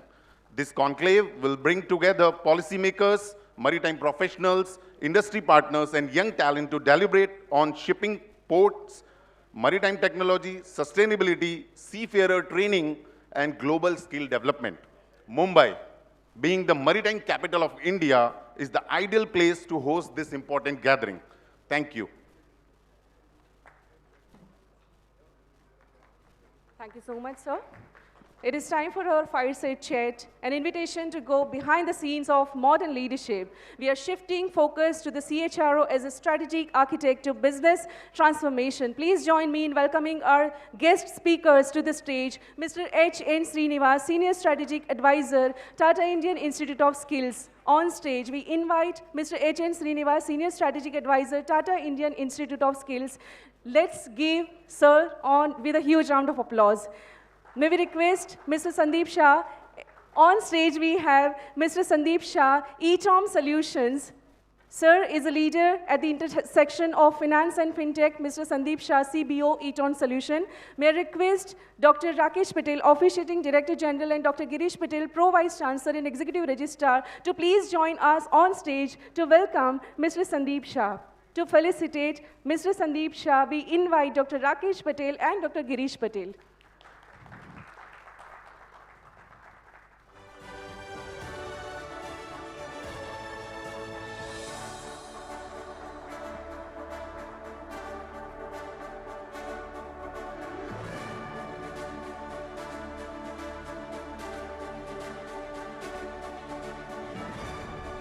Thank you so much, sir. May we now proceed for the fireside chat. Thank you. Thank you. Very critical time just prior to the lunch, but we will ensure that you get enough food during this discussion so that you don't miss your kind of, the lunch that we are in between. We have a great personality with us coming from Tata Group. Tata Group doesn't need any introduction. I think each one of us would have some or other day on a daily basis will be touching Tata Group, either in terms of the electronic products or the retail products or in terms of the, or the products that they are into. And I think Tata Group has become such a known name in the each and every household. At least हम sir को ये तो कह सकते हैं कि sir हमने आपका नमक खाया है, right? And coming from such a vast experience, being in the organization, playing a role which is very critical as HR, and I think the issues, challenges for organization which is 100 number or 200 or a 500 number, an organization which has 10,000 number are very different. And that's where I think, and after 1.5 decade of experience, what I have realized eventually in the professional world, you can acquire technical skills. That's not a big challenge. But probably for any organization, what matters is how do you kind of ensure that the people in the organizations are with the right attitude. They have the ability to work with the team members. Some of those softer aspects are very important and critical if we are thinking of growing any organization. I think there is a very famous quote which says that culture eats strategy for breakfast. You may have the best of the strategy coming from one of the top consulting firms, but if you don't have the right culture in your organization, I don't think organization can succeed. And I think that's where, let me start my first question with sir, basically. How do you ensure that any organization is able to kind of maintain the right culture in the organization? Because, you've dealt with an organization where you have a Gen Z as your employees, and then there are employees who have 20, 30 years of experience also working in the same organization. The new generation is coming, new talent is coming. Many times you have experienced talent joining from the other organization, coming with the baggage of some other culture. And that's where the challenge lies. How do we ensure that the culture of the organization is maintained well from top to the bottom?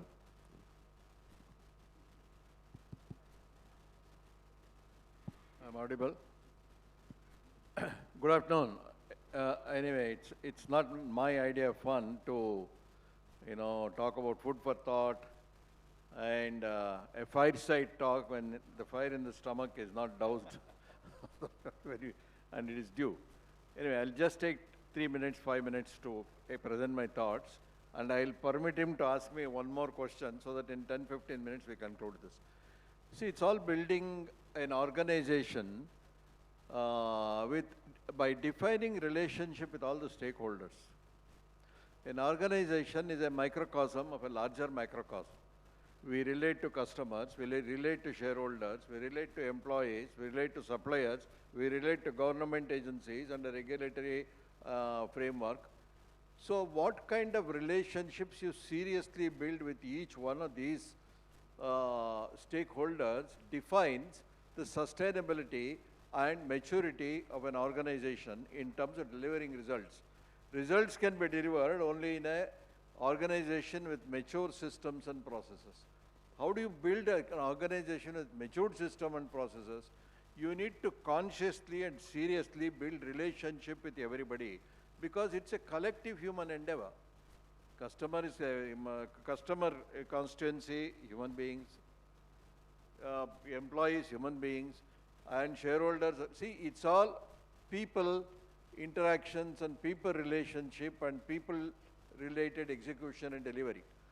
So the stronger you build relationship, the better the organization becomes sustainable, and that is the culture that one should promote, number one. Number two, you see, in a company, HR plays a role of integrating the requirements, needs of each of these stakeholders into a company program. You use the word strategy, use the word whatever you want to, and enable the people in the company to deliver that program.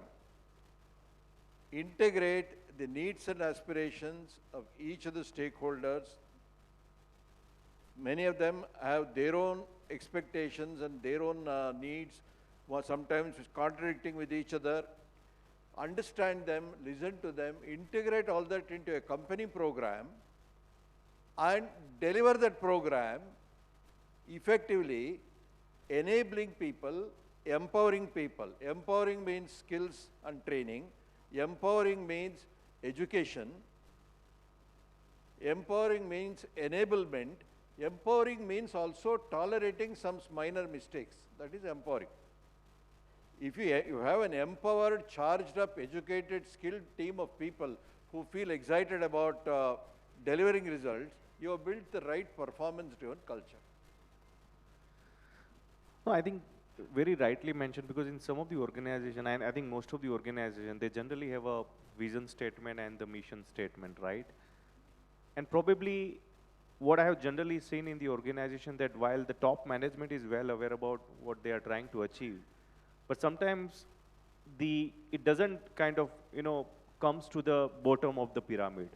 And that's where the challenge lies, where everybody is working in different agendas, different objectives.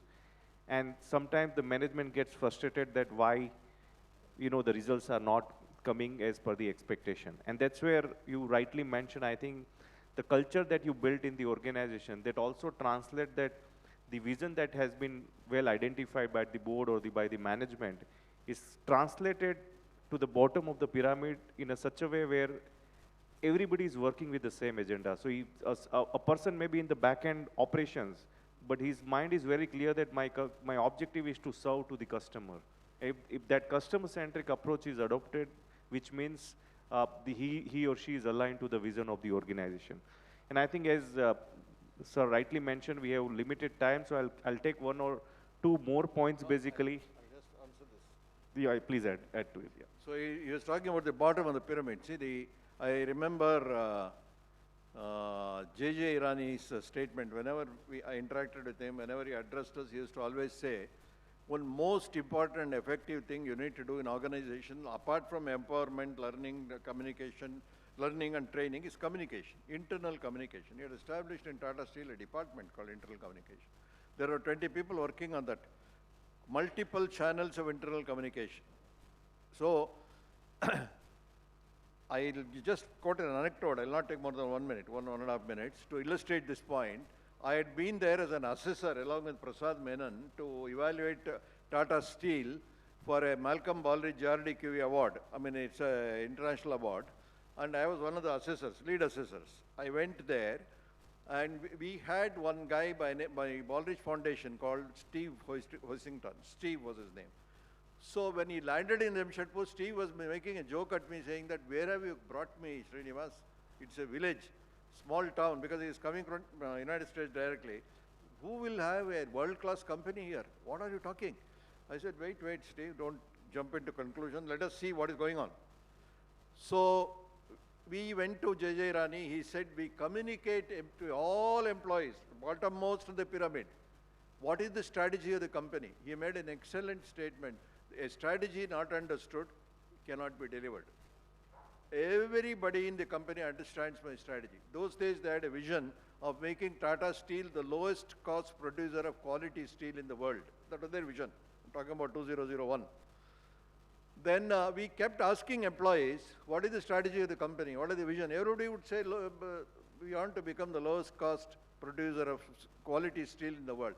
Then I looked at Steve, these people seem to know, they understood this. No, come on, Srinivas, it is a spiel. Everybody has been asked to buy heart it, and every time you go and talk to them, they are saying this. So don't get carried away by all this. And I kept quite fine. And then we went to West Bokaro, mines, several thousand feet under the, below the surface of the earth. And there were some people who were mining and then pulling out charcoal, it's a coal mine, and then putting that coal into a conveyor, which will go near an elevator and it's being lifted. So he said, this is the best place. There were about 10 employees. He said, call one of them. I called somebody, let us say his name is Raju, and ask him this question. I asked him the same question to him. He also said the same thing in Hindi. They are all, can you imagine, tribal belt of Bihar, interior, jungles, children. We should become the lowest cost producer of quality steel in the world. I looked at him. I said, I'm surprised. But well, I am not convinced. Steve was telling me, ask him, how does he achieve this? What is he doing differently today, which he was not doing earlier, which is making Tata Steel the lowest cost steel, producer of steel in the world? Asked him, I thought it is too much for a tribal boy from interior forests in Bihar asking this question. I asked him. He said, sir, please come, and he took us to a place where there was a board displayed with graphs and all that. He said, can you see this graph, sir? He's talking in Hindi all the time.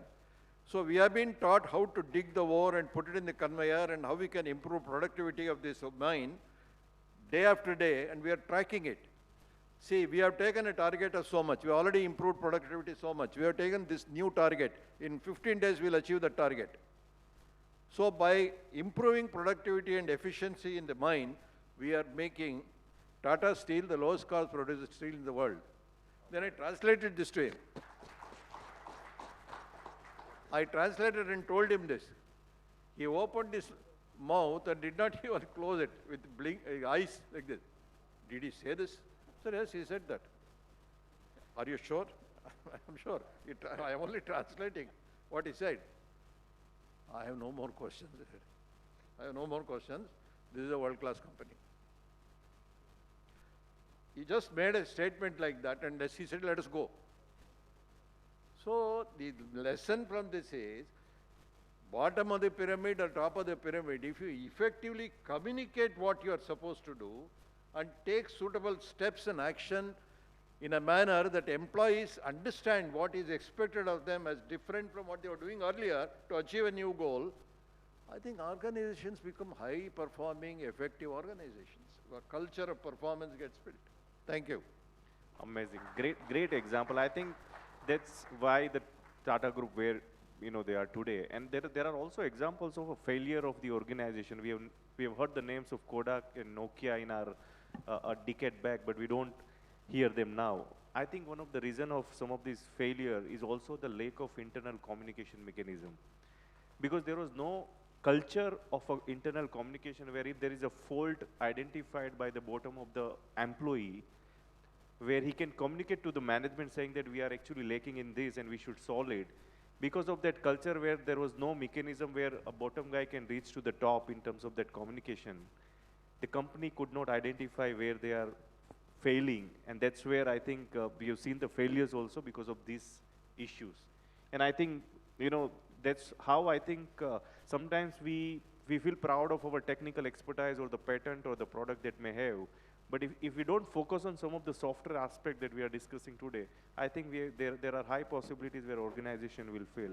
I think the last point I'll now take it up basically, and in the 21st century, I think it is said that if you are illiterate, if you don't know how to unlearn, learn and relearn, right? It's not about your education or your qualification, but if you don't know how to unlearn, learn and relearn, you are illiterate in the 21st century. And probably which applies to everybody in the room today, because in the organization, I think upskilling earlier was only a kind of a tag to achieve the certificate of particular programs in the organization.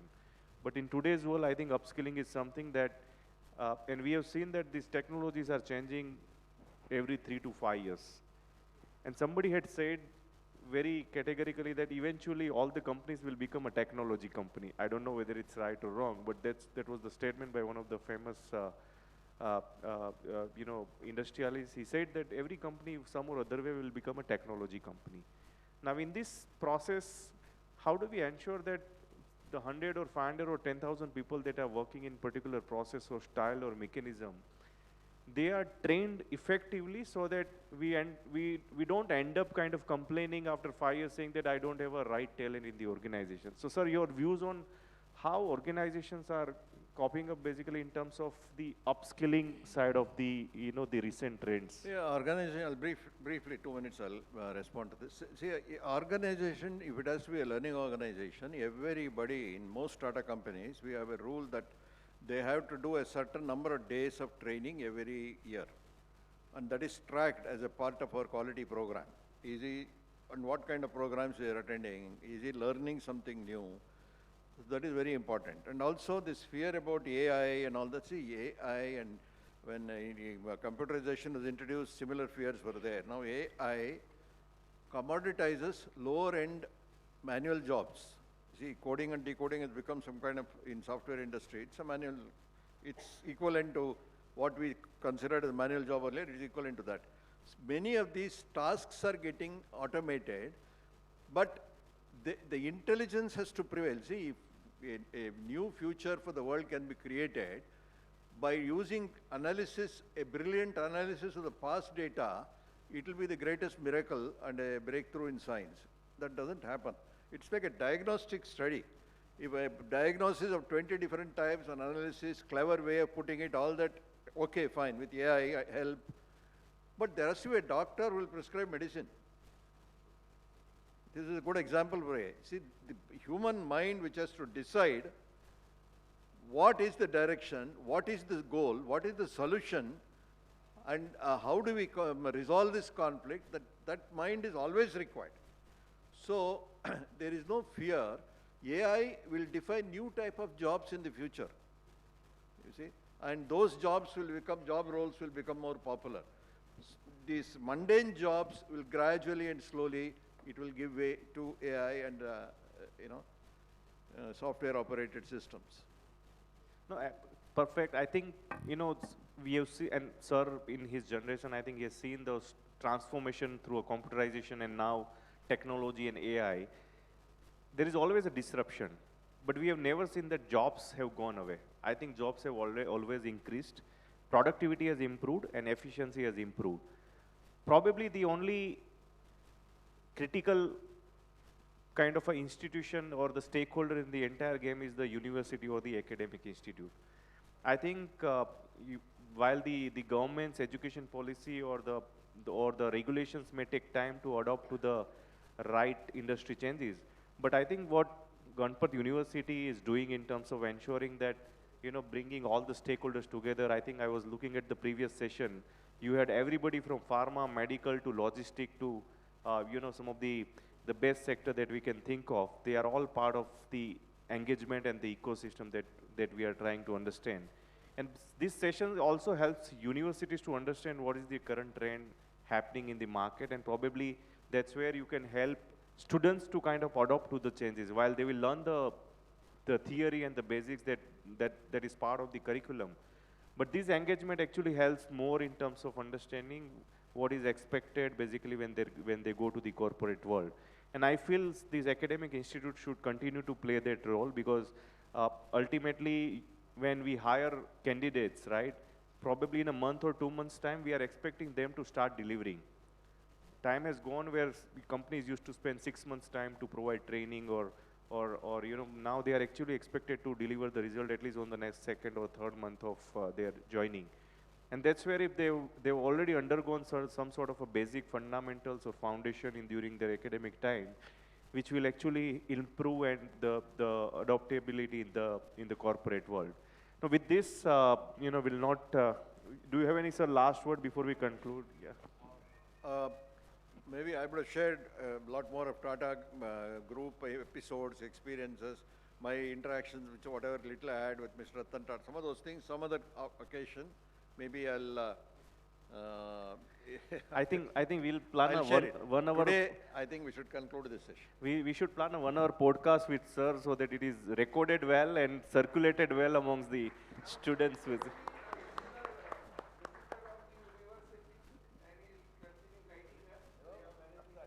Absolutely.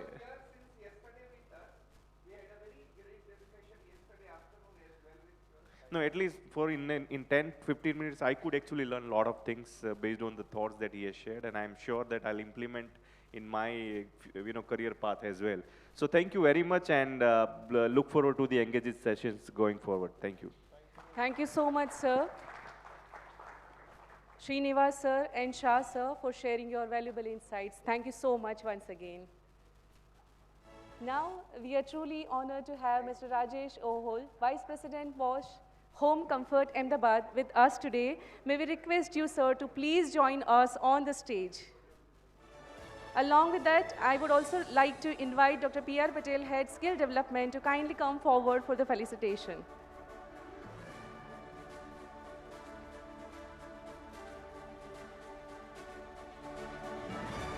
On stage, we are inviting Mr. Rajesh Ohol, Vice President, Boss Home Comfort, on this occasion.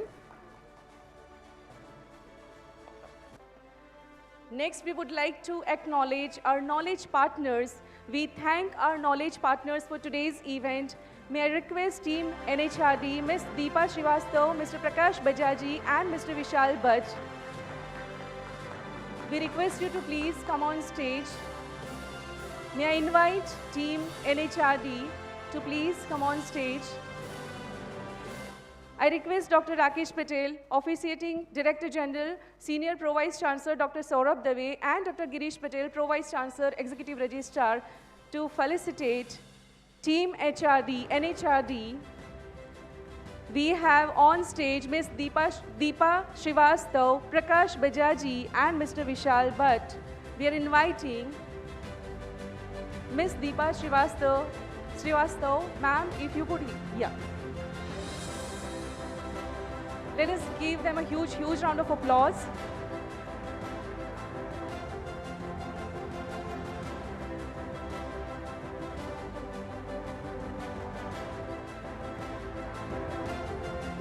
Next, we are equally grateful to Dr. Neelam Panchal, Chairperson, ISDD Ahmedabad.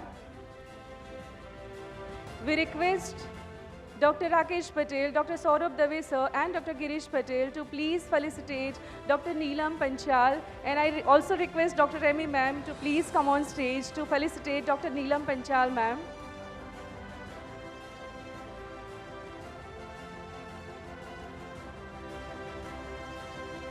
Dr. Neelam Panchal, Chairperson, ISTD Ahmedabad. Give ma'am a huge, huge round of applause for being our knowledge partners on this very occasion.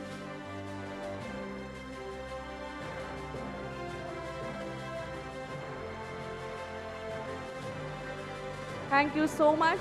Thank you so much, ma'am. Now, the wait is over. We now invite you to a curated networking lunch experience. May this be a space to engage, collaborate, and transform conversations into opportunity. Let us take a lunch break. Thank you so much.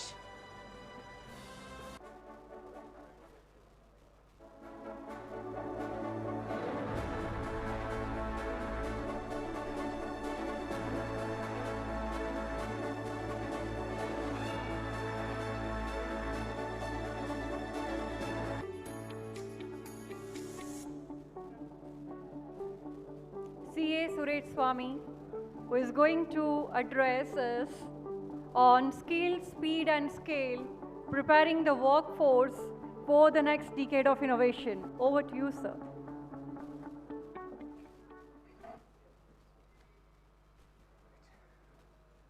Yes, that's the stick.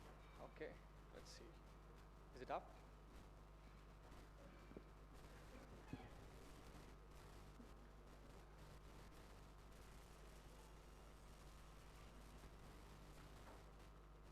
Can you bring up the slides, please? Can you bring up the slides? Yeah, okay, there you go. Thank you. Okay, good afternoon. I know, okay. I know what I'm dealing with.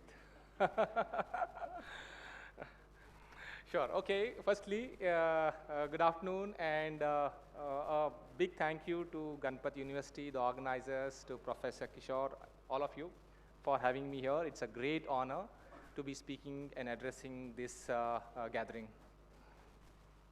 And before I begin, I must acknowledge that I completely understand what you are going through right now. There was an announcement about spread of the lunch, and I understand and what you are going through. I'm sure they say that the session after the lunch is not for the mind, it is for the stomach. The mind has already gone for gone somewhere. The eyes are drooping. It has its own agenda. And I can see some empty chairs. So if you want to take that 5 minutes power nap, I usually do when I travel economy and I have 3 chairs empty next to me. Please feel free. I promise I'm not going to ask you any questions. I'm not going to ask you to summarize anything. it's just take your time, okay? So let's begin, and I have a few slides, but I'm not going to be talking out of the slides. It's going to be more interactive, and if you have any questions, please stop me anytime you like. The slides here are just to keep us focused on what we're talking about, but I'm not talking about from the slides, okay? So firstly, when I was kind of looking at preparing for this keynote address, and I was reflecting, I was actually getting very, very anxious, because when I don't come from the HR background. I am a tax professional, tax and regulatory professional. So when Professor Kishore called me, my first instinct was to say no, and I don't deal with this subject. But then I just took a moment to reflect, and what I realized was, when I speak to the CEOs, CFOs, the CXOs, what is that one thing which keeps them awake at night? They have all the board papers, everything, but that's not what keeps them awake at night. It is all about people. It is all about talent. It is all about how are they going to acquire the next talent? Is the talent going to stay with them? How are going to upskill the talent? I think these are the real problems which real companies, all the companies really face on a day-to-day basis. And when I realized, I said, those are the things which you probably, the gathering here, are dealing with day-to-day on a day-to-day basis. So my reason for saying yes was that, yes, let me maybe give an outside perspective of how the world looks at it and what we expect. Right, so that's the idea. That's what I'm going to be talking about. So what I would do is we'll use the 3 dimensions of this this program. So we'll talk about skill, we'll talk about speed, and we'll talk about scale, and we will use the principles of the program as our guide.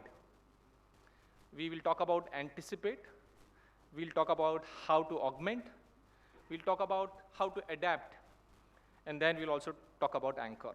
So I'll just broadly base my conversation around these broad points. Right. Firstly, let me start with talking about the landscape. What is the landscape today? See, the change is not coming. Change is already here. But I think that's one thing we all need to realize. Change is already here. And it is moving faster than most of us are even able to adapt. Large companies, we're all struggling to adapt to the pace of change which is currently we're all facing. I don't know if there was some data which was shared in the morning, but when I was looking at some of the data, what I realized was that this is the World Economic Forum data which talks about jobs which will be created and which will be lost.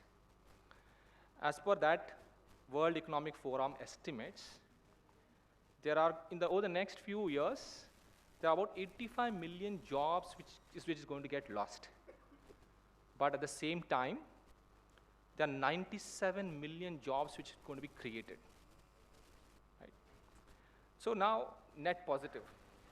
We are all good. That's what we would think. But here is the problem. Those are not going to be the same jobs which are going to get created.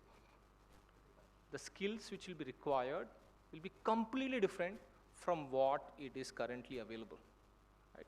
And also, the jobs which are going to get created are not going to be created in the same place. It is going to get created in a separate country, separate territory. It will be completely different place where the jobs are going to be created. Right? So, the gap, this gap actually demands a workforce transformation that most of us are not prepared for. That's what my first humble submission is.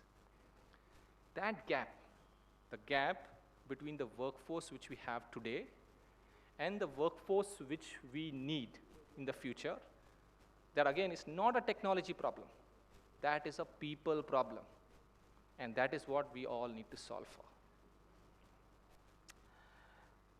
People in the organization, right? We always talk about Gen Z, always. But even Gen X, Gen Y, today, and look at your own self and think. The expectation which you had 5 years back are not the same today. Your expectation from the organization itself has changed significantly. Right? So today, purpose matters. Today, flexibility matters. Today, growth opportunity matter. Right? All of this matters to everyone who is working somewhere. And today, if the organization is, any organization is not able to offer that credibly, we will lose that talent. The talent will go somewhere where that will be able to offer. Right? So, to my mind, this is going to be the most exciting period for HR professionals as well as leaders who are in this room. This is a very historic period we are going through, and this change is all going to be very exciting for all of us. Organizations which figure this out will do extraordinary stuff. Organizations which don't will probably perish or will just stagnate. Right. So let's dive into the theme of the conference.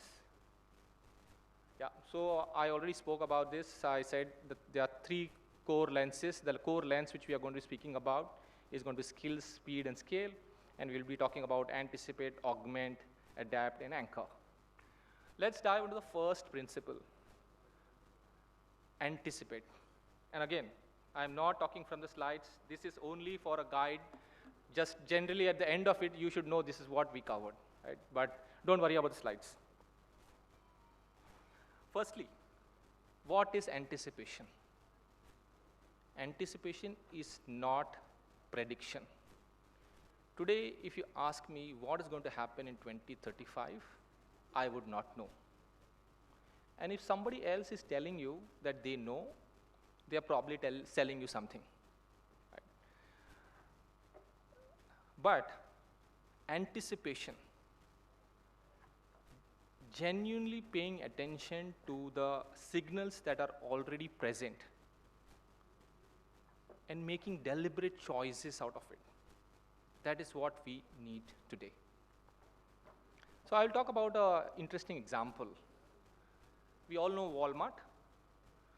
Walmart in 1990s, they made a very, very important decision. They said, we are going to use customer data as our strategic asset. And for them, to do that, they started collecting data. They started looking at who is coming to the store, what is the profile of the customer, what are they buying, what time are they buying, at what season are they buying what. Started collecting all that information. And then they also hired people who can convert that data into proper information and which will help in decision making. Right? So this is something which they built when nobody was paying attention to the signals which were coming. People were kind of probably busy with what they would do in a normal day. So they built capabilities around something which was almost at that point in time felt unnecessary. So they said today, if you really look at a decade later, that is the real mode they have. They know what the customer wants. And subsequently, of course, when we now see e-commerce and all of that, they're all kind of looking at data and all of that. But we have Walmart, which actually started almost in 1990s. So here is something which I want you to pay attention to. To see what is coming, you cannot stare straight at the present. In the dark, if you really have to see, the human eye sees better when you look a little bit sideways. Many of you are from Ahmedabad. Have you gone to, yeah, many of you are from Ahmedabad? Yes. Have you gone to Blind People Association? Yes. There, they have a dark room. And if people who have not gone there, I would recommend you to go there. It's an experience, a life-changing experience by itself. And you will come out more wiser and appreciating what life has given us. But that's not the point. In the dark, the human eye actually sees better when you see a little bit sideways. The peripheral cells of our eyes, right, are more sensitive than the central one. Try it when you are in the dark. The future works the same way, if you really ask me. It never announces at the center of the present. The vision always appears on the edges. Expand your vision, that's what they say. Always you say, if you have to grow, expand your vision. That's what you will always get advice. And this is exactly what it is. So you have to look at which is the customer you're not acquired. Which is the regulation which is there in the periphery, which looks too early for you to focus on. What is the technology change which has come, you're not focusing on, right? That's where, when you expand your vision, you're able to anticipate, you're able to see the signals. So what signals should you be looking at now? And I mean, again, this is only my perspective. This is not, every person will have his own perspective. I'm just wanting to present one or two perspectives, what are signals which you should really be looking at. Firstly, the first sign, I would say, is skills. Today, skills is so important. Skill that made you exceptional 5 years back will not be the same skill which will make you exceptional 5 years from now. Right? It is changing. Knowing about technology and knowing about digital literacy is as fundamental as learning, reading, and writing. Right? And I'm not talking about opening your Word, typing something there, knowing your Excel, PowerPoint, sending that email. We need to know about how technology works. How do two systems really interact with each other? Right? That's something which we need to know. We need to know about complex problem solving, critical thinking, emotional intelligence. After AI, its next phase is going to be EI, emotional intelligence. Increasingly scarce. These are going to be increasingly scarce, and that's where we will find those are the skills which will be increasingly valuable. So when you are actually making your hiring decisions, are you really looking at these capabilities, these skills, or are those still only a matter of a strategy paper or not? And that's something which we should really look at. The second signal I see is regulation. Regulation is changing significantly, and for the crowd here, for the HR professionals here, it is also changing significantly. You need to know how regulation is changing the HR world. Today, if you look at pay transparency, regulators are asking us, please explain, how do you pay your people? Is it fair? They are asking about how HR decisions are being made under DPDP Act. Right? You cannot simply say the system did it. You need to know, you need to be able to explain how you have arrived at what you have done. You have SEBI's BRSR framework as well, right? Which talks about attrition, diversity, well-being. All of that is now visible to the investor. They are actually making their decisions based on all that reporting which you need to, which happens on a day-to-day basis. And these are not distant concerns. It is all happening now, right? So anticipation, to my mind, is not passive. It is an organizational habit which we all need to build, and we need to probably expand a little bit when we are looking into the horizon. So that's what is my first submission. let's move to the next one, augment. What is augment? Now, AI is coming, and AI probably is a very in thing, right? Everyone is using the word AI. The fear which is running in every organization is that AI will take away the jobs. The board is worried, the mid-management is worried, the frontline is worried. Everyone is worried about AI. But I have a very different take as far as AI is concerned. And I will talk about what I have seen as far as my own teams are concerned. Now, I was working with one of my own team recently, and what we had is a large deliveries which we had to, I do tax for a living. So we had to deliver thousands of returns. There was a huge volume, timeline was tight, zero room for error. All of that was there. And when we started introducing AI into the workflow, there obviously was fear. Fear that people will lose their jobs.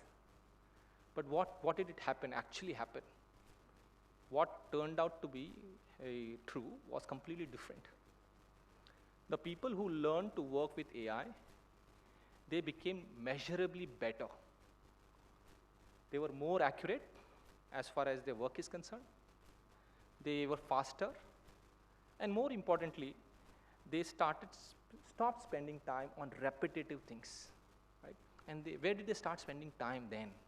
They actually started spending time on the areas which were gray, on the customer conversations which they had not had. So suddenly, when you take away the routine work, you have so much of time which you can gainfully employ.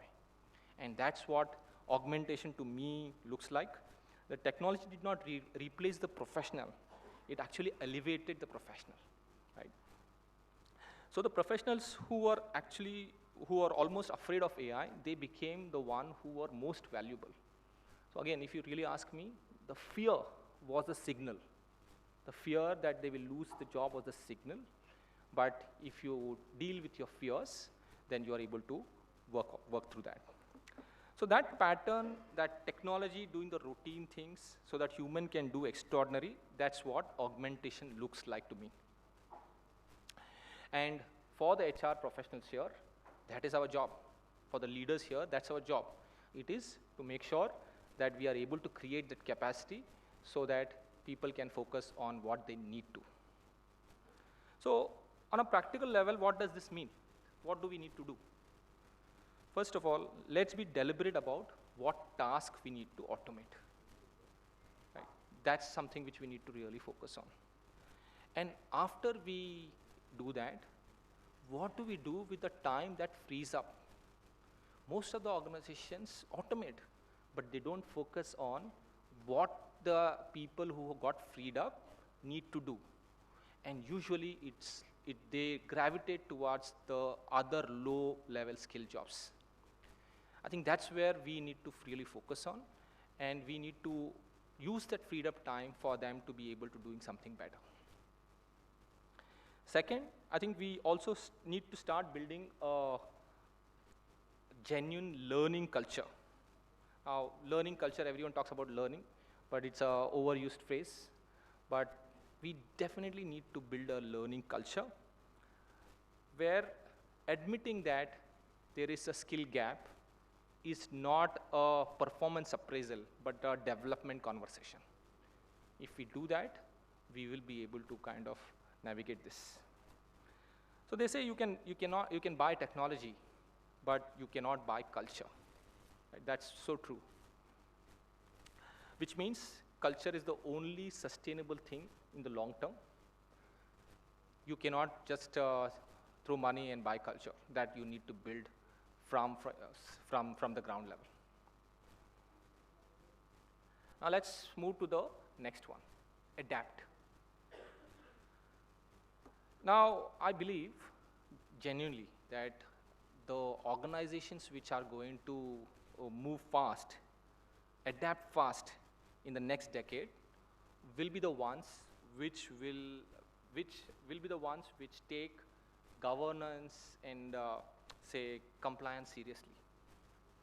So we should not really be seeing governance and compliance as an obstacle to work, but they are the ones which are going to drive us to do better. Let's imagine you have a racetrack, right? There are no rules. Everyone is allowed to go as fast as they want. What is likely to happen? The fastest guy will go on the road, and then he will meet with an accident, and then he will hold back the entire traffic back. Same thing happens in organization as well. If you don't have rules, that's what will happen. So I would say, from a traffic analogy standpoint, add those markings, lay down the rules, right? What are the rules of engagement? Lay down that, be clear. And then you give people an ability to move fast. Right? Even in the context of, there's a different way to look at the cars which we drive. When I met somebody, they said, the brakes in the car actually help you go fast. Think about it. The brakes on the car actually help you go fast, because you know you can stop if you need to. So what does practical adaptation really mean from a workforce standpoint? First, your approach to learning needs to change. Gone are the days where we bring in people, we train and people at the beginning, and then we forget about them. Now, training has to be modular. It has to be on the job, right? It has to be experiential. So that's how we need to start looking at training altogether. It has to be embedded in the workflow itself. Otherwise, we lose it. And organizations doing well on this aspect, they don't have very high learning and development budgets. They do it as a matter of culture. That's how they build it. And the second thing is, again, what I spoke earlier. It's about psychological safety as well. You need to be okay. Your workforce needs to be comfortable to come up to you and say, I don't know. Only then you know that there's something wrong. There's a saying, right, that employee who tells you that something is wrong is worth more than 10 people who say everything is okay. Because the difference is, now you know that something is wrong, right? Earlier you didn't know. So I think that's one important aspect. Building about the environment is leadership responsibility, all of us have, and that's something, it starts from the top. We have to be consistent. It cannot be one day affair. We just don't come, lecture, and then go away. It has to be built into the culture.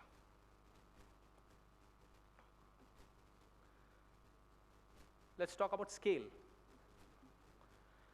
Now we talked about skills, we talked about speed, but scale is important as well. Almost every program I have seen work brilliantly.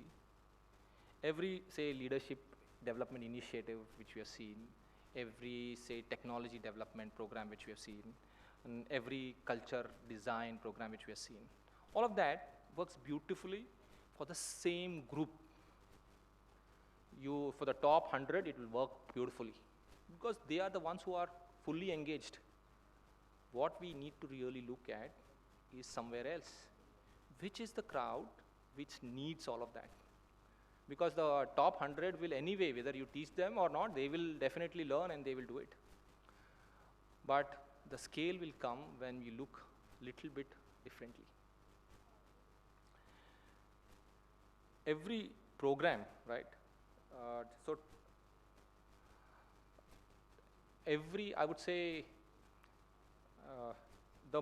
as far as transformation is concerned, where does it fail?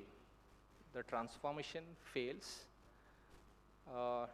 when you don't look at scale, when you don't look at the people. And sometimes we do pilots as well. The most dangerous place is that when the transformation succeeds in pilot, we think that a successful pilot always creates an illusion of momentum. And momentum is not scale. I think that's one thing which we need to really keep in mind.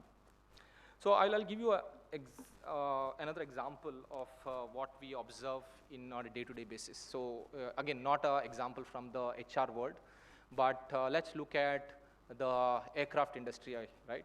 How they have built scale. Now, early 1970s, you would see that there were a lot of these accidents which were happening. Today, if you ask me, you'll say today also there are so many things which are happening. Ahmedabad, of course, faced an unfortunate incident. But all the things which you are reading in paper are not accidents. They are just signs of something else. And I'll talk about that. So what happened in the airline industry? Earlier, the junior members or the co-pilots were not authorized to speak up or were not encouraged to speak up. They would see the pilot actually making a mistake, but because of deference to authority, they would just keep quiet, right? So what changed? So the industry actually worked on this aspect very, very interestingly.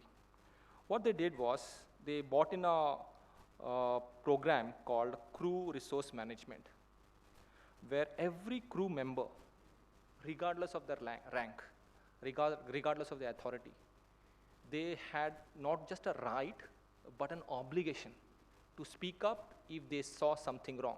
If some practice was not safe, they had to speak up.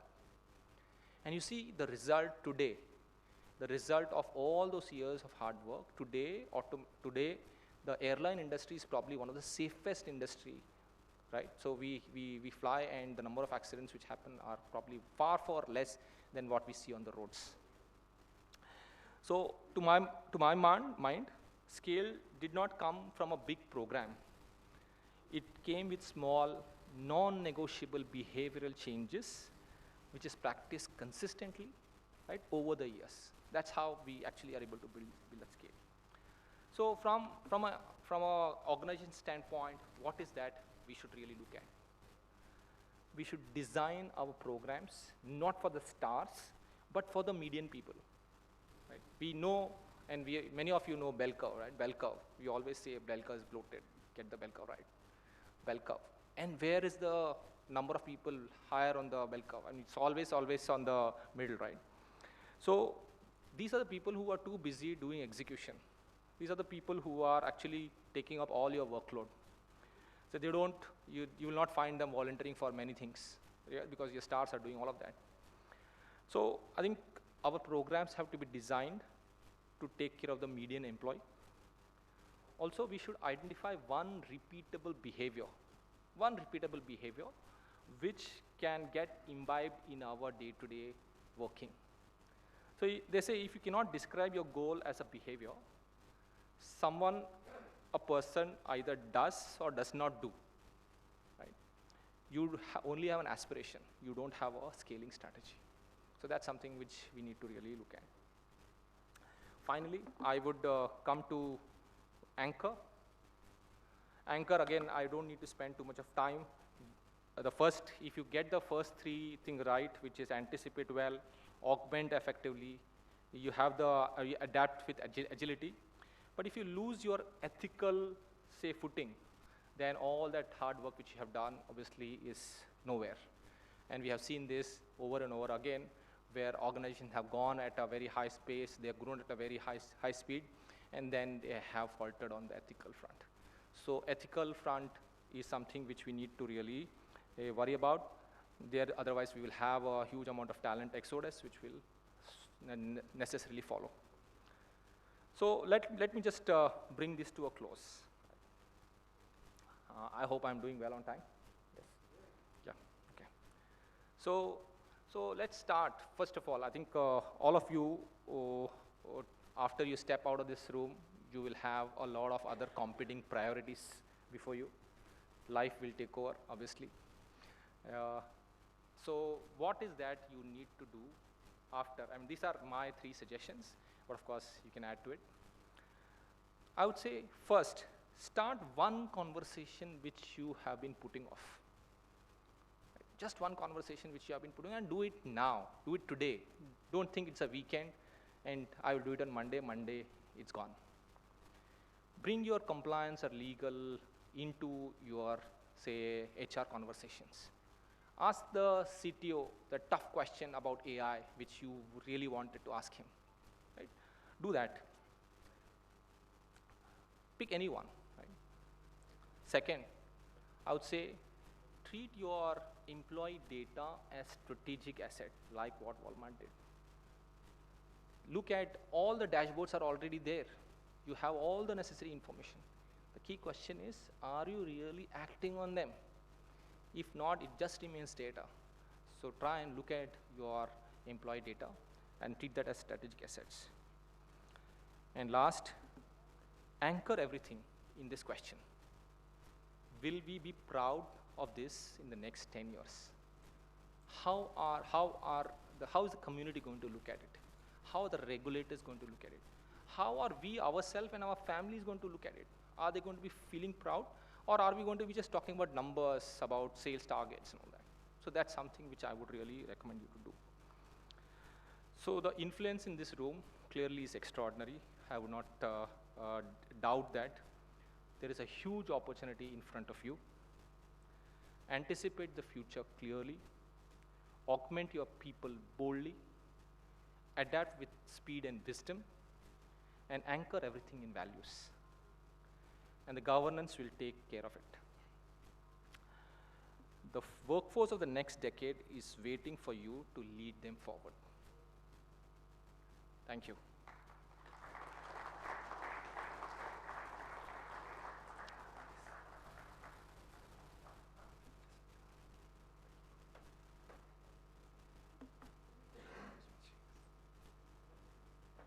Thank you very much, sir. You beautifully emphasized that in today's world, it is not just about having skills, but adopting them with speed and expanding them at scale.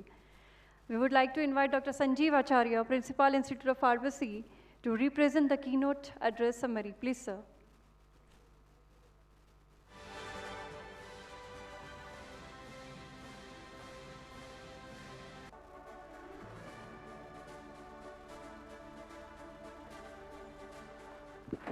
Very good afternoon.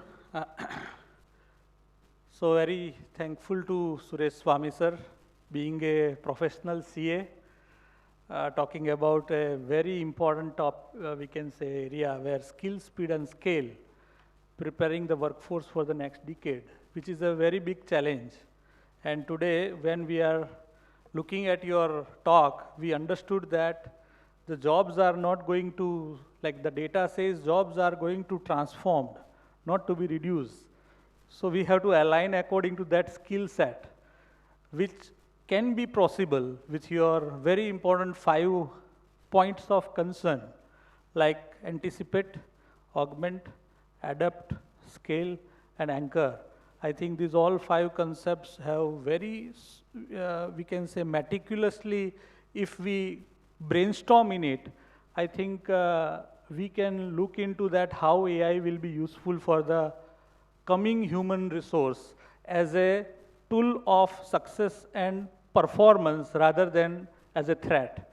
And we are very much thankful to you, sir, for giving very interesting insight. The audience was total silent and concentrated on your talk, which is self-explanatory that how you have explained and connected in such a session which is post-lunch. So we are very thankful, sir. I also request all the HR, CHRO and executives, if you have not filled the form which is be given by us, please spare your little time. This survey is very important for us to make our future goals, that how we will align your needs according to the skill set which university can go further. So I request humbly that you please spare some time and give us to our volunteers. I request volunteers to collect if someone has filled it. Thank you very much. Thank you. Thank you one and all. Thank you so much, sir. I hope everyone is recharged and ready for another panel discussion. Another panel discussion 2, which is entitled Workplace 5.0, Leading the Human AI Workforce, Reinventing Talent, Reskilling Leaders, and Powering the Future of Work. I would like to invite the panel members on the stage. First, I invite Mr. Joseph Premraj, Head HR Admin CG Semiconductor. Mr. Prashant Vaidya, Vice President HR Transpic. Mr. Narayan Danak, Technology Risk Architect, Bank of America. Mr. Rushad Shah, Assistant Vice President HR, Signet Infotech. Mr. Vijay Rane, Fractional CHRO, Tech Extension. Ms. Shelja Kushwa, Solutions Manager, People Strong. Mr. Satyam Kanabar, Partner, Be Free. Ms. Purvi Pandya, CTO and Director, Encrypted Technologies. Mr. Prakash Bajaji, Founder and CEO, RKHR Management. Let us give all the panel members on the stage. We have invited them for Workplace 5.0, leading the human AI workplace, reinventing talent, reskilling leaders, and empowering the future of work. As a moderator, I would like to invite Dr. Saurabh Dave, Senior Pro Vice Chancellor, Ganpat University, and Dr. Subrat Sahu, Senior Director, Accreditation, Assessment and Ranking, Ganpat University. Let us give our moderators of panel discussion too huge round of applause. Without further ado, I now take the discussion forward. I hand over the discussion to the moderator, explore how organizations can truly lead in this human AI era. Please, sir. Thank you. Good afternoon, distinguished guests, industry leaders, and dear participants. It is our privilege to welcome you to the panel group discussion 2 of the CHRO Conclave 2026 here at GIFT City, Gandhinagar. As we stand at the intersection of human intelligence and artificial intelligence, the idea of Workplace 5.0 is no longer a futuristic. It is unfolding now. The real question is, how do we lead, reskill, and reimagine the talent in this evolving human-AI partnership? To explore this, we have with us an exceptional panel leaders who are actively shaping the future of work. With this, may I introduce our first esteemed panelist, Mr. Joseph Premraj, Head Human Resource and Administration at CG Semi Private Limited. With over 26 years of rich experience across leading organizations such as the Tube Investments of India, Crompton, and ACC, Mr. Premraj is currently leading HR of one of India's pioneering semiconductor ventures. He brings deep expertise in employees relationship, CSR, and large-scale workforce management across pan-India operations. I request Dr. Nirav Halwadia, Professor, VM Patel Institute of Management, Ganpat University, to come forward and felicitate Mr. Joseph Premraj, sir. So please join.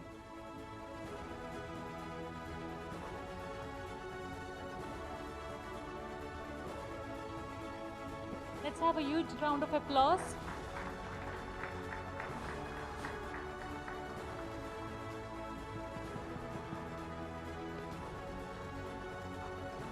Joseph sir joining from CG Semiconductors.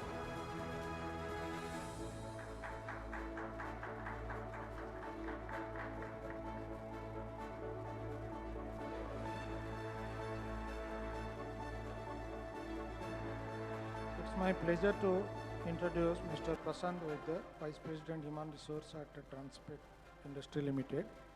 With an impressive career spanning over 30 years, Mr. Vaidya has contributed to renowned organizations like Videocon, Torrent Power, and JK Paper. His expertise lies in performance management, leadership development, and succession planning. Recognized among the top most HR leaders, he has consistently driven impactful HR strategies aligned with business growth. Beyond this, his professional journey, he is also a passionate reader and sports enthusiast. May I request now Dr. Mukesh Sharma, Manager Placements, Faculty of Engineering and Technology, and Associate Dean International, Ganpat University, to felicitate Mr. Prasant.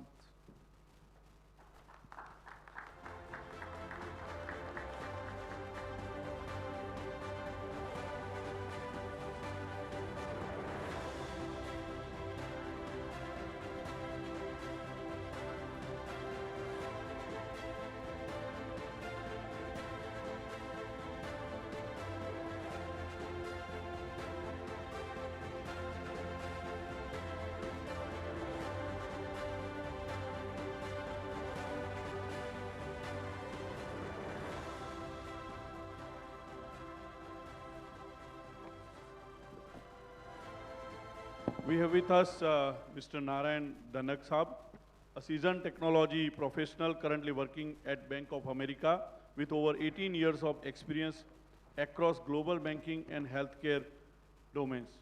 I request Dr. Hiren Patel to come forward and felicitate Mr. Dhanak Saab.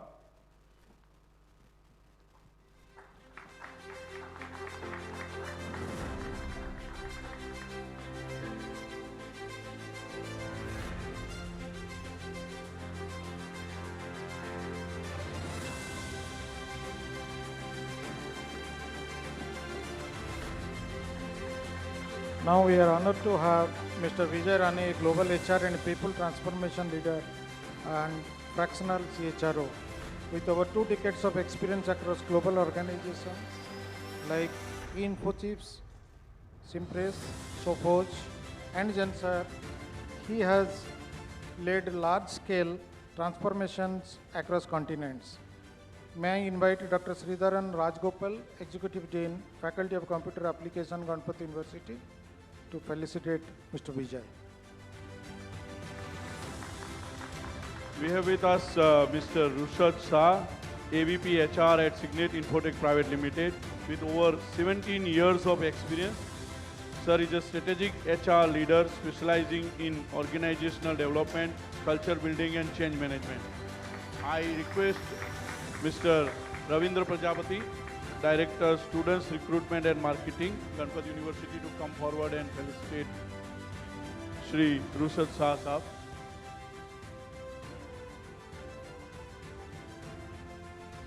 Rushad Shah Saab.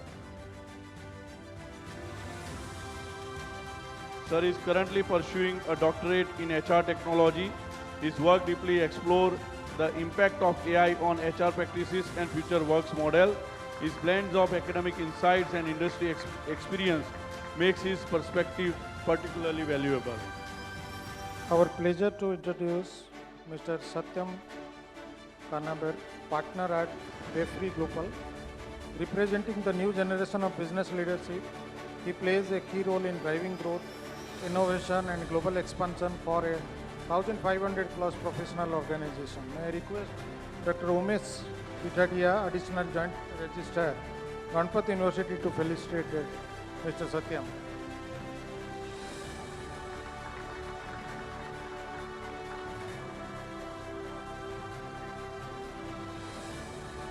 We have with us Ms. Selja Kushwa. Ma'am is a solution manager at People Strong and an alumnus of XLRI Jamshedpur. I request Dr. Nishan Dodre, Director HR, Ganpat University, to come forward and felicitate ma'am. Ms. Kushwa is a dynamic HR tech professional. She specializes in talent management, performance systems, and digital HR transformation.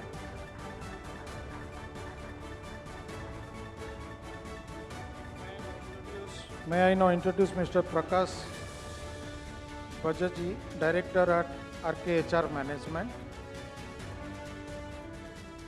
May I request Professor Sanjay Vanani, Deputy Director, GUNI Care, to felicitate Mr. Prakash.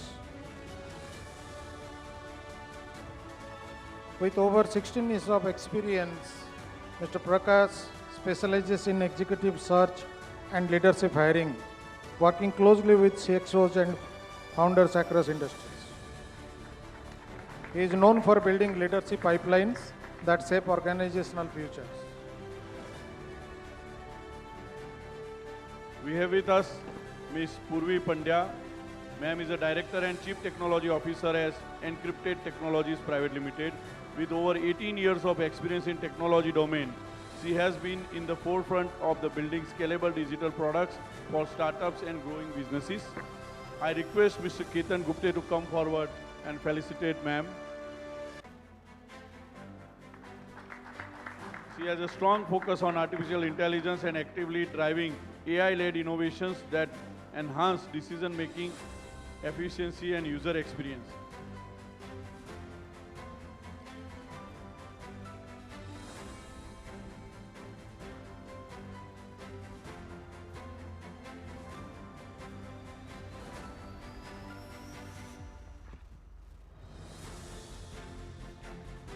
To continue the discussion further, I have a first question for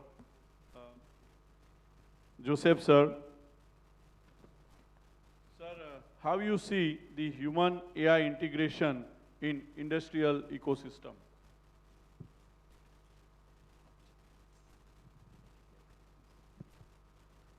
Yeah, good evening. See, I come from a completely nascent industry in India, the semiconductor sector, which is highly precision-oriented manufacturing. So I've been traditionally working in manufacturing, so I know how manufacturing works and how we lead people in manufacturing, what happens, how the value addition happens. But when I entered this business, it's a complete shift in the way how we have been operating in India and what it takes to manufacture or give life to a semiconductor package. It's a very complex product, and it is like, the size of a granule or a sugar granule, much smaller than that also, encompassing thousands of, capacitors, and, it is a very, very, I would say, complex product that we are doing there. Now, when we are entering the domain, when this question has been asked, how do I see these two things together? So what I precisely think is, more than the tech shift here, what we think, it is the mindset shift that is very critical. How we operate, what we should do, how do we compete in the global scale, what the global companies are doing. Morning, I heard there was this gentleman from the pharma company saying there's a huge amount of audit processes that they undergo to bring out their product. It is much more stringent here. We see global companies walking into our factories every day. They have a huge number of requirements. They have a huge number of expectations from us. So what exactly am I trying to say here? So the first thing is, let me now tell you what happens to technology to manufacturing. Because right now we are just commissioned our plant. So we are yet to experience the next level of challenges that we can encounter. But what from my past experience, I've been working with a lot of large corporations, especially in the employee relations field. So I've been on the field, on the shop floor, with the people, where the actual value add happens. Now, the one example I would like to share here is, in one of the plants, we started with IIoT, connecting all the machines. Now, what happened before that and what happened after that to the HR folks there? Before that entire IIoT assignment that we executed, we were clueless how the manufacturing was happening because the workers were doing the way they were doing for 70 years. They had the complete control on the manufacturing. They would dictate how things will happen because they had the tacit knowledge. They knew how to operate machines. They knew how to run the machines, how to handle it, where to tweak, how to improve productivity. They had everything. We were clueless. That is the reality. of Indian manufacturing today. Across all domains, across all industries, you will find that as a reality. Because there is a generational shift that is happening in the manufacturing. The older people have gone, the new set of people are coming in, but the employees, the workers are there. Employees resign, people go away, knowledge goes away. What happened with this IIoT? The IIoT opened up a completely different viewpoint for us. Immediately, we started noticing many things. What time the machine started, what time during the shift the machine stopped. We noticed that people were starting the machines when the shift was starting at 8 a.m., they would start at 8:30. We started also noticing that people were leaving half an hour early. We also started noticing machines were stopping for various reasons. Some were breakdown reasons, some were changeover reasons, some were waiting for material reasons, some were without order, waiting for order. So when we started deep diving into all these things, many issues started popping up. So the HR now started talking business, now started value adding to the business, now started clearly having a conversation which was crucial with the unions. What then was seen was the unions usually used to come with us and ask for a huge list of their requirements. We're now waiting and seeing that the HR folks were talking and giving them a huge list of requirements. The tables change. So the tech shift which is happening is very critical. One thing what I would like to say is, obviously, that is not going to replace the human beings, but it is going to take away the repetitive tasks, definitely, and at the same time, it is going to be a data-oriented approach which will be, I think, which was not there in the past. That is what I think is going to happen. Thank you, sir, for giving us a great insights and helping us understanding the comparison of shifting the work style, adoption of the technology, and how the HR has seen and started playing a role into the AI integration and improving the ecosystem. Thank you for your insights, sir. Thank you. Yeah, moving ahead in the context of evolving the performance system in the AI area. Here is with us Mr. Prasant Vaidya.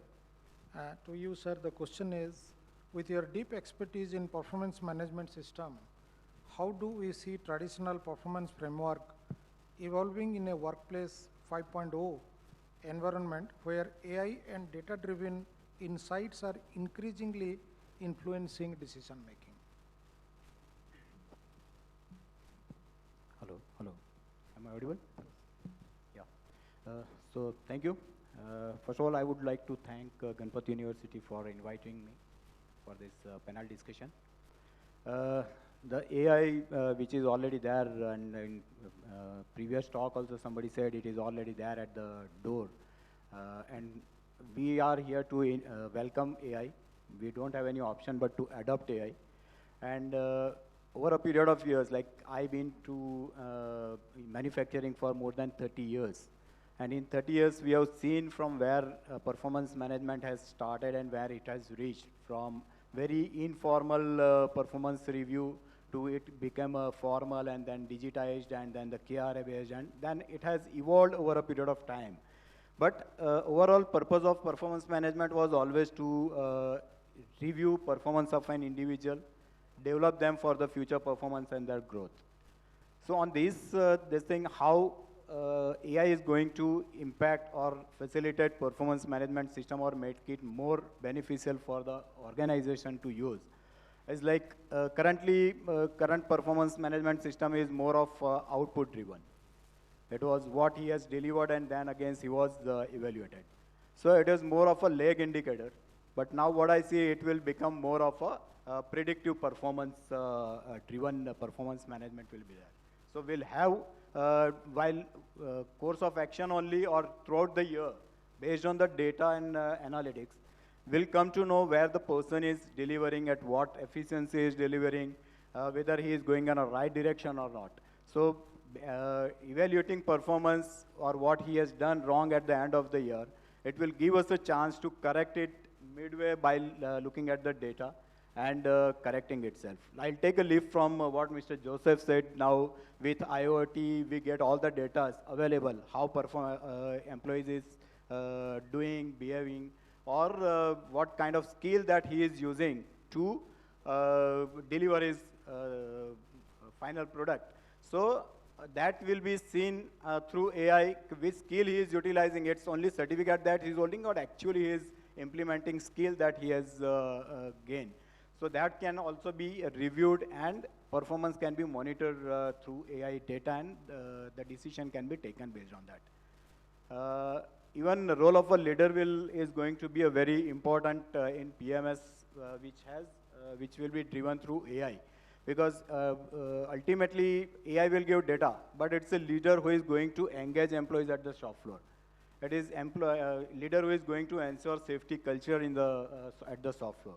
So how he drives all these practices, that is going to make difference. So we need to train leaders to use data, to ask right questions to its employees, and evaluate employees' performance based on the data that is generated. So I think it's future of performance management is not evaluation, but it is going to be a navigation. Thank you. Yes, thank you, sir. I think you were rightly given us the insights that we are moving away from managing the employee and towards optimizing the human potential. And AI is really playing an important role wherein we are able to integrate the data through multi-channel sources. Thank you so much. I have a question for the next half. Given your experience in high reliability banking system, how can organization design human AI workplace that are not only efficient but also sustainable, resilient, and aligned with the long-term business and regulatory realities? Sure. So before we talk about long-term, let's talk about short-term. Because adoption, there are two spheres to any change. The first is adoption, and second is longitudinal breakthrough and attainment of objectives through that adoption. So now it's not only long term, the first question is short term. In short term, what is going to happen? We know AI is already here. Everybody is fearing of AI, right? Okay, so there are issues of trust happening all across. In short term, what we have to understand and manage is those trust issues. What are those trust issues? Trust issues between employee and management, because employee is thinking, if suddenly I become productive, 20% productive, I would lose my fellow 20% of workers. Maybe I may be one of them, right? So employee doesn't trust management, employees have their agency costs. Then what happens is, similarly, when employee doesn't deliver, with the tools given, AI given, manager starts distrusting the employees, and board and investors have their own agenda of being profitable, getting more profitably out of adoption of AI. So when managements don't deliver, board and investors have feeling of distrust on them. So in short run, before going to long term, it is going to be a trust problem, trust deficit problem that really needs to be fixed before AI can take off. AI can give any results. This is something which relates to all of the people here, that it's a trust deficit. If we manage it well, then and then we have full utilization of AI or full caliber of AI that we can exploit. So that's on short run. On long run, artificial intelligence is a buzzword. And I would agree with a lot of guys here who have very plainly explained that AI is not for AI, AI is for humans. So AI can't govern you. You have to get, so AI can't remove the human out of the equation. AI has to have human in the loop, or at max on the loop, but it can't remove human, right? This world works because of humans, right?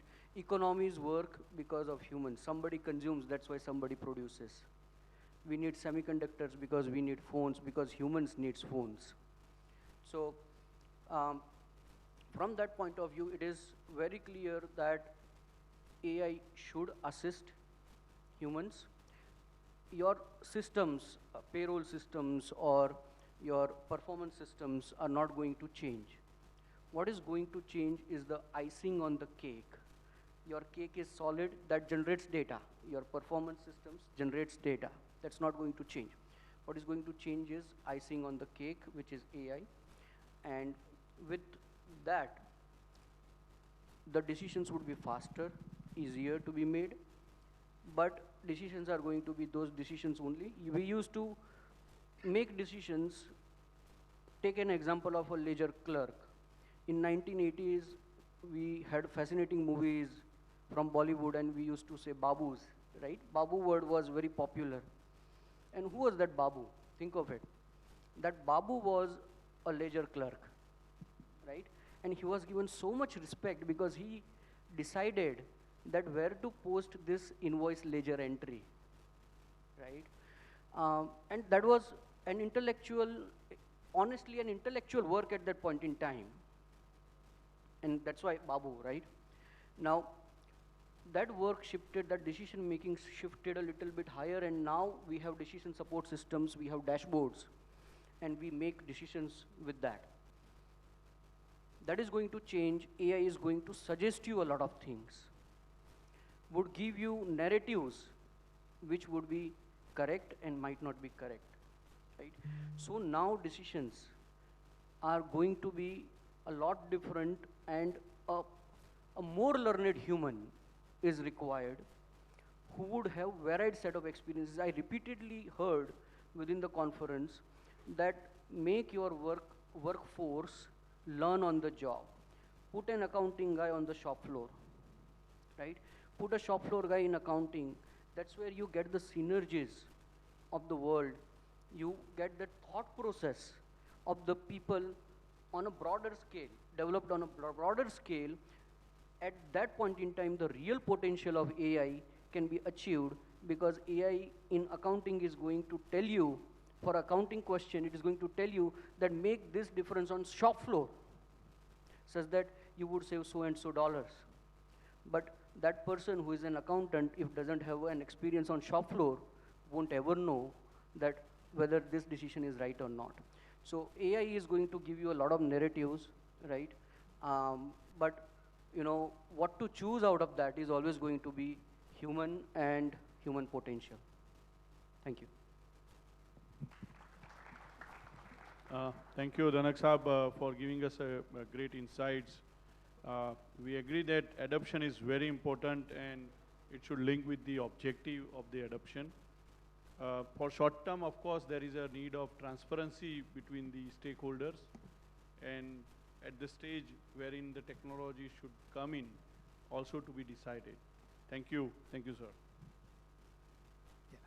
Scaling a global capability center GCC in the workplace 5.0 era requires shifting from a centralized control mindset to a distributed intelligence model. Mr. Vijay Rane, sir, the question is, with your vast experience in scaling GCCs across geographies, how can organizations design workplace 5.0 models that seamlessly integrate AI with human capabilities while ensuring consistency in culture and performance globally? So, the key thing is AI is changing everything. Whether we like it or not, it is changing.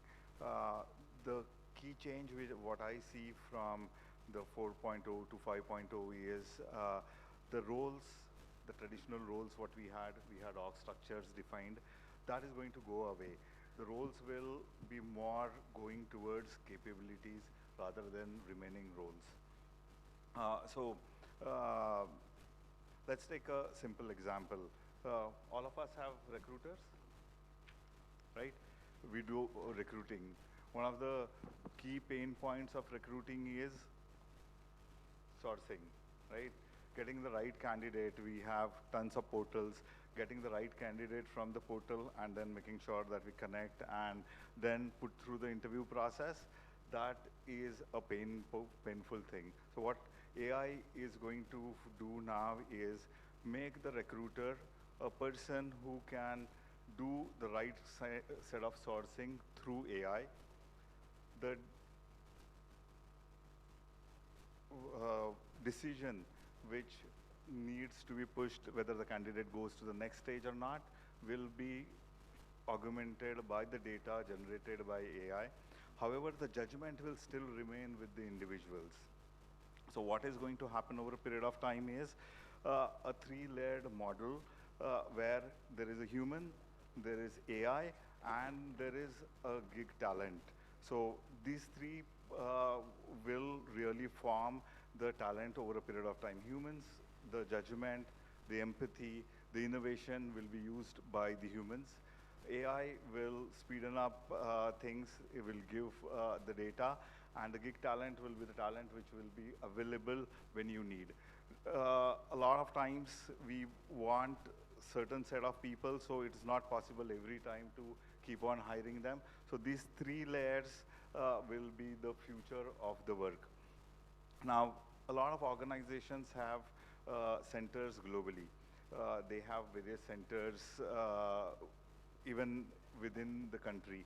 Now, each center would have a different set of culture, a different set of values, a different set of things.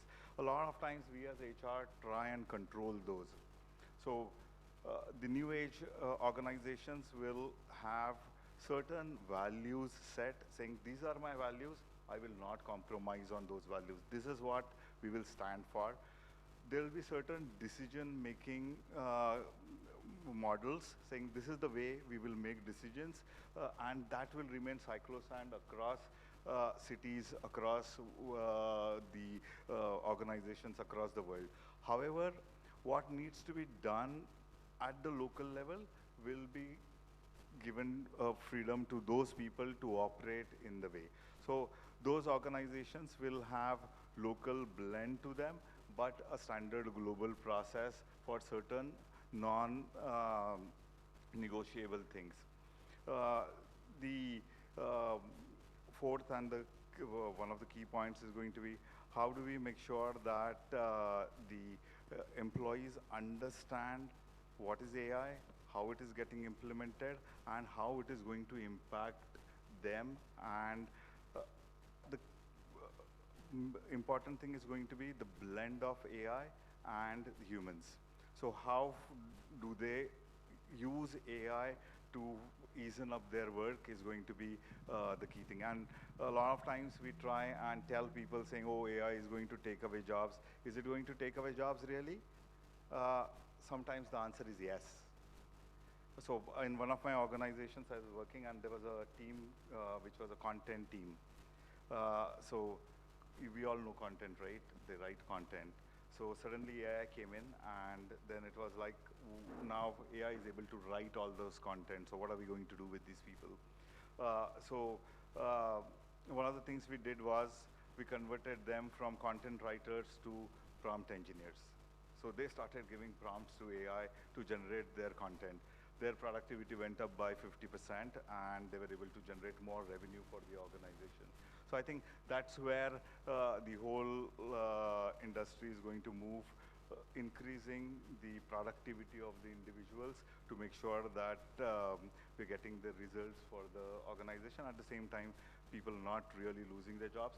Did it meant nobody lost their jobs? No, few people lost their jobs. The people who did not think that they would be using AI or they want to use AI, they did lose their jobs. So people who will be able to blend these two, I don't think there should be an issue, but otherwise there is going to be a challenge going forward.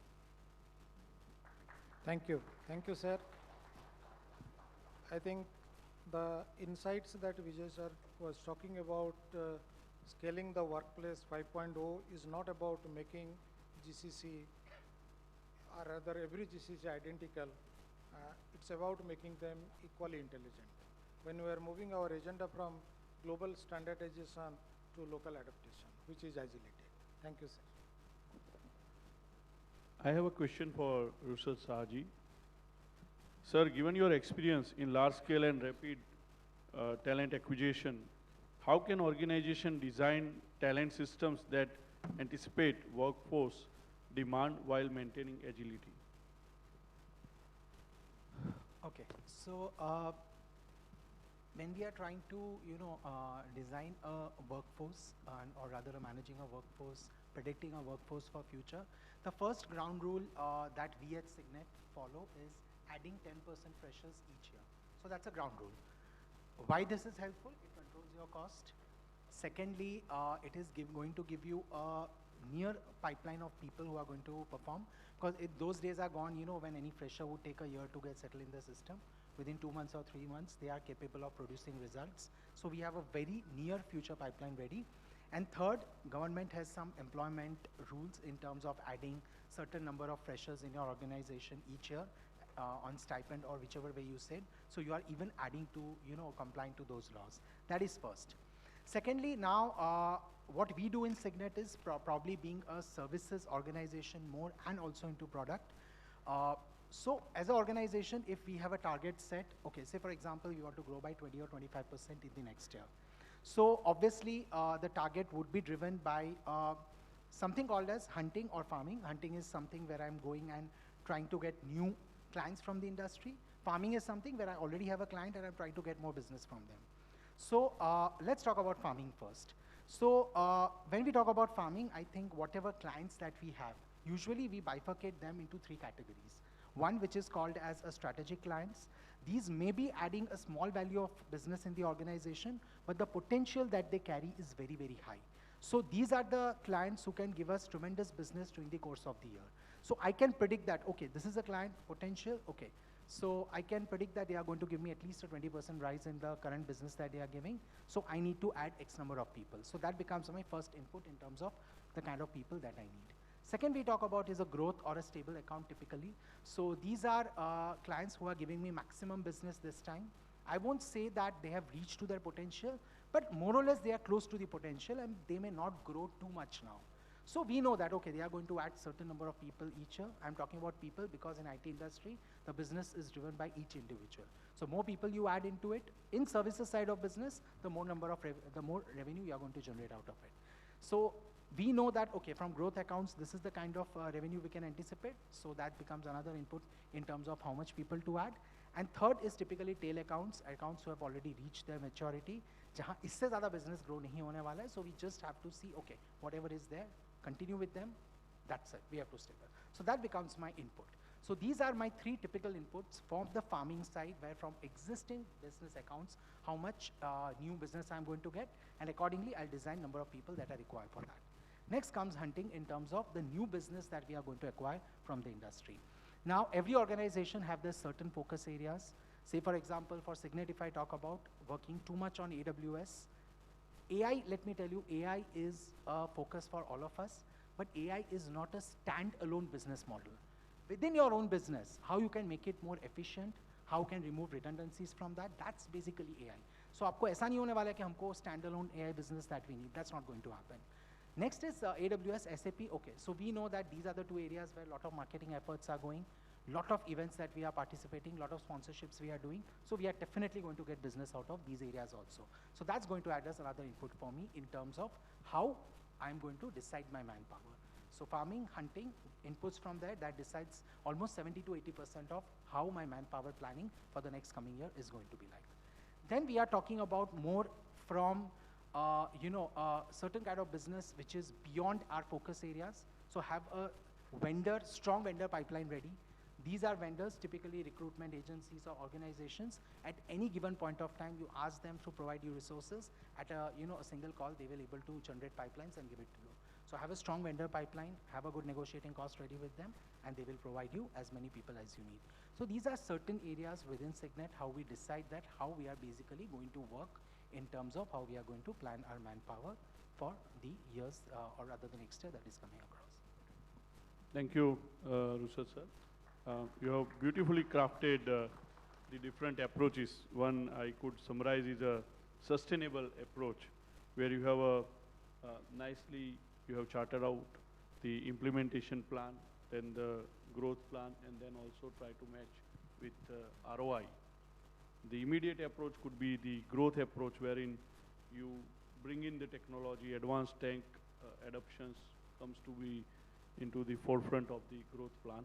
And then the expansion plan, where diversified leads and some change of rules can change the game, wherein untapped market can be included. Thank you for the great insight, sir. Thank you. Yeah. In the context of building future-ready talent in GCCs, my question to Mr. Satyam Kannagar.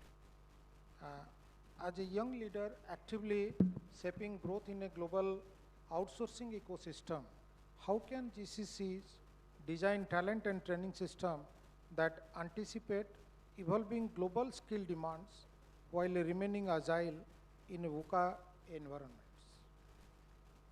First of all, thank you so much, Ganpat University, for inviting us. It's a great pleasure to speak here. And special thanks to Kishore ji as well for telling me to speak today. So I think I would be the youngest in the panelist. So coming from a Gen Z perspective, so I think we can redesign the talent in this GCC and this changing environment in 3 different steps. The first could be anticipate. I think it was already covered in the presentation as well, but just to add on to that. In this changing environment, we need to have that ability to think out of the box. So in our organization, I think, one of the panelists said they recruit 10% of freshers. So we have stopped recruiting experienced people in our organization because AI is having a big time impact in our organization, because we are also a labor intensified organization. So what I mean by anticipate is to have a proper structure in place. And the second pillar I would like to add is architecture. So we need to embed the market intelligence in our L&D function. Just to give you an example, prompt engineering 2 years back, no one knew what's prompt engineering. But nowadays, it's the fundamental of whatever you do. If you're experienced, if you're a fresher, prompt engineering is like the ABCD of the business. So by including such aspect in our training can exponentially increase the output of the individual. And the third pillar I would like to add is agility. So I would just like to ask a question to the people sitting. How many of you have heard about Opus 4.7? Has anyone heard about Opus 4.7? I think there is one person there. 2, 3. So that's the technology that's going to take over the future. So that's one of the latest model by Anthropic, which is leading the AI race. If you haven't heard about Opus 4.7, so I would like to say very bluntly, you can't comment on AI because you don't know the capability of how AI is functioning. So in theoretically, there are a lot of things that one person can do. But it's really important that you understand what's the technology available in the market and then comment on the technology and how technology can change. So you can't out-learn a model that learns faster than you. You can't outwork a model that works 24/7. The only edge that we have is being irreplaceable human, having the ability to judge, having the ability to have clear thoughts. I think the modern luxury is the ability to think very clearly. Because I think in this AI era, there is a lot of information coming in. So it's very important for us to only take information that is relevant to us. Because having a lot of information is equal to a dustbin if you don't take any action. So I think this answers your question. Thank you. Thank you. Thank you, sir. I think what is important for us to understand with respect to this GCC talents evolution from a reactive strategy to anticipatory. That was exactly what you mean to lead the global trends. Thank you so much. I have a question for Ms. Selja Kushwaha.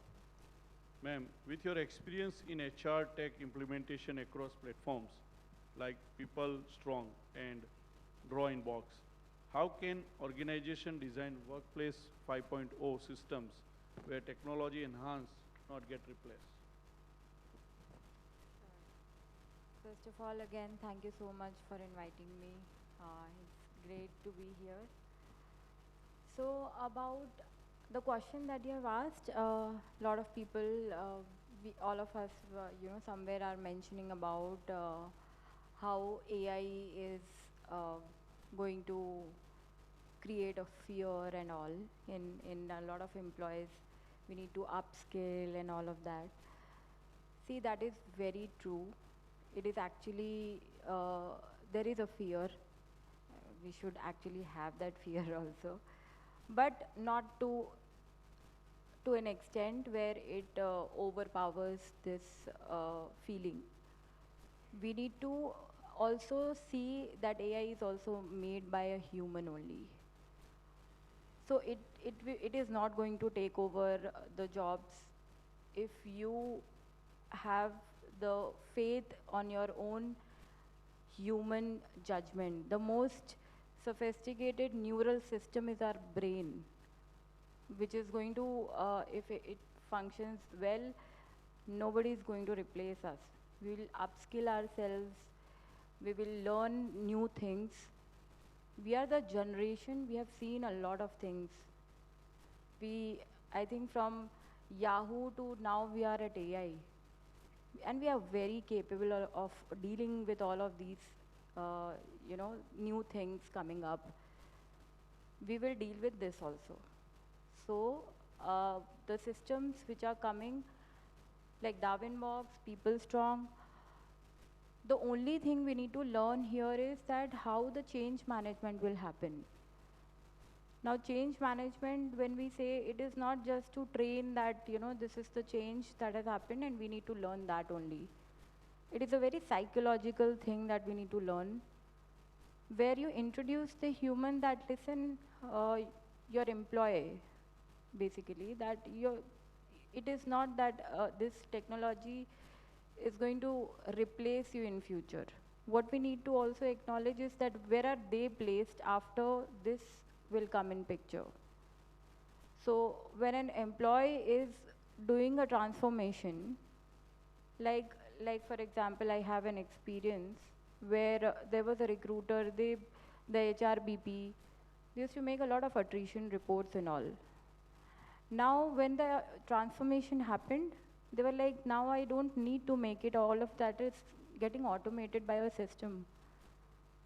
But what she needs to hear is that, yeah, it is going to ease your work, it is going to help you, but where she will see herself next is what she needs to hear.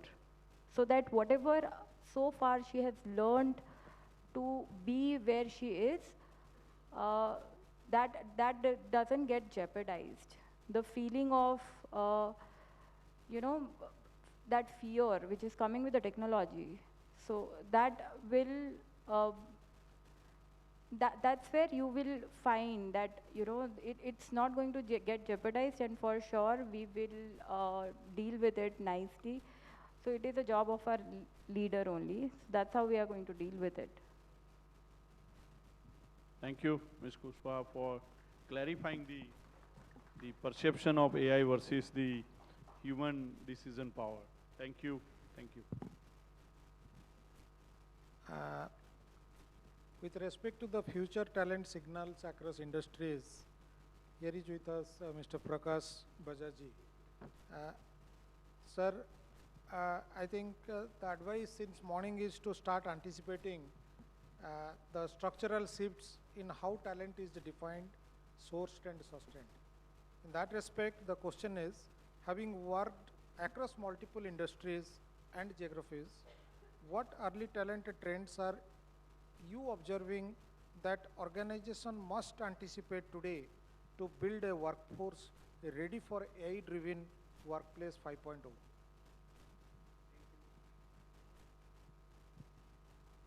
Thank you. Thank you, Ganpat University, for providing this platform.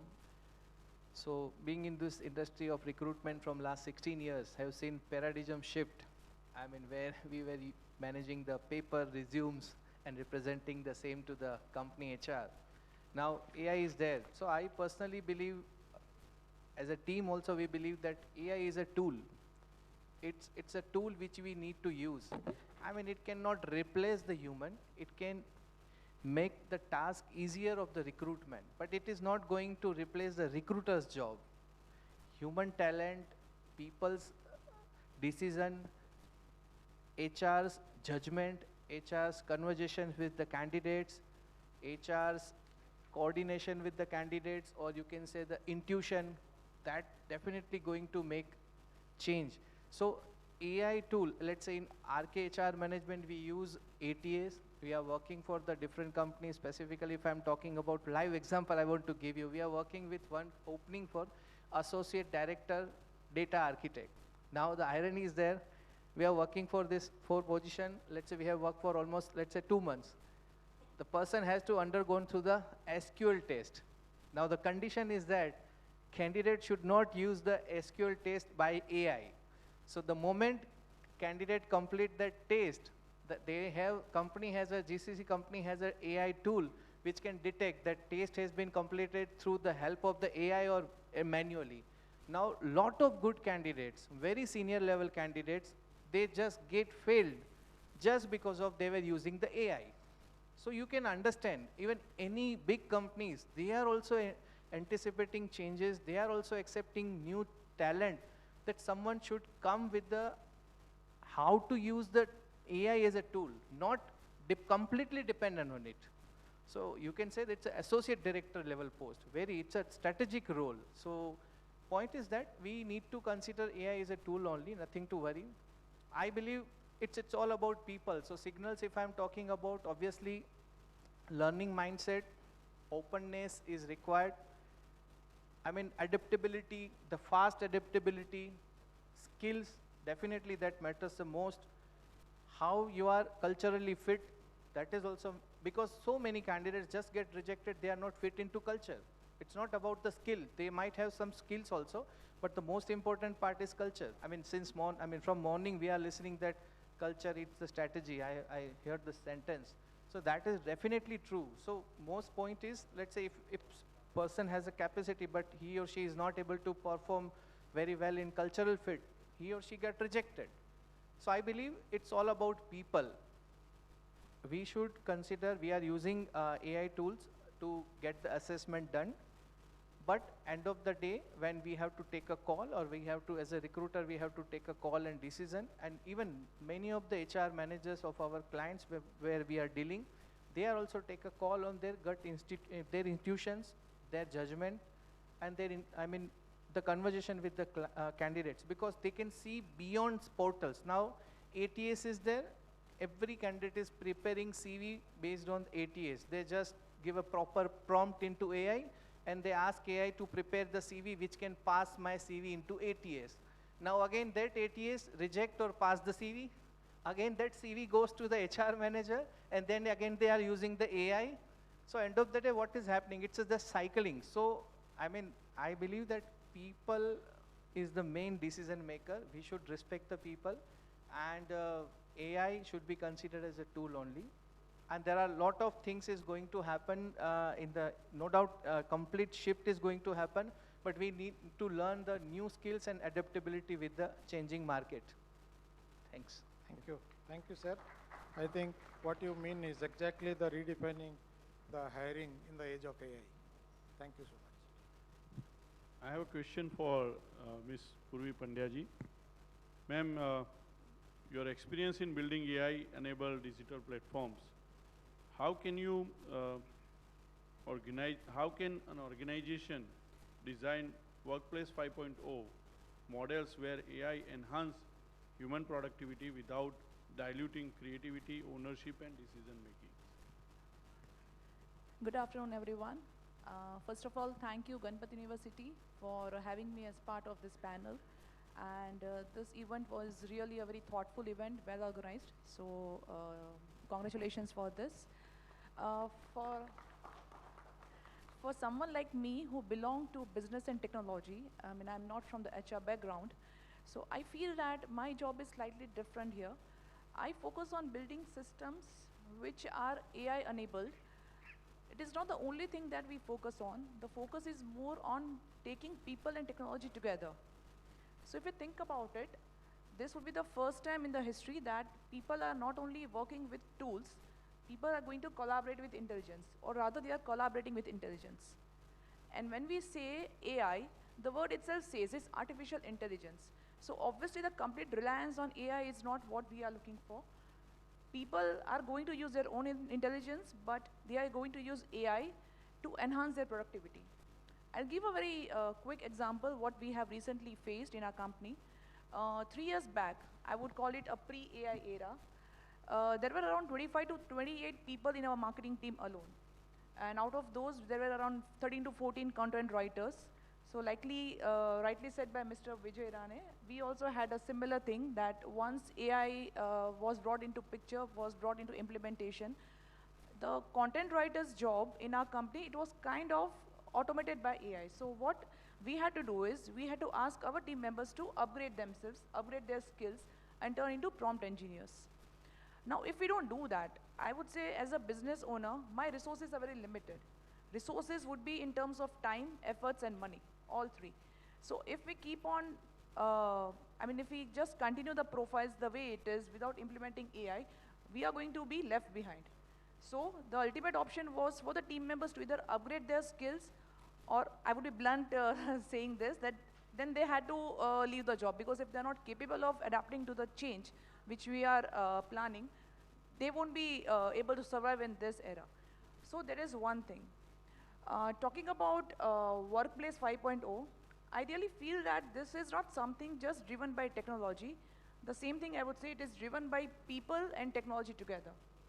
So there are two basic principles which I think should be considered while designing Workplace 5.0. The first is augmentation. We have been hearing this since morning. Second, I would say, is anticipation. When we talk of augmentation, it's basically enhancing the team members' productivity. It is not going to replace the team member. I'll give a quick example. We were building a software for one of our clients. It was an e-commerce platform. The product manager in the team, initially, before the use of AI, initially he used to see a lot of spreadsheets, understand the data, and then come up with enhancements which were needed on the app. But with AI into picture, all the analysis, the hours that were being spent on analyzing the spreadsheets, everything is automated. They have the AI insights available. They just take a leap forward from there. They use their own brains. They come up with a better decision-making power, and then they take the decisions. So it's not taking away the job of the product manager when AI comes into picture. It is taking him to a one step ahead to deliver faster and better results. So that is what augmentation is about when we talk about Workplace 5.0 design. The next is anticipation. So yes, anticipation is not basically about predictions. I don't say that AI is used for predictions, but yes, AI can be definitely used for predictive analysis. We already have the data available with us. So let's say there's a similar example of an e-commerce store. We have AI understanding the user behaviors. We have AI understanding the user patterns, their buying patterns, the way they put their products into wish list, and the way they buy, or they are on a particular page and they drop off. So all this analysis is being done by AI. So with that, what happens that the team members have the data ready with them, so they can come up with the solutions before the problems arise. So it's about making the team members proactive instead of just being reactive. So I think these are the two basic principles which we should consider while designing Workplace 5.0. Lastly, it's about the human-centric approach. So as we just said, that AI should not be used for making decisions. AI should be used to give you insights. It should be taking away your repetitive task. It should be helping you in removing the monotony. But then the decisions are made by humans. AI can give you options, but the decision lies with the human. So that's where the creativity and decision making comes into picture. Thank you. Thank you, ma'am, for a wonderful insights. We strongly agree that people and technology can together only work and ensure that the adoption has happened. Also, collaboration with AI and technology is extremely important. Human-centric approach is very much needed. And we have to have a balancing art which includes time, resources, and money all put together. Thank you for the insights. Thank you.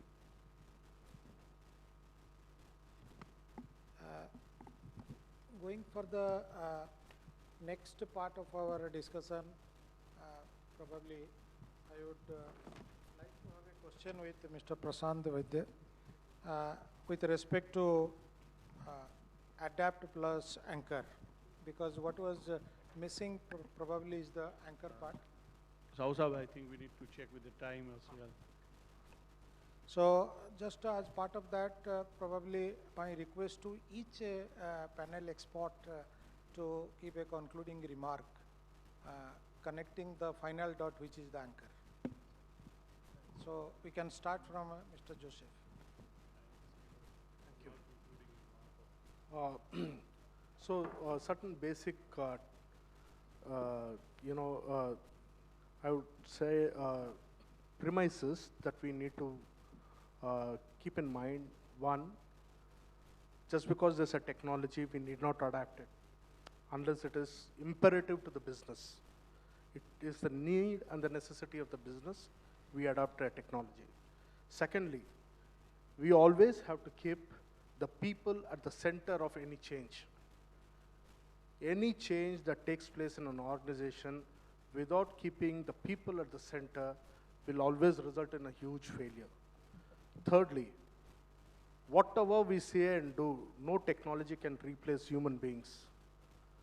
The very nature of human beings, by we being the human beings, the ability to, think out of box, think creatively, I would say resilience, compassion, empathy, feelings, these are highly critical, and no technology, however smart, however 24/7 it works, can replace it, right? So, I was just, when these topics came in, one thought came. Some random guy thought that he can fly like a bird. He chased that dream. He worked resiliently. Maybe he broke his bones. We really don't know what he did. But one day, those guys flew, right? So the human nature by itself is so profound. It has got so much of ability, so much of things that is hidden. It will emerge, and it is much more superior, right? So, one thing we need to have always in mind is when we bring about change, when we involve people, there's one thought in everybody, the fear of the uncertainty. And the next question is, what is it for them? If we have these answers, I think any change is smooth. You go and ask anybody, hey, you guys change because the technology is asking you to change. The guy will say, are you stupid? Why should I change? So, what is it for them? What is it in that for them? It's a very, very critical question we need to think. Then, of course, the algorithmic transparency. Any change will have to have a transparency. One simple example, I was working for this large organization where we were measuring work performances. So when we were measuring work at workplace, we used a technique called Maynard operating sequencing technique. Now this is a technique which measures human effort. So people were questioning the logics. How are you arriving at this number? How are you saying I should give this productivity? So the transparency is highly critical. Tomorrow when you adapt an AI, it will also measure. It will also give you a certain data. We cannot just blindly enter. We need to take people and be transparent on the logics around it. And the last thing is, of course, with the AI, nothing changes, especially in the manufacturing. The work happens at the shop floor. Hybrid work lines, whatever is the situations that we look at, 2-3 things will happen. Functions which are line can also go on hybrid mode, but then compensations will vary. People who actually do value add will be paid more. There will be, impact of AI will be creating more, like if I look at long-term wage settlements with unions, it will be more personalized going forward, looking at the individual needs based on the heat maps, area-wise, zone-wise, everything will change. So there is a lot of things that I anticipate there. So keeping that in mind, those are my feelings and thoughts. Thank you so much for this opportunity.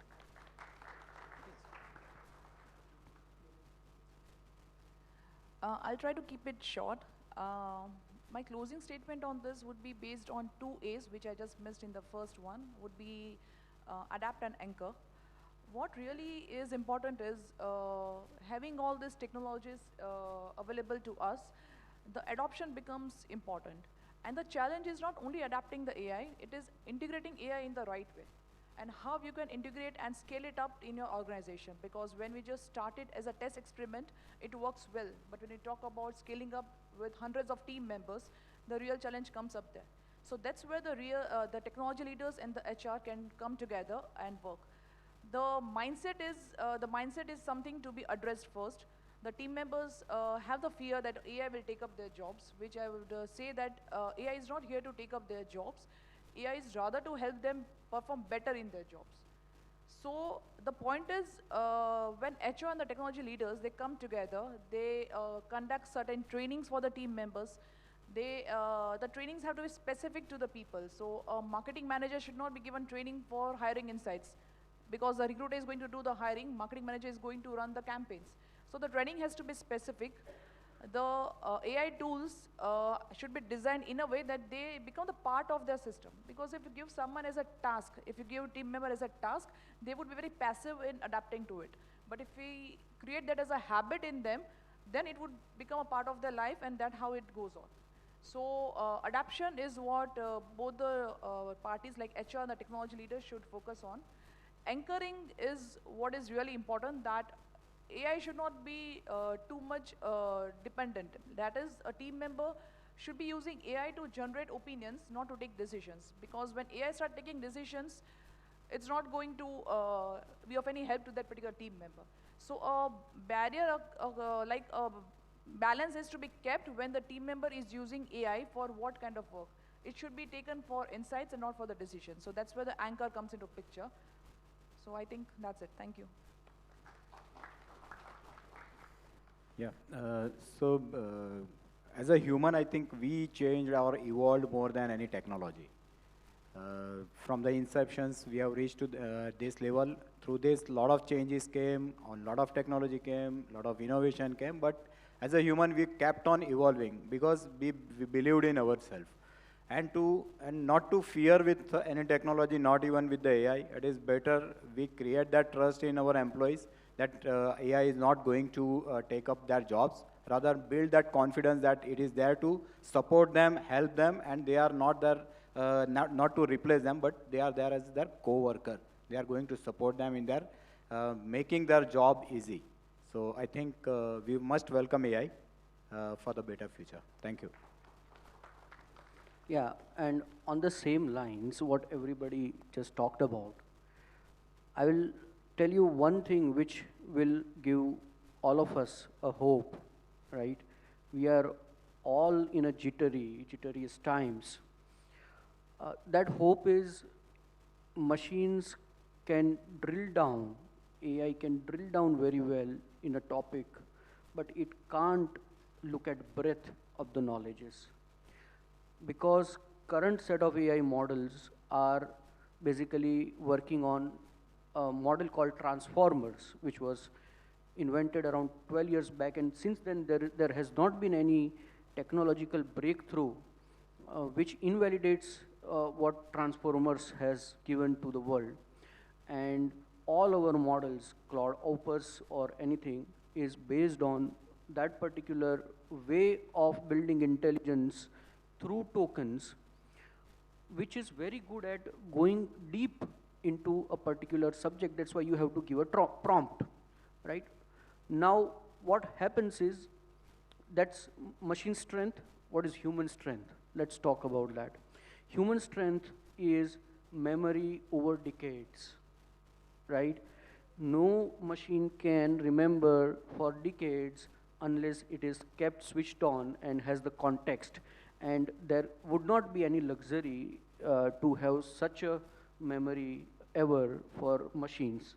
So the strength of human, and that's the hope, which is long-term memory and able to make connections through the lattice work of mental models that humans acquire across the time period. So the hope that we all have is we won't be replaced by machines, but we would have, our deficits would be compensated by machines. And that is going to be, that's the hope that we all have.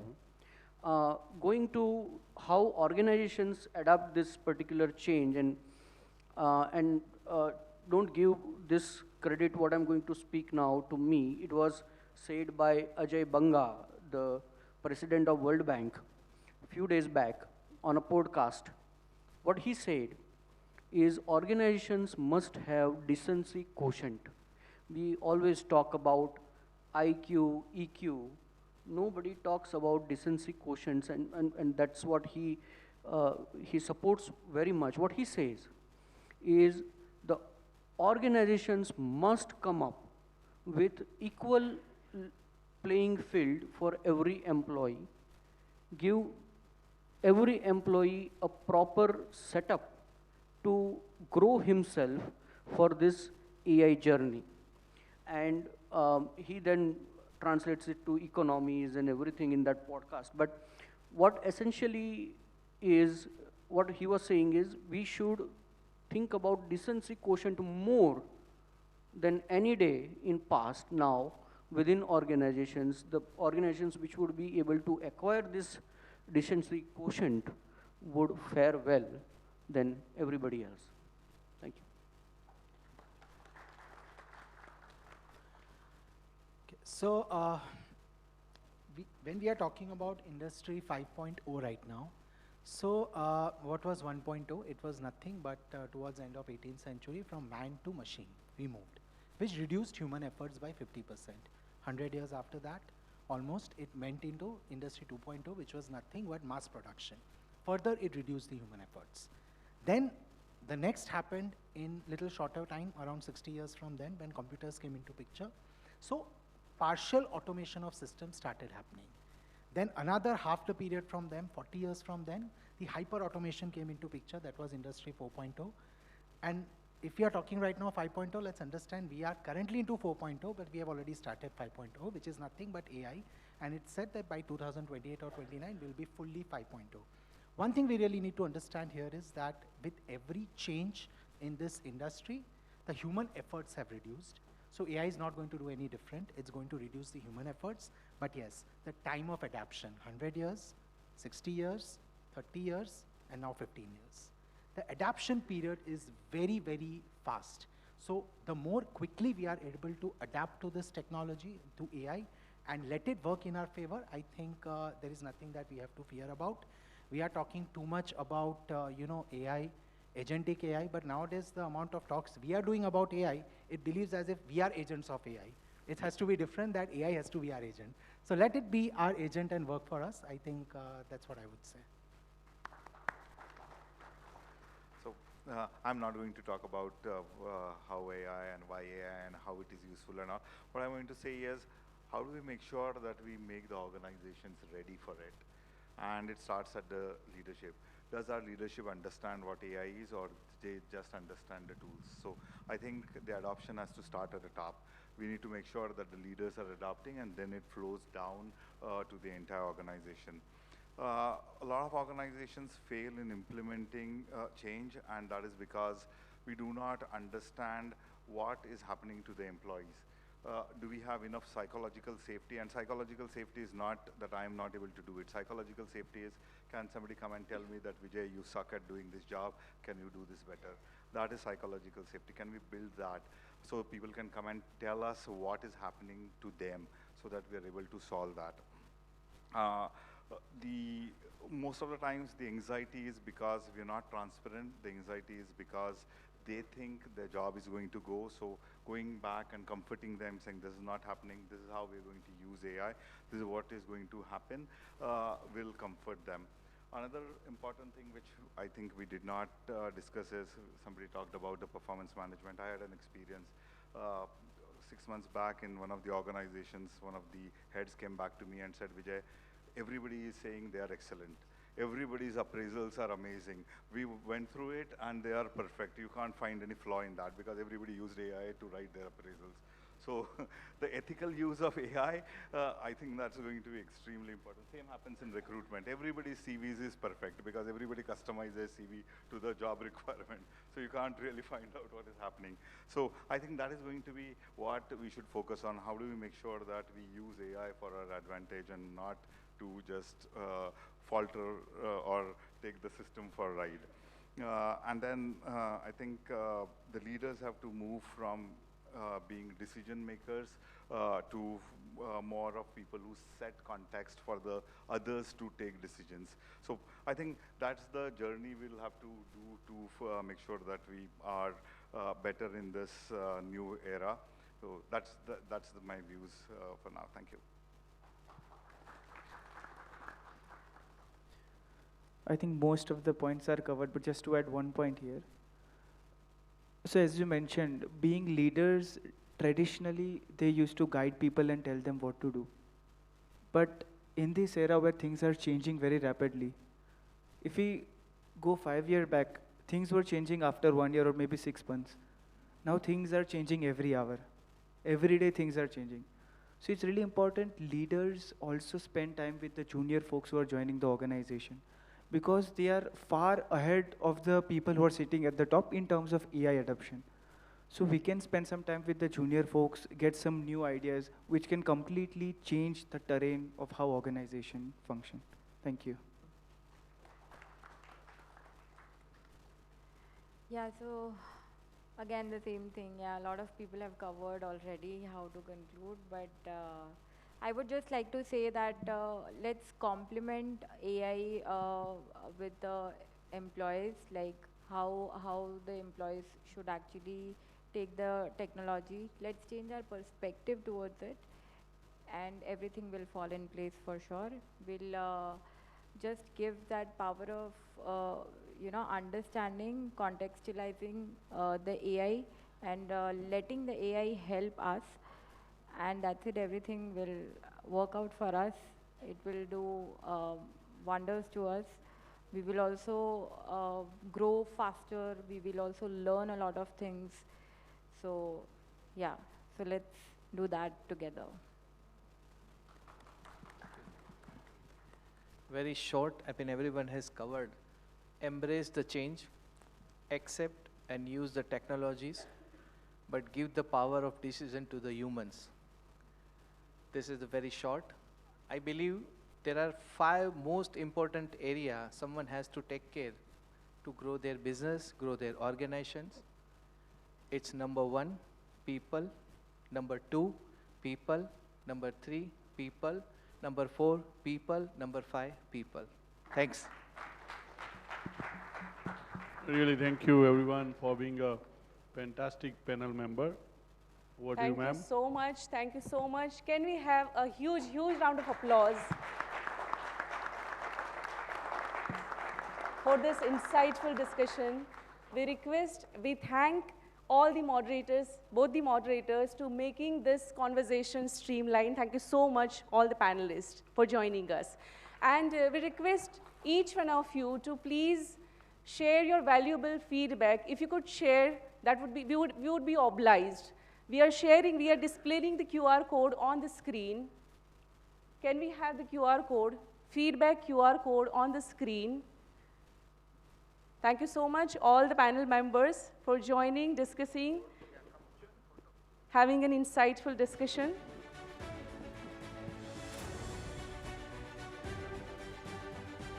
First, we will have a group photography, all the dignitaries, all the panel members, along with the moderators.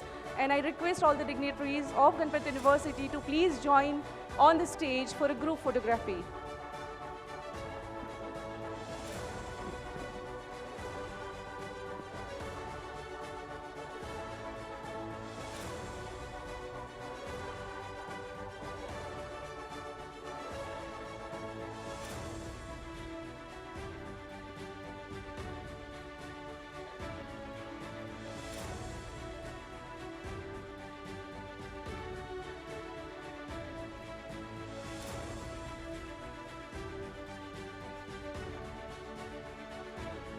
Thank you so much.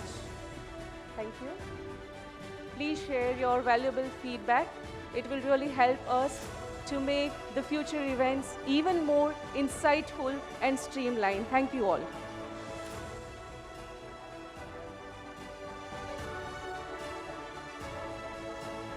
Thank you so much, all the esteemed panelists, for joining. I also acknowledge the presence of Deepa Srivastava, Madam, DGM HR from Bosch Rexroth, and I would request her to please come forward, and if you could share your reflections, any feedback you have with us, please. You have been with us.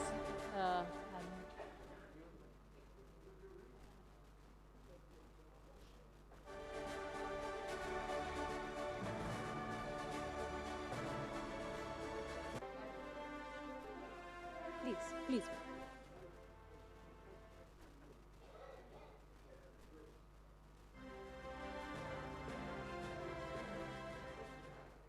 Yeah, good afternoon all.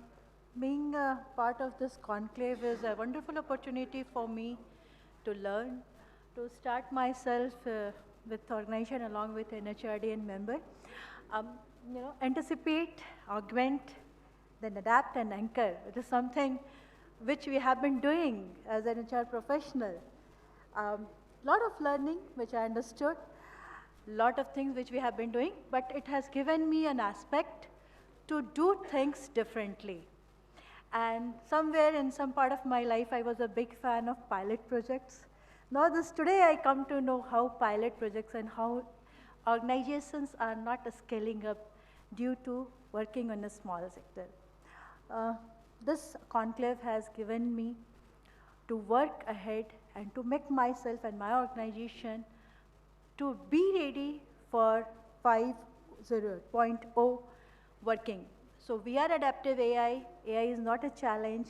And last, stick to ethics. Ethics cannot be changed. That is universal. Even AI is to be taken care with ethical manner. Thank you so much. I invite Mukesh Sharma sir and KP Patel sir to have a token of acknowledgement to ma'am, please.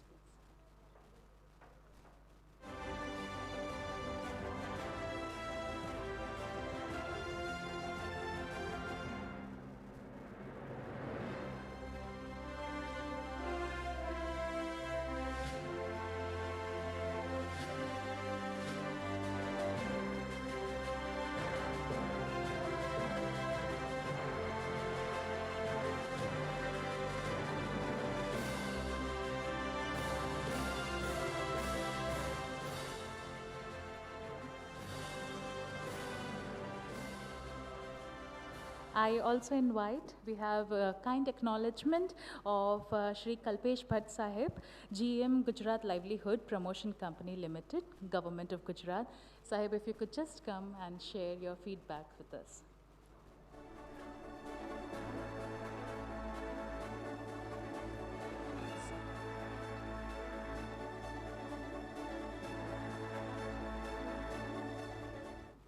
Namaste all of you.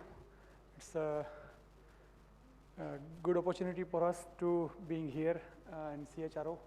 As a Gujarat livelihood promotional company, we are handling skill development projects and addressing rural youths for the betterment of their life. And Ganpat University is its big partner for us. And I must congratulate to successfully arrangement of the CHRO Conclave over here. And I'm very glad for it. Thank you. Thanks a lot. Thank you.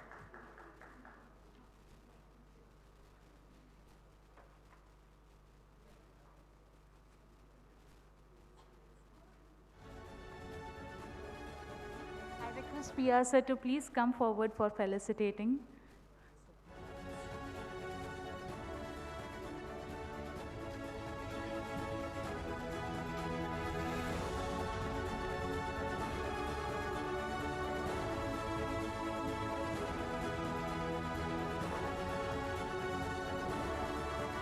Thank you so much for coming and joining us at today's conclave.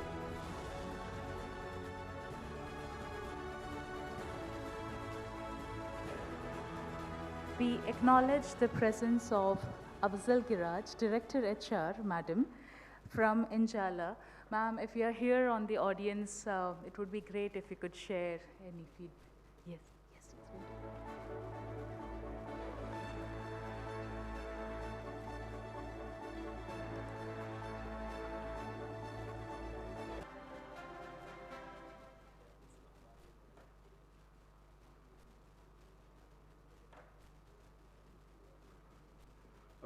Good evening, everyone. Today I came here as a student of human resources, and I heard from a lot of our leaders, who have been in the system, who have witnessed change management, and have been talking about AI. So it's a good learning. I'm sure that I become a better professional than I was yesterday. Thank you, Ganpat University, for arranging the event. And one thing is evident, all of us, all of the HR guys are taking burden of change management. Now the pace is going to increase. So look forward for the challenges, and thank you once again, everyone.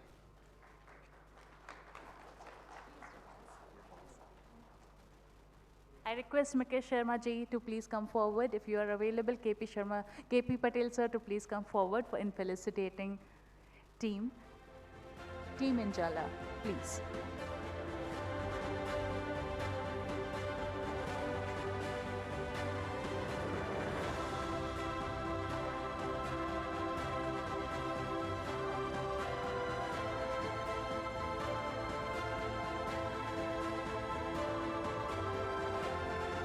Thank all the esteemed dignitaries who have joined us in the morning session, in the afternoon session.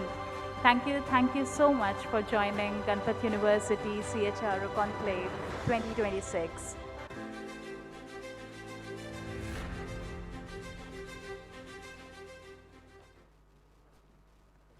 We would also like to acknowledge our support partner. We request Dr. Rakesh Patel and Dr. Girish Patel to felicitate our support partner, Mr. Prakash Bajaji, founder and CEO, along with Mrs. Vidya Bajaji, Director, RKHR Management.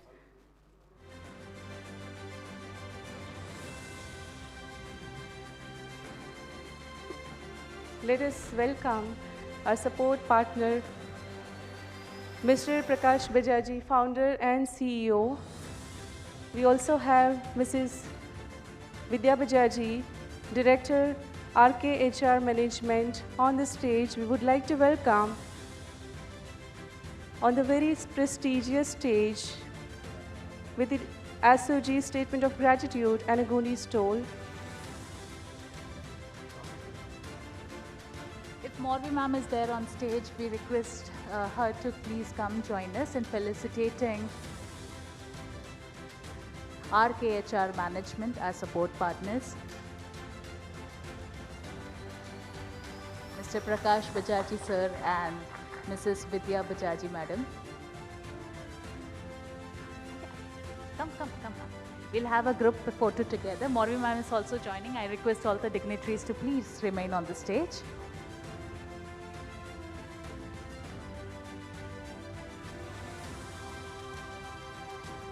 Dr. Morvi Vesauda madam, handing Bhagavad Gita to RKHR management team. Thank you so much for being our supporting partner.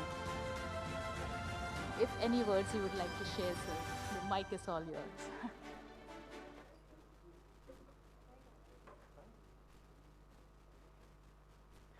Thank you, sir, for ma'am. Before we move ahead, we would truly value hearing our esteemed participants. Your insights, reflection, experiences are what make this conclave meaningful. I would like to invite few of you from the audience to share what you feel, what you felt, and how will you react in the future. Let us welcome our audience to share their valuable feedback on this very occasion, on this very conclave.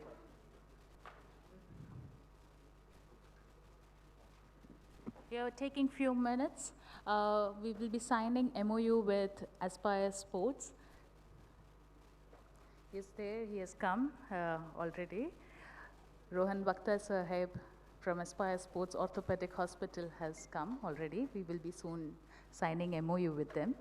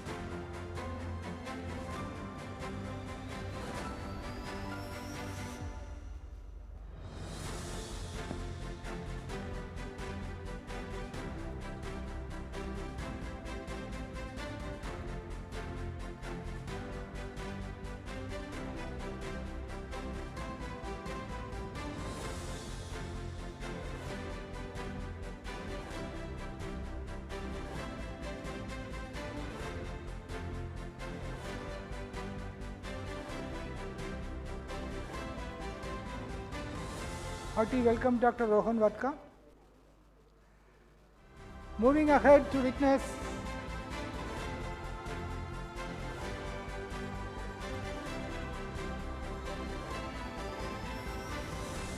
MOU signing between Aspire Sports Orthopedic Hospital, a premier center dedicated to advanced arthroscopy and comprehensive athletic rehabilitation, and Ganpat University, a beacon of academic rigor and research in health sciences. MOU establishes a unique framework built on the shared vision of enhancing clinical training and extending vital community services. Driven by a mutual commitment to societal development, this partnership focuses on fostering hands-on expertise in physiotherapy and sports injury management without any commercial obligations, ensuring that the spirit of service remains at the heart of this alliance. May I now request our honorable signatories, Dr. Rohan Vatka, on behalf of Aspire Sports Orthopedic Hospital, and Dr. Rakesh Patel, Honorable DG Sir representing Ganpat University to step forward and sign this memorandum of understanding. Let us applaud this energy as we unite clinical precision with academic brilliance. Congratulations to both the parties.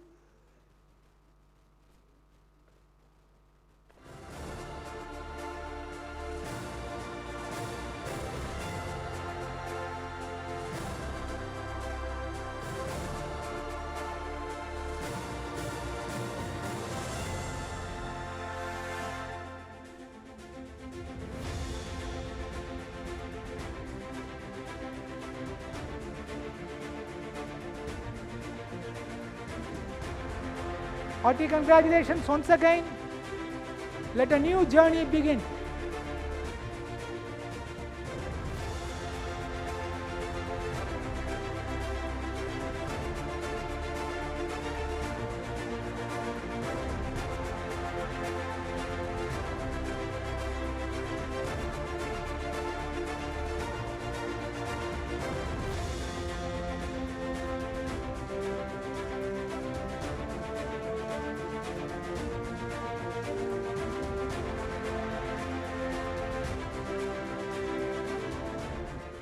We request dignitaries to felicitate Mr. Rohan Vakta with a token of appreciation.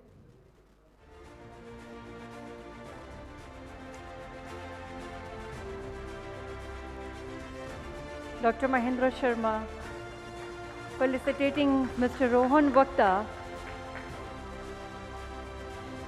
Thank you so much and many congratulations for this collaboration. Aspire Sports.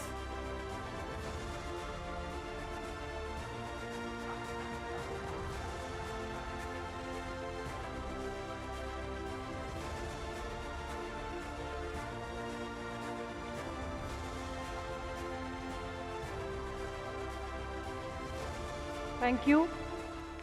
May we now invite Dr. Suraj Shah, Associate in Research and Chairperson SAS GUNI GCA to deliver a vote of thanks.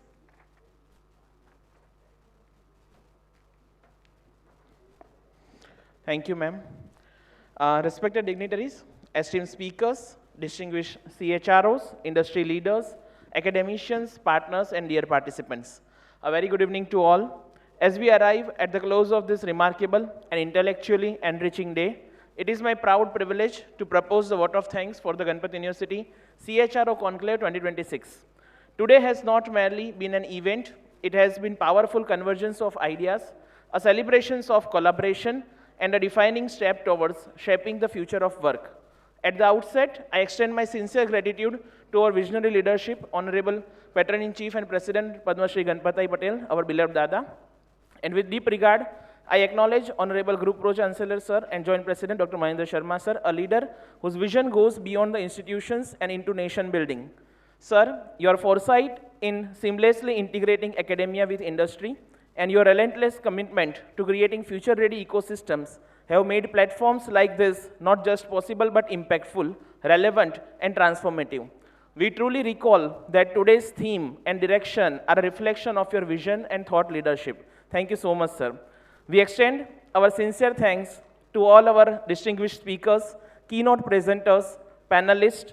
Your insights on 4A imperative, anticipate, augment, adapt, and anchor have not only informed us, but inspired us to rethink, reimagine, and rebuild the future of work.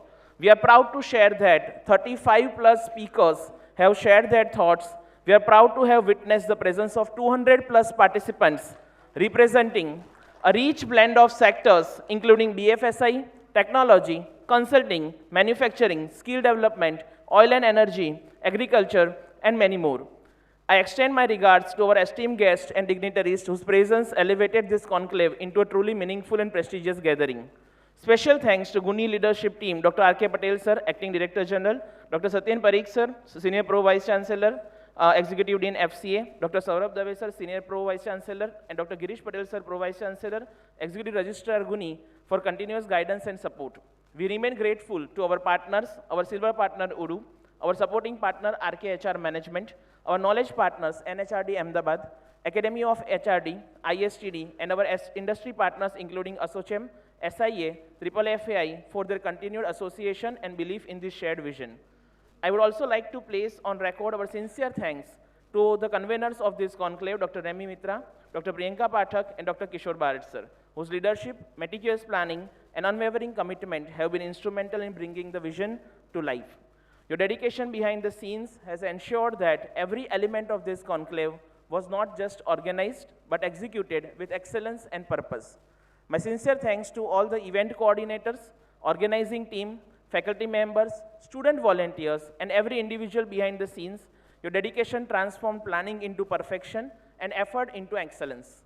And to all our participants, your energy, your engagement, and your curiosity have been true driving force of today's success. As we stand at the intersection of human potential and technological transformation, let us remember the future of work will not be defined by technology alone. It will be defined by the courage to anticipate, the willingness to adapt, the wisdom to augment, and above all, the strength to remain deeply human. Let this not be the end of a conclave, but the beginning of a movement to build organizations that are not just efficient, but empathetic, not just innovative, but inclusive, not just future ready, but future defining. On this note, I once again extend my heartfelt thanks to each one of you. Let us leave this hall not just with ideas, but with intent, with purpose, and with the determination to lead change. Because the future is not something we wait for, the future is something we create. Thank you, and let's build that future together. Thank you so much.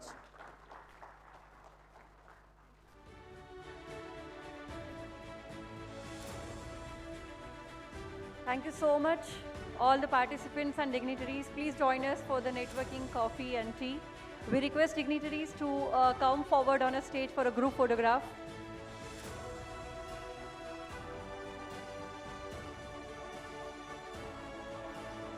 The entire organizing team is requested to please come on the stage for a group photograph.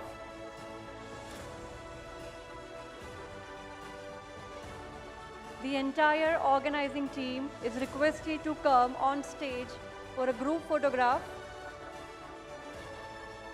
We request all the participants to enjoy yourself with our networking tea and coffee. Thank you so much.